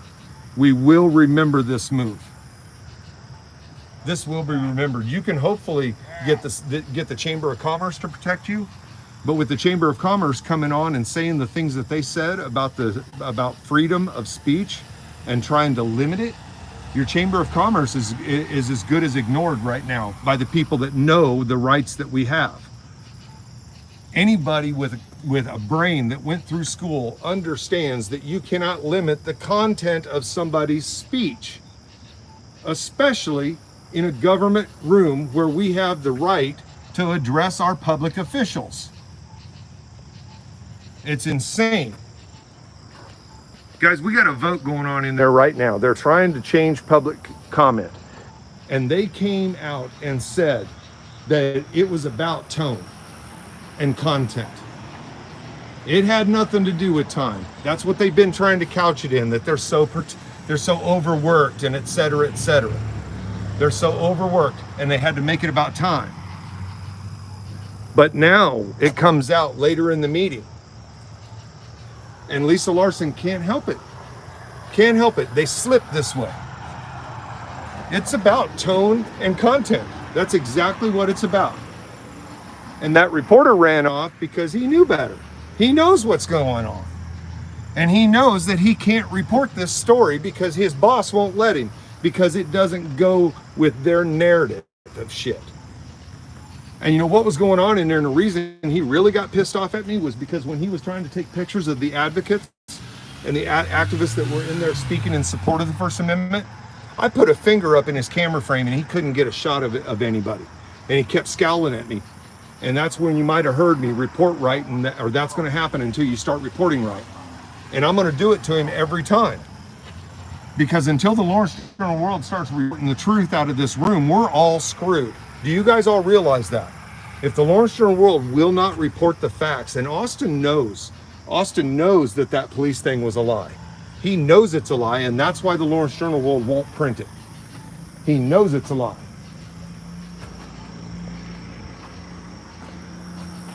Oh, man, I'll tell you what, I get ramped up sometimes, especially when they come out so blatantly, and make it about tone and content. It cannot be about tone and content. It cannot be about tone and content. These people don't need to reread the amendments of the Constitution. They don't matter to them. The Constitution does not matter to these people. They are about control and creating their nice little nest of comfort. And they don't want anybody to say any bad things to them. Oh my goodness. You people just throw people out right and left. And you know, there's somebody that was willing to compromise with you, but you wanted to play bullshit. And Lisa Larson, you seriously, your bias really does show through. Out of all the interruptions tonight, I'm the only one that gets threatened with officers and then a meeting gets adjourned to eject me. Is that what we're doing now? We're going to adjourn meetings to eject me since Justin's not here to have it happen to him? You got to have a target, don't you? And I told people that. That's why I defended Justin, because he was the first line of defense. He was the one they were coming after. Now that he's not here, who do you think they're coming after? They're coming after me. And so all these people in there, what they need to realize is I'm the line of defense. I am the line of defense. And when I go, they're next. When I go, they're next. And I'm not going anywhere. And they're going to have a damned hard time silencing me. Because they've helped me create this platform with all you viewers. This would have never happened without those 5 individuals you saw in there acting that way. Because I came to them with a police problem. And I begged them for help and they ignored it. And they created this. They created my presence on YouTube. They created the additional presence on Facebook here recently with their bullshit, trying to shut people down. So you want to shut me down in the commission room? Well, I'll tell you what, I got U.S. Supreme Court precedent that says you can't do shit to me on Facebook. And I'll tell you what, it's there now. Go look at the city's civic municipal site on Facebook and go look at the police page. I'm not fucking with you people. If you're going to shut us down in here, I'll attack every one of your social media outlets and I'll expose the truth on there. I'll expose the truth. I'll put out the videos that show the truth of what's going on in this town. And that guy, Sergeant Miller, wants to act like somebody made a threat. They can escalate anything. That kid was upset and he was upset about other shit going on. It's not like he needed that dressing down from Sergeant Miller. And it kept going way beyond what it needed to. So he can justify it all he wants, but it never was justified, just like a bunch of the other shit these cops have pulled. Just like the trespassing, just like the fingers in Anthony's neck, just like what's going on in this city commission meeting. They cannot justify what they're doing legally. And so they're trying to couch it and get away with it. But when she comes straight out and says it's about tone and content, there's no question where this came from. There's no question what motivated it. And when that's the intent behind it, that is a criminal assault on the First Amendment. When your intent is to control people's tone and content, and you're couching it in a move to make the meetings flow easier, that is a criminal intent assault on the First Amendment. And there's just no two ways to look at that. You can couch it in all the legal terms you want, but your intent is criminal. God, I hope we can find somebody that wants to take this one. Because when we have a mayor coming straight out and saying it's about tone and content, it doesn't get any worse than that. That's almost as bad as the police chief admitting that they use threats to gain compliance and that it's common practice. I mean, this is our mayor and our police chief that come with this bullshit in a public room, in a public meeting room. The Institute of Justice, I agree. I do believe they might need to call Slim. But Wow. This is incredible, man. I can't believe she said that. I thought they were going to get through this meeting without slipping up. But that right there, you can't hide that. And they're in there trying to fix it up now, probably. Look at them in there talking. Courtney's talking again. Get all those words out of your mouth because you're done. You and Lisa both. Those are the two guys. I don't think Bart Littlejohn was really for all this. I don't think Brad Finkeldye was for this big move like Lisa wanted. I think this started with Lisa. And she went to get Shipley's support. Either one or the other, vice versa maybe. Shipley knows she can't handle it. And Lisa can't handle it. Look at the way she has to adjourn the meeting or recess the meeting. You know, they know I'm going to leave. They know I'm not going to fight the cops pushing me out, but they got to take a break. Why is that they got to take a break? Are they trying to make it so much more dramatic for everybody that they had to suspend the meeting to get out the guy that got frustrated with what they were doing? Is that what they had to do? I see clapping. I hope that means this shit didn't pass. But that's incredible, man.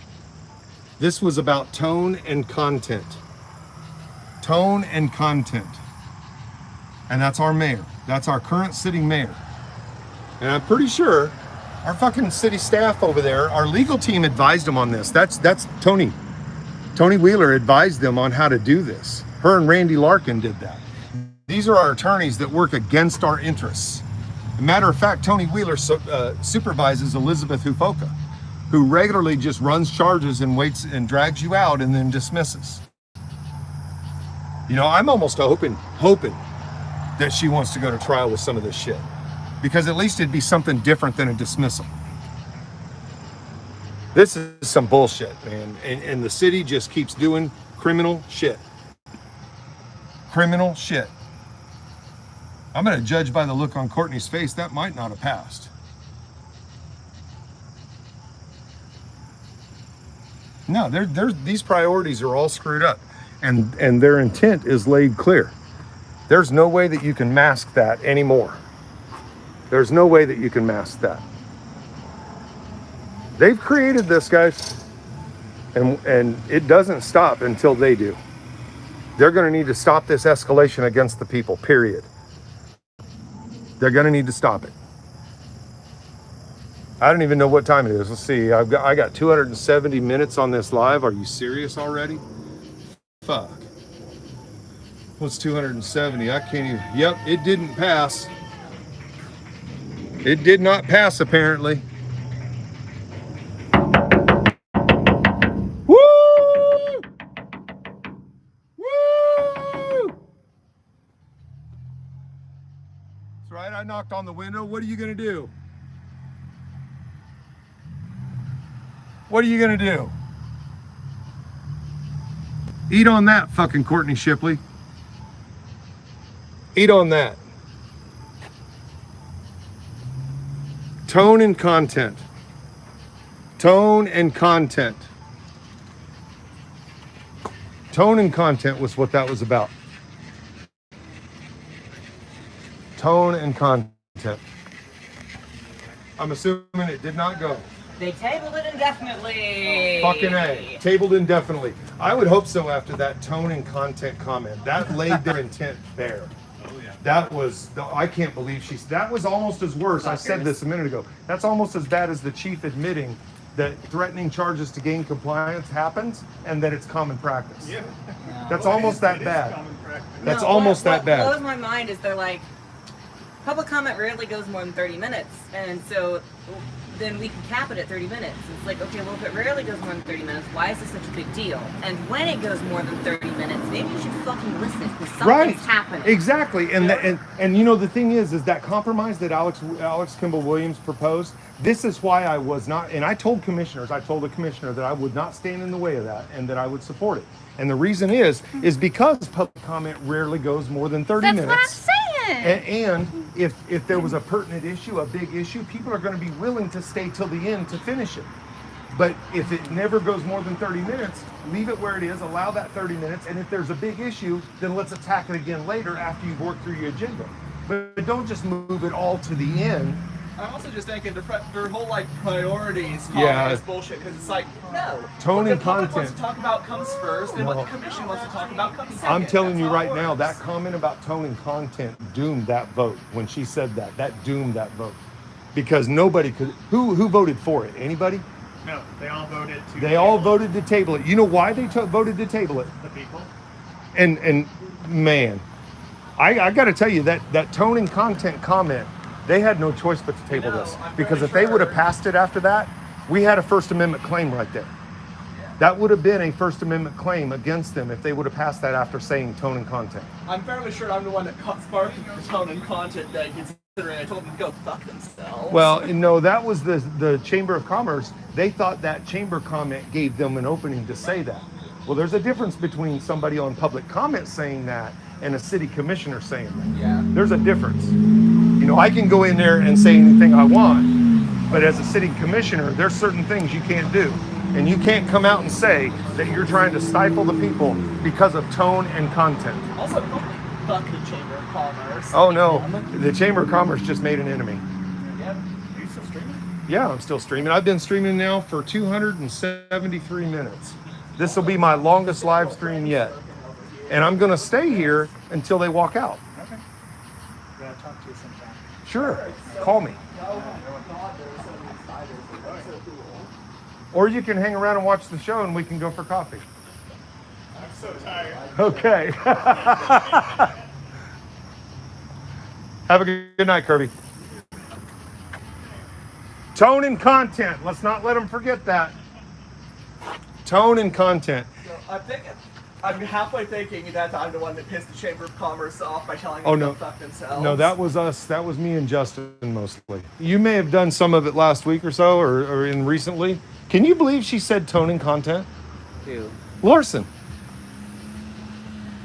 Do you realize that with her saying that, if they would have passed that tonight, we would have had a First Amendment claim on the city? Tone and content. Tone and content are two things that you can't regulate when it comes to the First Amendment. You cannot regulate them. Those are the only two that you really can't. In there, they can do time, place, and manner, but manner does not refer to my tone or my content.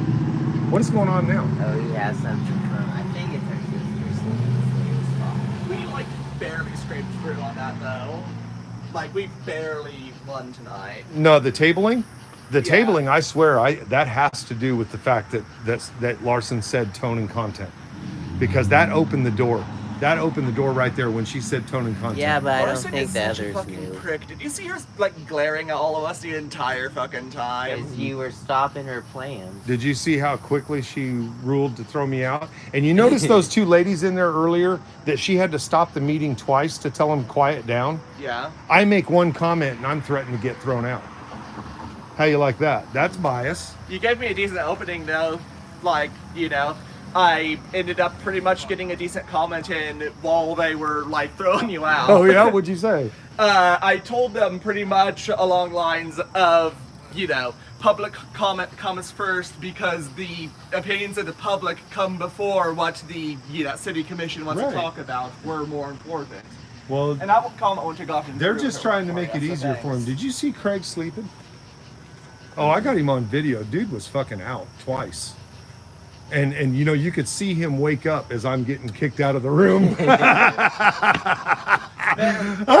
Craig is my neighbor. I Huh? live next door to him. Really? Where do you live? I live in Old West Lawrence. He's on Mississippi Street. If you walk down to Big Mill, walk down to Big Mill, then walk onto Mississippi, heading west from Big Mill. And when you reach that house with like this like metal fence in front of it, that's his house. Okay, Craig's got a metal So, fence in front of his house. Because I'm not kidding. If they were going to do this tonight, I was going to be protesting at their fucking houses. I know where the commissioners live. I know where they all live. Well, I know where the city manager lives, and now you do too.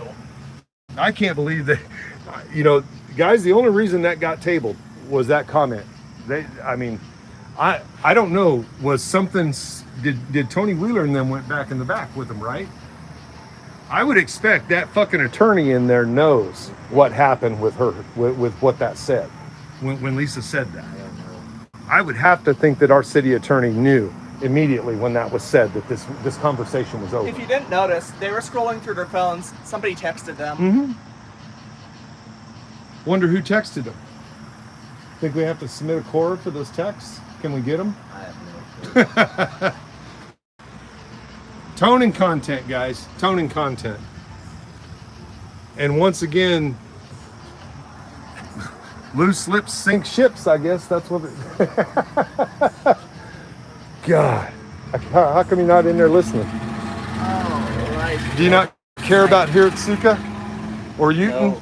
No, they're gonna get back with questions people asked earlier. I thought that was weird. Oh, really? Like that one who asked about the Belgian waffle race. Oh, yeah. All right. They're going to address those things here? Do you want the city manager's exact address? Sure, go ahead and say it. 817 Mississippi Street. 817 Mississippi? Okay. Yeah, it's on my live stream now.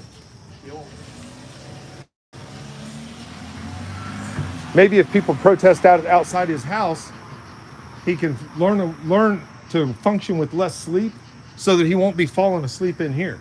I don't know. God. Don't be too loud because it's also right outside my house. Yeah. No, loud protests in a neighborhood's not really acceptable. But that doesn't mean I can't stand out in front of his house with a sign on the sidewalk, though. Hey, if you do that, I'll say hi. Like, I'm bound to notice. But no, I'm waiting until they come out, and we're going to find out what's up.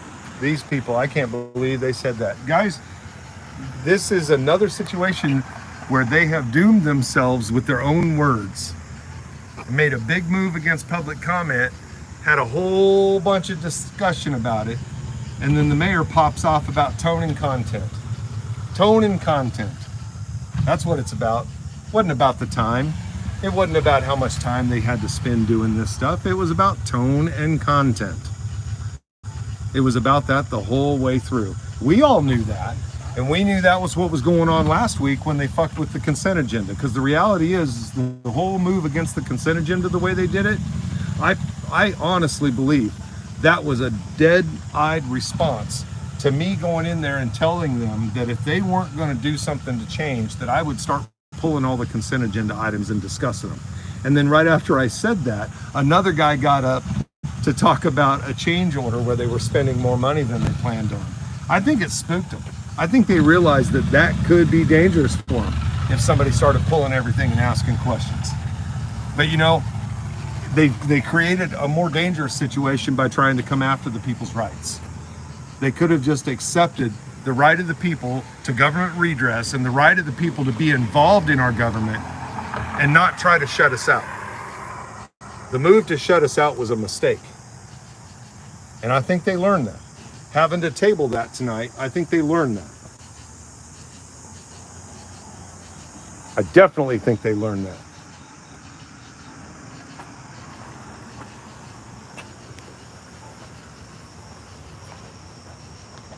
Good talk.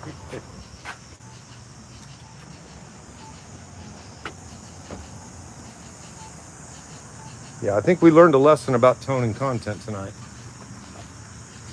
Teasing the next commission to do it. Yeah. So do you think they had to table it completely because of the tone and content comment?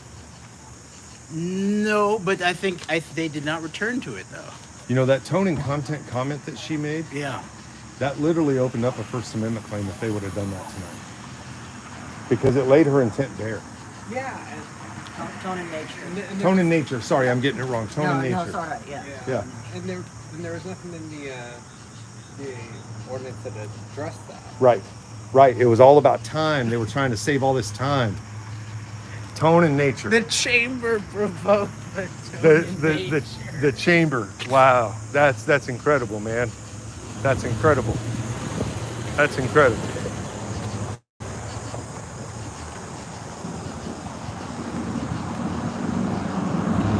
So we're going to see if we can talk to commissioners about tone and nature. Mr. Finkeldye, do you have any comments about the tone and nature comments that Lisa Larson made?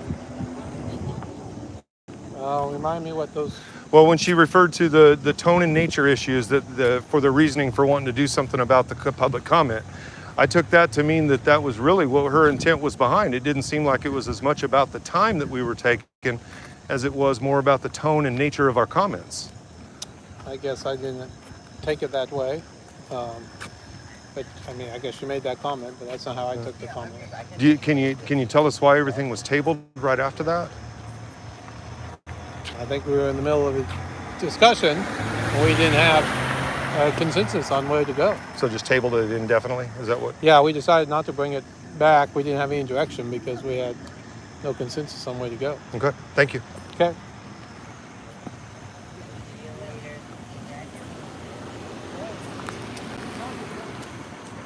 Tony, did the tone and nature comment doom that ordinance change? That tone and nature would have been a direct assault on the violation if you got on the First Amendment if you guys would have passed that, correct? Is that what you advised them when you guys went in the back room? That tone and nature comment, those are the two things that you cannot regulate when it comes to public speech. Did you know that? As an attorney, wouldn't you realize that? Did you advise the commission to table this because of that?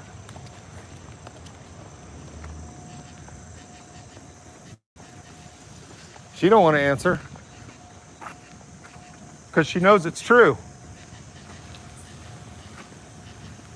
Bart, how about you? Would you like to comment on the tone and nature comments? Nope. Do you see that is a problem? I really don't need to talk to you. Tone and nature is two of the things that you can't regulate when it comes to freedom of speech, correct? No? Have a nice night, sir. We don't realize that? Okay. Have a nice night. You guys, you can hang out and watch me all you want, but I'm not breaking any laws, and I'm going to be doing this every week from now on. Tone and nature. Tone and nature, we won't forget that. Make sure you got me on body cam, Miller, because I'm not breaking any laws, and we're going to be doing this every week. I will see you again next week. We see the chicken shits that run. Lisa Larson's got to jump in her car and bolt out of here. At least Tony Wheeler's got the nuts to walk out into the garage on her own. Tone and nature. Tone and nature. That's what this was about. And Bart Littlejohn doesn't need to talk to me. That should tell you right there what happens when we try to petition our representatives. If they don't like you, they just don't respond. And that's the reality of the situation. If they don't want to hear from you, they just don't respond. And that's what's not acceptable about this. Because that puts people at the whims of the commission. And it puts them at the whims of what the commission wants rather than what the people are directing the city to do. And I think our city attorney knows that.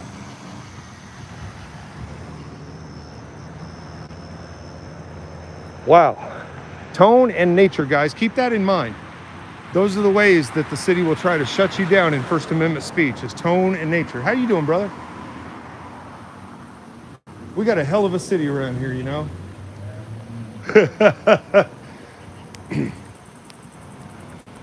Tone and nature. I'm just talking to my audience about tone and nature. So, guys, I'm going to go ahead and end this. 286 minutes. That's by far the longest live stream I've done. Joe Slovo, Judith Matthews, you guys, I appreciate you guys hanging out. And tell everybody about the tone and nature conversations that we've had tonight at City Hall, because I'm going to be doing some highlight videos later. Have a good night, guys.